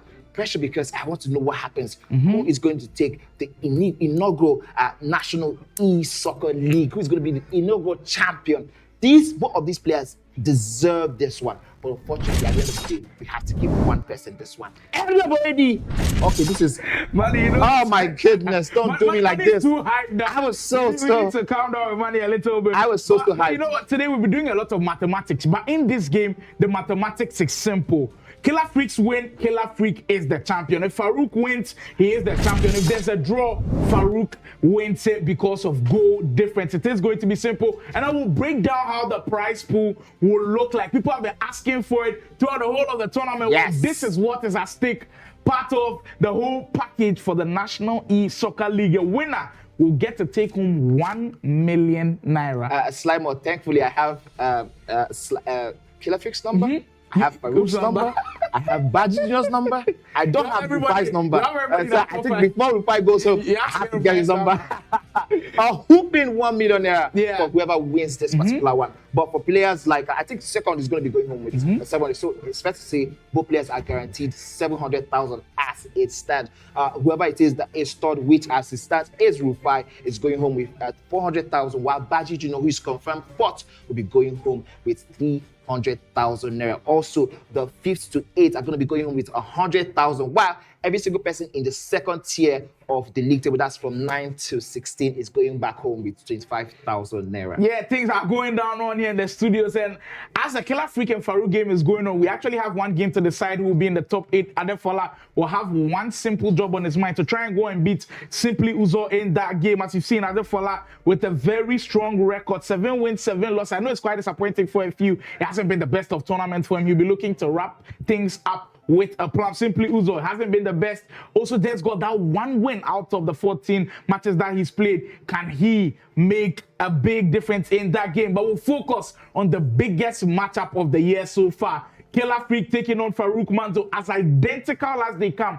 13 wins to both players, 83 goals scored by Killer Freak, and Farouk Manzo on a whooping 98, just 2 goals shy of 100. He is the highest goal scorer in the National E-Soccer League, and is looking to take it to a whole other level. And look at that win probability. Yes. As close as it can get. As close as it could get. But you remember before, I think it was yesterday, I was telling you if we could see a plus 100 goals scored from somebody like Farouk Manzo. All he needs is 2 goals. 2 goals. I mean, what we have seen so far, I think he has all it takes to Against score Killer those 2 Freak? goals. Yeah, definitely. So here's the thing. I think he's going to score the goals. But ultimately, it's going to come down to who comes out of the races first. Is it going to be Killer Freak or is it going to be Farouk Manzo? This is going to be crazy. Well, for those who are watching and haven't seen these guys in action before, they are 2 of the top pros from Nigeria. They will be representing Nigeria and Saudi Arabia for the last chance qualifier later on. And for history, there is a lot back in it. We'll be going into it pretty soon. But the big one is here. Yes. So write your name in the history book. Farouk Manzo will be going in the black and the white, which has done him so much good. And for Killer Freak in the orange and the white. For a little bit of history, the last 3 games between these two, Killer Freak has picked up the win on the big stages. Reminder, that last big one, Cade 24. Cade 24, absolutely. Killer Freak picking up a huge 5-1 win. But one good thing for Farouk Manzo is he's got revenge on any player that has beaten him in a major tournament in the last few years. If the script goes on like that, that would truly be insane. But we are in for some madness with this game. Absolutely. And I want to also say, I think in games like this, every single thing like history might just be out of the window, because all it takes is 90 minutes of pure madness. And you can see Farouk has the first opportunity with Ronaldo. Step over, shoots this time around. He doesn't get a killer freak, gets his leg in that one. Well, Farouk Manzo not looking to waste any time. 4 minutes in, he's already sending a big signal to us, trying to, test the waters early of how Killer Freak plays. And with Killer Freak, if you notice the first 10 to 15 minutes, he will put the press on, he will suffocate you in the best way he knows he can and make the pitch look really small for you. But Farouk Manzo already beating the press early are pretty good signs for the OAS Esports. Oh, beautiful skill move there. He might get in a promising position here as you play look into space. Farouk looking to draw first blood in this one and get to a comfortable position. That's the beautiful stuff. Maradona, which is there for block. Every time Farouk gets into this position, you can see the composure from Killer Freak immediately. This is two players who know each other very well. But however, all they need is just one goal, and this one will be turned open like a new book. My goodness, we've seen multiple interceptions there from Killer Freak. In the beginning of the game, he has a chance for Farouk to do the same. He gets it in, and you can see around the whole arena, nobody is going home because this is probably the best game we are going to be watching in years to come. And I believe people are going to be talking about this game consecutive years to come again and again. Yeah, we will indeed be in the history books. We indeed save the best for last. Killer Freak is in. Can he finish off with the finish? Oh, he gets the first blood. Killer Freak draws the first blood. My goodness. When it looked like Farouk might have opened the scoring, it will be Killer Freak with his first big chance of the game and making no mistake with it. Keeping composure around the goalkeeper, extra pass into space. And he leads 12 minutes in. Killer Freak already with the opening. The next couple minutes is going to be very, very crucial for Farouk Mamsu. He has to ensure he doesn't allow Killer Freak get into those moments where he gets to scoring again and again. That's how he dominates this game. So the next couple minutes are very, very interesting very, very crucial to Farouk Mamzo's dreams of keeping this one alive. All he needs to do is ensure he doesn't concede. And when the goals are going to be coming, they're going to be coming for him if he does get those ones. Well, one thing is clear. In the first 15 minutes, Killer Freak will put on the press. If we can maintain that press like we saw Baji Jr. did, you give yourself a chance. But if you can't hold on to that press, then you would be in trouble. And right now, it seems like Killer Freak, he's settling pretty nicely into this game, not rushing things that are well. Oh! And Farouk is in. Can he equalize from close distance? Oh! He got down there, but he's still winning. But he gets it to go down. That's surprising. We usually don't see that from Farouk Manzo. That goalkeeper movement goes in anywhere and you take that all day long. Absolutely, but Sly, can we just talk about that goalkeeper movement from Killer Freak there? It was absolutely insane. The mind game it presented, and I think as soon as Farouk had that ball going, it was that moment where the goalkeeper made himself so big and made it so difficult for Farouk Mamzu. But he'll be very happy that that one went in. Green time, red time or not. Well, it's pretty important to know that it's Killer Freak who needs a guaranteed win to be able to walk away champion of the National E-Soccer League. For Farouk Manzo, a draw would do, but I'm sure in his mind, he wants to get revenge on the last 3 matches that they've had where Killer Freak has had the better of him. And in the last 80 minutes or so, 70 minutes or so, it could get intense in this one. We're currently live from Lagos, Nigeria, the National E-Soccer League. After 5 weeks of action, we get to crown it all through one single game. Farouk Manzo going through the paces. He's going to get that last opportunity of this one, but Killer Freak, his awareness and just getting his defenders into great positions is something that we've seen throughout the whole of the league, and he carries on in that same format. There's defending well in certain moments that usually players struggle. Absolutely, that tells you why he is currently where he is, fighting for glory. This man, he has that ability to stay calm under pressure, no matter what is happening in and around him, and defend right from the front foot. And I love the fact that both players right now, they have seemed to settle in nicely. The midfield battle is on, and I don't think they are both losing this one, but Killer Freak gets himself a second goal. No driven effort from Killer Freak makes it easy for him to breathe in this moment. Slide move. And now Farouk has to do the work all over again. Is there any stopping this guy when he's in his groove? Killer Freak makes it 2-1.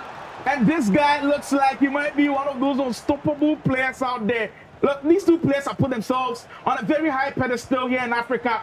And what you're just seeing is just FC brilliance, FC excellence, and Killer Freak showing you all what he's got as he'll take his time now a little bit just trying to sieve through things and calm things down because he's played Farouk multiple times. Like Absolutely. online, offline, and LAN events so many times that he knows how Farouk plays, and he knows that if he rushes too many times, he might get caught in the break as he gives away possession of the ball. Maybe I get into Killer Freak a little bit on there. We usually don't see that from him. Player lock up from Farouk as the build up right on the edge of that area of Killer Freak. This is where Farouk Manzo usually excels. So far, we haven't seen that. Effort, and Konate comes to the rescue. Corner kicks are always dangerous. Farouk Manzo gets one in. The defender gets a clear on the near post. Look, without Killer Freak is playing, he's making sure that Farouk Manzo is not as comfortable as he always is. And for Farouk Manzo, it will have to be just attack. Green time finesse into the back post. Rafinha on the scoreboard. It wasn't pretty, but he will take it day and night every single time. That one was one of those ones he will put on his highlight reel. But this is one is very, very important, very necessary to get him back into the conversation. Killer Freak now has drawn first blood twice. Farouk Manzo has to ensure he doesn't let Killer Freak do that again, because he might just run away with it if it does go up again. This time around, maybe we can get to see Farouk this time around draw the first blood from Killer Freak. Yeah, this is surely a heavyweight game, pound for pound. As Manny would say, aura for aura. Everything looks like it is at a balance. Killer Freak going up twice. Farouk Manzo replying immediately. But then again, Killer Freak always causing danger. Yeah! Oh my goodness! And the man is at school in positions like those. Pick this spot with human son. The danger cut throughout the whole of the tournament, and it produces once again. My goodness, this man, I told you, Farouk Manzo cannot let him get that next goal because he is so good at it. He's so good at defending. I don't know what we're going to see across the 90 minutes, but I can tell you there's so much more to come. So far, so good. What I think the positive is that Farouk Manzo has hit the 100-goal mark. So that's something like a milestone for him, but he has to get a win. He has to get more goals into this one, and he has to defend better. But I don't know how that can be said when you're playing somebody like Killer Freak at this level. Defending better is something more of a dream that you need at this level. The offenses, they've become too hot to handle for the defenses at one point. And right now, the defenses are in this. First time. Plays an excellent through ball to find Maradona. He has been the danger man for him so far, but excellent tracking back from Killer Freak. Just a little bit of context for someone who's never heard the name Killer Freak of Farouk Manzo before. For Farouk Manzo, maybe you might have heard because he has been a gem within the FC scene in Nigeria, truly one of the goats of the scene, verging onto the scene a couple of years back, and he's made noise. He's making noise.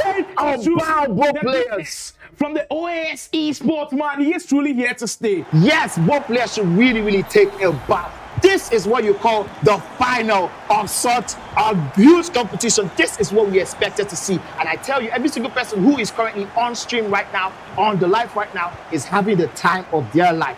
Now Farouk has gotten the third time. This is the third time he's getting back into this one. Well, he needs to say something of his own. I keep saying it. I keep saying he cannot leave that one to chance. All he needs is a draw, and he wins. So maybe we can see some game management from him in this first half or not. Well, just about 3 minutes to wrap up what has been an electrifying first half. It's something that we'll always speak of. And Farouk Manzo, who finished this first half in the best possible way. Bruno Fernandes still has it. Killer Freak comes away with it. What a game this one has turned out to be already. 45 minutes of dreams. Excellent XC already being played. The offense so strong. Once more, Killer Freak, can he get his lead back? This is the position that he has. Great defending movement from Farouk Manzo. He noticed that Killer Freak was trying to finesse, move the goalkeeper, but his defense had already done the job. But I mean, if you also saw, he started tracking that one before Hulit got into space, track the Hulit run, and then still use that same player to track that, I think the finesse shot. That's why he was able to get that one. Boy, what are we seeing on our screens? You just got to look at their faces. They look like guys who have been put in the battle ring, and they are just battling each other out. We look at the polls, a whooping 921 votes. This is crazy. Votes ever. We've never had on the street anything close to this. Exactly. We appreciate every single one of you getting in there. But Farouk Manzo with 64% of the votes to go on and win. I mean, I just want to quickly just also add to this right now. If you're currently watching the stream and you're loving this, take the opportunity to like the stream, subscribe if you have not done that already. And the vibe said, okay, good half. Francisca, this is truly a good final. Taiwo Balogun seems skip Freak cannot press anymore. The comments are just coming in and they're going so fast. Excellent, say aura for aura. Jeffrey says, calm down. Roberts, my heart to Farouk. Anders is watching. Almost, that's from Oluwatobi. Let's go back into the game after the break. Farouk, Slimer, take this one. Well, it's what we came to witness. Look, we built up this one and told you it was going to be excellent, but these guys had another thing on their mind. They took it to a whole other level. If we can even get 50% of what happened in that first half in the second half, we are spot for excellence in the second half. The last 45 minutes, who will decide who will walk away, the last man standing in our National E-Soccer League, a tournament that has run for 5 weeks, getting the 16 best players from Nigeria competing in FC Ultimate Team Game Mode, 9 minutes per half. Everybody has played brilliantly, but when it came down to the wire, these two stood tall. Oh! Manzo with the first opportunity to lead in this game. Oh my God, he just happened there. My goodness, talk about doubting himself for just 1 minute. And Killer Freak, make no mistake with that cross time tackle. My goodness, there is no time to breathe as he's turned back. Something for Killer Freak. My goodness, I just want to say quickly, before I run out of breath, I could just see that in the beginning of the second half, Killer Freak turned on that press. It wasn't there in the first half, but as soon as he turned it on, I think Farouk Mamzo was ready for it. But that miss by Farouk Mamzo might just bite him in the ass if he's not well prepared. Well, it kind of shows that he is human at all. So, Farouk Mamzo! The second half has seen a different piece. He leads for the very first time. The esports athlete here to make a statement. Farouk Mamzo, 45 minutes away. I told you. Having a chance at the trophy. I told you, Slimer, once it comes down to the wire like this, every single thing about history is thrown in the trash bin. My goodness. Every single thing about history is thrown in the trash bin. It is about the two men standing, especially with the form they have had. Farouk Mamzo finally getting himself in the front pedal for the first time throughout this game. But don't forget, Killer Freak has the quality to get himself back into it. This time around, the defense is on top. True quality on display from both players. This is some of the very highest level of FC I've seen with my very own eyes here in Africa. The very best of the best. I don't know how you remain calm in this situation. I can't remain calm at all. You remain relaxed in this situation because this is mind-boggling. And Farouk Mamzo, who now feels like he's having control of the game, he's beating through Killer Freak's press. Like I said, they played each other so many times. He knows what to expect. Killer Freak also knows what to expect from Farouk Mamzo. And right now, it is the OAS eSport athlete who is controlling affairs as we speak. Rafinha will exchange passes with Thuram. The player lock coming in as Farouk will keep it on the wing. Mind you, if you weren't here earlier, like I said, throughout the whole of the league, it's Farouk Mamzo who's been dominating with the goals. He currently leads by the goals on the leaderboard, so he doesn't need to necessarily win. He just needs a draw to be able to walk away champion. But knowing Farouk Mamzo, he wants to be able to beat Killer Freak and get his leg back as we get a little bit of a connection issue. But definitely we'll rectify that error and bring that one back to you guys. The National E-Soccer League Finals is one that, even if you scripted, you couldn't have written it like this. You would not have even been able to think this one. The way it has gone from the first day. Remember, we said it after game week 2. It would be crazy if we had to come down to the wire and both players, the last game between these guys, probably granted us our wish, and my goodness, what a wish it was. I have not been able to catch my breath from the first time we kick-started this one. Let's go straight into this. We have so many things going on. And the intensity was truly crazy, but we appreciate every single one of you for getting in here. This is National E-Soccer League, Nigeria's highest level of FC being displayed. And look, with the way the game was going, the intensity, you almost feel like with that second half, how Farouk started that second half, that momentum is going to be indeed crazy. They are doing a tremendous job of trying to handle each other's press. And for Killer Freak, one thing I've noticed is he hasn't had so much control as he usually has. Yes. Farouk Mamzo has kind of played through that press already. I mean, I think that's one thing that I have to say kudos to Farouk Mamzo. We did cast the game between Farouk and Killer Freak in Cage 24. We didn't see this level of dominance. We saw Killer Freak walk all over him. 5 goals to 1. I mean, Killer Freak did, aside the goals, he did walk all over him in that one. And we did say about this one before we began that it seemed like Farouk has been on a revenge tour. Might this be the ultimate one for him? Because we just saw him go through the paces with all of the players who beat him in multiple competitions. This one, but this might just be the sweetest one. But if he's able to get it now, that would require him to maintain absolute focus, regardless of what is happening right now. The connection issues, no problem.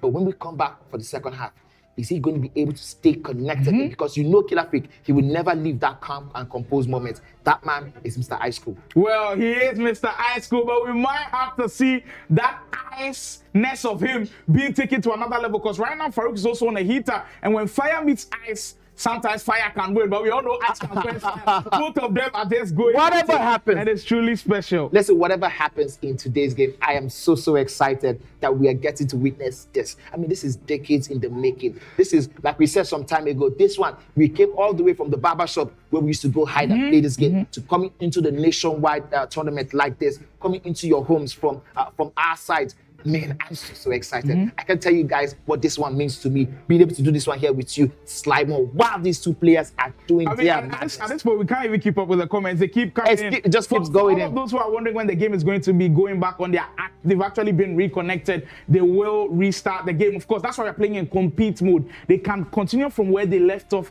as you were, with the score lines being what it was before. So don't worry at all. We'll continue at the same pace. This will ensure fairness and calmness. Farouk will still be leading by at 4 that goals point, to by 4 goals to 3 at that point. But if you are just joining us for the very first time, we are inside Lagos, Nigeria, Game Evolution Studios for the National E-Soccer League, a league which has been running across 5 weeks. Like I said, 16 of the very best players, and the winner gets to take home 1 million naira and this wonderful trophy right beside me. The whole production team has done an amazing job, and in these finals, we want to pull it off with a bang, and so far, it has overbanged. End to end. Listen, as soon as we're done with this tournament, I think I can't wait for you guys to get in, because I don't know what I'll be doing my weekends now. I mean, I'm so used to this craziness, back and forth, always something to look forward to over the week. After a stressful day, at work, you come back, you know what? I'm going to go on Saturday, on Sunday, and I'm going to see what's happening in the esports scene. So I hope the Ghana one gives us this kind of craziness. The Ghana League is indeed coming up right after this one. We'll have the Ghana Esports League on the 2nd of August. I know a couple of people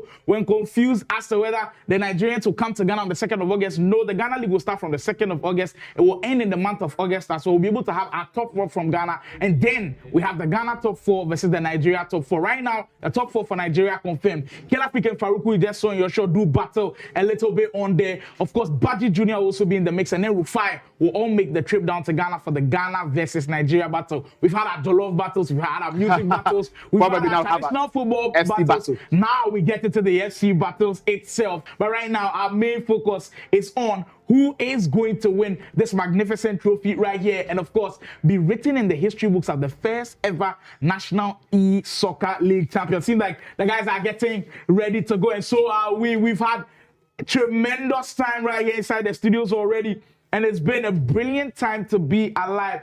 SC, look, if you look at the progression for esports through across the years in not just Nigeria and the whole of the African scene, the levels that we are getting to, trying to get to the extreme pro levels and get our players competing at the high levels, we'll have to say this is something that we can always look back on and say we are very proud of the work that we've done. I mean, I'm so happy that we have gotten to this point. I mean, while I was here with Tomide in the previous game between Baji and Imagi, we got an announcement, an exclusive, so to speak, that Killer Freak and Farouk, who are currently making battle right now on your screen, are going to be representing Nigeria, Saudi Arabia. Slimo, talk to me about that. I'm so excited. Both of them will be there, and we are just so happy for them. Farouk Manzo already, we've seen his matchup that will be coming in his first last chance qualifier game against a pro that has Algerian descent, also a little bit of an African mix in there, but lives in France, Elian Bouch. If you've heard that name before, Farouk Manzo will be taking him on in this very first match in the last chance qualifier. For Killer Freak, he'll be taking on Mahmoud in his very first match. But there are over 500 players with a dream for just 5 qualifying spots to be able to make it into the play-ins. And then, of course, from the play-ins, he can make the Esports World Cup itself. For the prize for the last chance qualifier, a whopping $250,000. So there's a lot at stake. But right now, there's 1 million naira up for grabs. Go and claim it now. And you see the way the boys are poised. They are looking to get into it and possibly go on and win it all. But just to throw a little bit of the spotlight on the esports teams that have done amazing work with Farouk Manzo. I think OAS Esports, ever since Farouk Manzo has signed to them, you can see the growth of his levels, content creation wise, him playing as a pro. I think he has elevated his level so far. Absolutely, and I think that is something that we have to applaud in terms of the structure of the gaming scene. All of these teams coming in, and I think with this, it will encourage all the other esports teams to be able to go out there and look for more of these type of players. We have so many outside. We just saw so many. Rufi just got signed to a Game Evolution. Baji Jr, a Game Evolution player. Adefola with Cade Esports, Cade Esports. So you can see some of these players, go to the next level because of all of these resources being pulled into them. Then you can see them more people in Saudi Arabia by next year. Yeah, exactly. And some of those as well. I think we'll have to speak about Killer Freaks management as well. I think they've done a tremendous job. But just to let you know what these guys will be walking away with, of course, 1 million naira, like we said earlier, and the trophy on here, and the prestige of being called the National Soccer League champion. Second place, 700,000 naira. Third place will come in with 400k in naira. Fourth place, 300,000 naira. And fifth to eighth place, of course, top 8 will still stay in the National Soccer League, 100,000 naira. And now we've got word that the guys are ready, and we will get to go and see who actually picks the trophy up. Just to throw a little bit of spotlight on Killer Freaks management. This is where creator and then FC expert Tommy will have to come into play. I think he's done a tremendous job with him ever since he came onto the scene. He signed him up. You've seen the growth at where the guy is going at. He's nurtured him, especially within the content creation space. But the boy has put in the work, he's put in the grind, and he deserves to be here. We are into the resumption, and Killer Freaks will be. Oh, I spoke about this one. I told you, once we come back from any single break, we have to see both players locked in. And I knew it. Once you come to this moment, Killer Freak is this man for this moment, and he has just proven me right in that moment. But I think it doesn't mean anything in terms of what it is on the pitch. Farouk Mamzo, can he lock back in and get himself into? Speaking of locking in moments like this, especially when the game restarts, you have to be locked in mentally, and Killer Freak definitely took his opportunity. 4-4. We don't know how this one will end. It has been a topsy-turvy game, hot and cold so far, but we've been enjoying every single minute of it. If you are here on the Cade Esports YouTube channel, make sure you do like the stream. It does help a lot with YouTube's algorithm. If you haven't liked the stream, kindly do so. Also, consider subscribing to the channel. Actually, I agree with you. Do like this one and share with your friends. So many people are talking to me right now, telling me about how crazy this game is on the stream and off the stream, of course.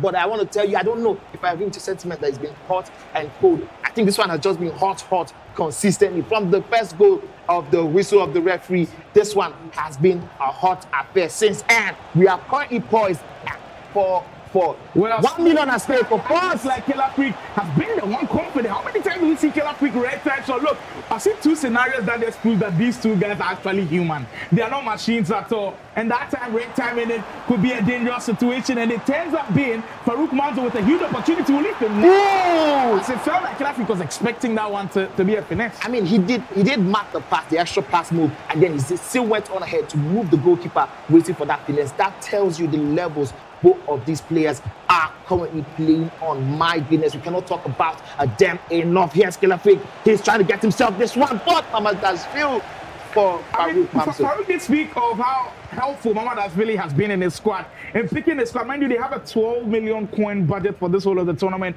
And Mamad Dashvili has been there ever since. Renato Vega also in the mix as well. We're speaking about a virtual team of the tournament. Mamad Dashvili has a huge shout to be there. I heard you saying to Tommy Day that Renato Vega could also be in the mix there. The Nations League item has been truly spectacular for him, but that human son from Killer Freak also deserves a tap. I think he's been truly something special. But right now, after the restart, it has been all Killer Freak all the way. And Benzema almost getting that one, but Farouk Manzo picking his spots and making the tackles at a crucial point in time. Look, when the runners are being sent in, right now, tracking the runs are just so difficult because there are a lot of them going in. You just could fear that might be a decoy run. Farouk in the position.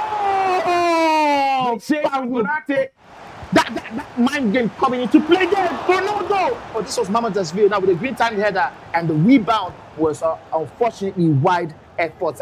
Now you can see, I love what I watch these guys, and I see some of the mind games, some of trying to read their moves, the chess involved in this one. Killer Freak saw that extra pass, marked it, and Farouk tried to see if he could use that finesse, but it was unfortunately on the weak foot of Maradona, and the goalkeeper was able to read that one properly, and we are still down to the wire. We haven't had a moment to breathe since the first minute, and we're now in the 75th minute. Don't forget, if this one ends like this, then Farouk Mamzo will be taking this one over. Do you think we will get to see Farouk do some game management? I feel like we still have one more goal in this, maybe one or more, but I don't think the scoring has ended. The offenses are just too good for us to go 15 in game minutes, 9 minutes off without scoring, and that might just be that. But look how quickly he's down the space. Look, right now, Farouk has to be strategic with the way he's playing. I know you want a goal, I know you want to win the game, but keep in mind that if you still play a draw, you go on to win all of this. To go all out for the attack. So Farouk has got to be careful the way he's going on, but I know deep down he'd love to win this game. But I mean, the trophy that does matter. There goes Farouk Manzo. Oh! He's through on goal with Ronaldo. Gets that best of pace. Can he get away from it? This might be the... That's it! My goodness! This might be the one that seals the deal for Farouk. My goodness, you can see outside the arena what it means to every single person currently watching. But there's no speck of emotion on this man's face. He knows he can still get it in. We have seen goals coming in the late embers of the games. Farouk Mamzo has to, I hope he gets into the formation settings and probably find a way to call himself in the next 8 or 7 minutes or so. If he wants to get this revenge, finally he has to do it now. When the light shines brightest, the best players do show up. And the Esports actually, Farouk Manzo, he certainly knows how to show up. He has truly had a blast in the whole of the league. He scored more than 100 goals so far. Our highest goal scorer keeps on scoring. Everybody going crazy in the chat as expected. And not just in the chat, here in the studios as well. Farouk is 10 minutes away from making history. Farouk is 10 minutes away from adding to that already trophy-laden catalog. What a player this guy is. What but a it's player. not all over for Killer because we know this guy can spring into action within minutes as he goes on the attack with Neto. Killer Freak getting into spaces, getting into position. Benzema being trapped down very well by the defenders. That tackle there from Farouk Mamzo was timed to perfection. There was no hurry in that tackle. He knew what he wanted to do and he did it to perfection. Now he probably will go into game management mode. Not, of course, just the fact that we know that Killer Freak can get one goal, but he doesn't want him to get two. All he needs to do is limit the time Killer Freak has on the ball. He has just 6 in-game minutes. It's a whole lot when we talk about this on this moment. But as long as your opponent does not have the ball, they don't have an opportunity to score. Killer Freak probably will go on that incredible, amazing press we have seen from him so many times. Let's see what works this time around. Game management versus press. Well, the press that's coming in and wins the ball back. Could this be the start of something great for Killer Freak? He's into space. Can he find the my goodness. Really says, I've been here the whole of the time. I'm not leaving anytime soon. Farouk is 4 minutes away, people. He's about to do it. He might just be the man to do it. Bruno Fernandes, can he get one more to possibly seal the deal? Not on the occasion. Killer Freak wins by possession of the ball with Neto. So it has to be now or never for Killer Freak, and time not looking like it's on his side at all, with Farouk creeping ever closer to that title. My goodness. With this throw-in, I think Farouk will somehow be able to breathe a huge sigh of relief. Now he knows that he can get that draw as long as he takes this one down to the 91st minute. He has to do that one. Now we don't see all of these players with some of the tackles, but this time around it's an offside. And what does it mean for this man? We are merely counting down to seconds to the history making. Man, the question was asked for him. Can he do it when it matters most? What a way to answer. Well, he has indeed passed those tests with flying colors throughout the whole of the tournament. There has been a battle between these two, but it will be one name echoing across the history books of Nigeria. Farouk Manzo will be your first ever champion of the National Soccer League. Wow, you can see what it means to this man. He tells you he is number one. And for the first time ever, we have seen emotions on the face of Killer Freak. What a player this man is. What a man is. It was such a game that seemed so unfair to both players because, I mean, they gave their all. But for the first time we're here in competitive football, in competitive matches, this height, Farouk Mamzo finally gets his revenge. Well, we told you this one was going to be premium entertainment. And you know what? Farouk Manzo has been on a revenge tour so far. He had his revenge against Mr. Oga, had his revenge against Mitchell, and now Killer Freak is next on that list, and he got it in spectacular fashion, leaving it late, but it was indeed great, picking up the last win of the National Soccer League trophy. I wish you could see what is happening in the background in the other section I can hear them in my headset. The players are screaming. They are making so much noise. It seems like a true live celebration. My goodness. Well deserved to Farouk Manzo. I mean, ever since the start of the tournament, where he was shaky a little bit, since then he's been winning all of his games by 5 goals or more. He's truly been a revelation in the whole of the tournament. This is why we tell you that Nigeria has something special. In fact, Farouk Manzo has something special. Absolutely something special. David said, I'm a fan of Killer Pig and Farouk, but respect to Killer Pig. Respect to that man indeed. Wow, the comments are going crazy. All of you are going crazy, and that's why we love it. Both did well. That says that yes, I think they really did well. Boyd and Mamzo, my man. So all of the craziness here in the studios just shows one thing. Esports is on the rise. You need to get on there. And right after the National Soccer League in Nigeria, the Ghana Esports League is also coming up. But congratulations once more. I do feel goosebumps all over me. And I wasn't even the one that won. I mean, congratulations to Farouk Manzo once more. I mean, you look through the journey once again.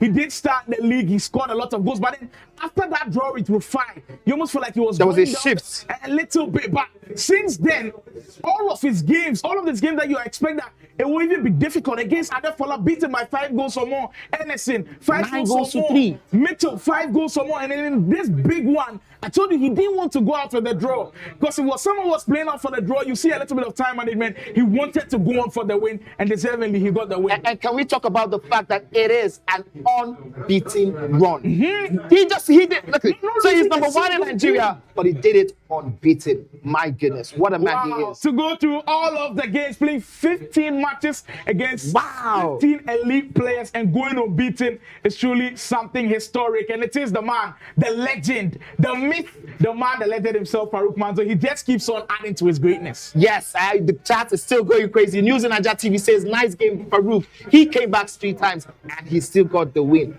A lot of W's for Mamzo.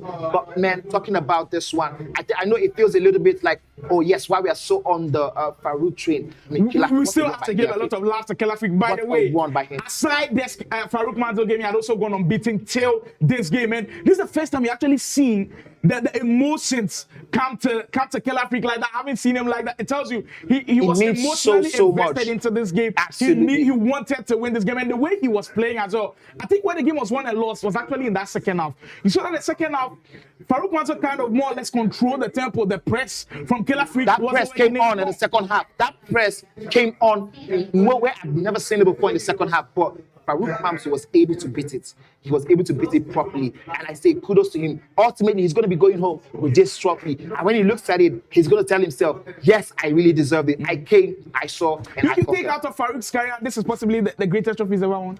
So far, because I believe that when he goes to Saudi Arabia, that's going to kickstart another run. I think both he and Killer Pig will go on to have incredible careers. But this one, so far, so good. He's going to look back on it. Not just that he did it in a way that was very, very convincing, and he got his revenge finally. Well, Farouk Manzo's trophy lift will be coming on stream pretty soon. If you want to see the Phenom himself lift the trophy, do not go anywhere. The Phenom, he's in the building. He is here to lift the first ever National Soccer League trophy. We'll go for a quick break when we're back. Farouk Manzo on screen to show us what he's made of.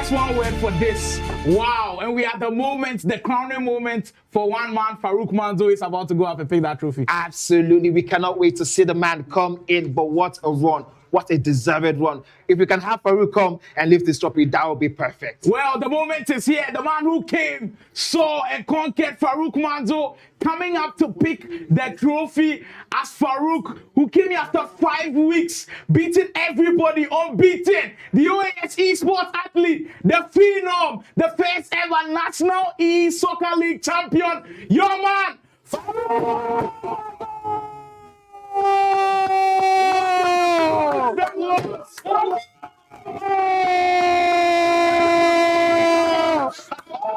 Wow! Oh, run! What a man! Celebration. It's absolute pandemonium inside the Game Evolution Studios. And like what we expected. Absolutely. Keeps carrying on. Absolutely. And if there was ever a time to do it, it was the right time. This was the right time to do it in the right moment at such a right stage. But kudos to every single person who made this happen, from the guys in the background to the guys who actually came here for 5 weeks, 16 guys. They did it consistently every single week. They did it. We have on stage with us the man, the myth, the legend, Farouk Manzo. How does it feel that finally you get to lay your hands on this one? It feels so great. Like, what cannot even explain how I feel right now. I know I've put in the time, I've put in the effort. I moved and left my family, I left my friends in Abuja. I came to Lagos. I came with a mission to be the best. A lot of sleepless nights coming into Lagos. Every time, like, I go home very late, I grind. I don't even sleep. I play the game 24/7. And I'm very happy I could win this tournament, show my grind and dedication to this. So I thank everybody that supports me. Thank my friends, thank my family, thank people, my practice partners, and everybody that believes in me, OOS. Obviously, my team OOS that brought me to Lagos. AY, I appreciate you so much for all you've done to me, and everybody that is supporting. Guys, we have done it. We're finally shut our advance. We don't lose. We don't lose. We don't lose.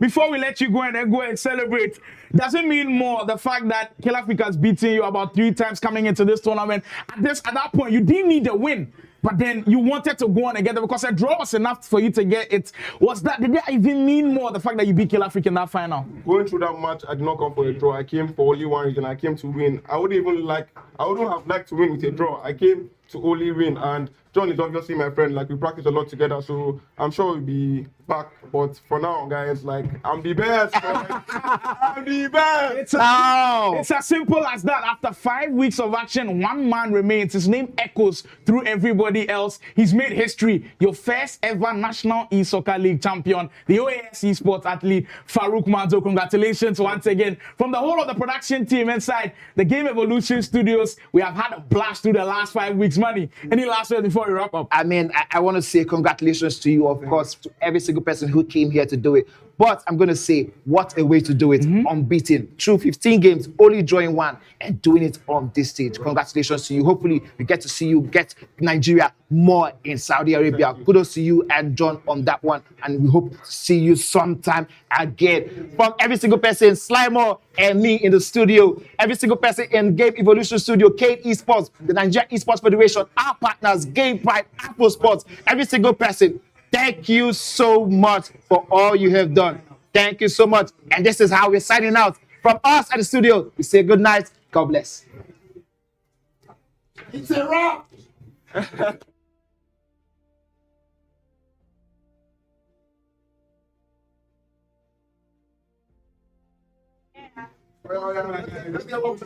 Let's go. Let me get one.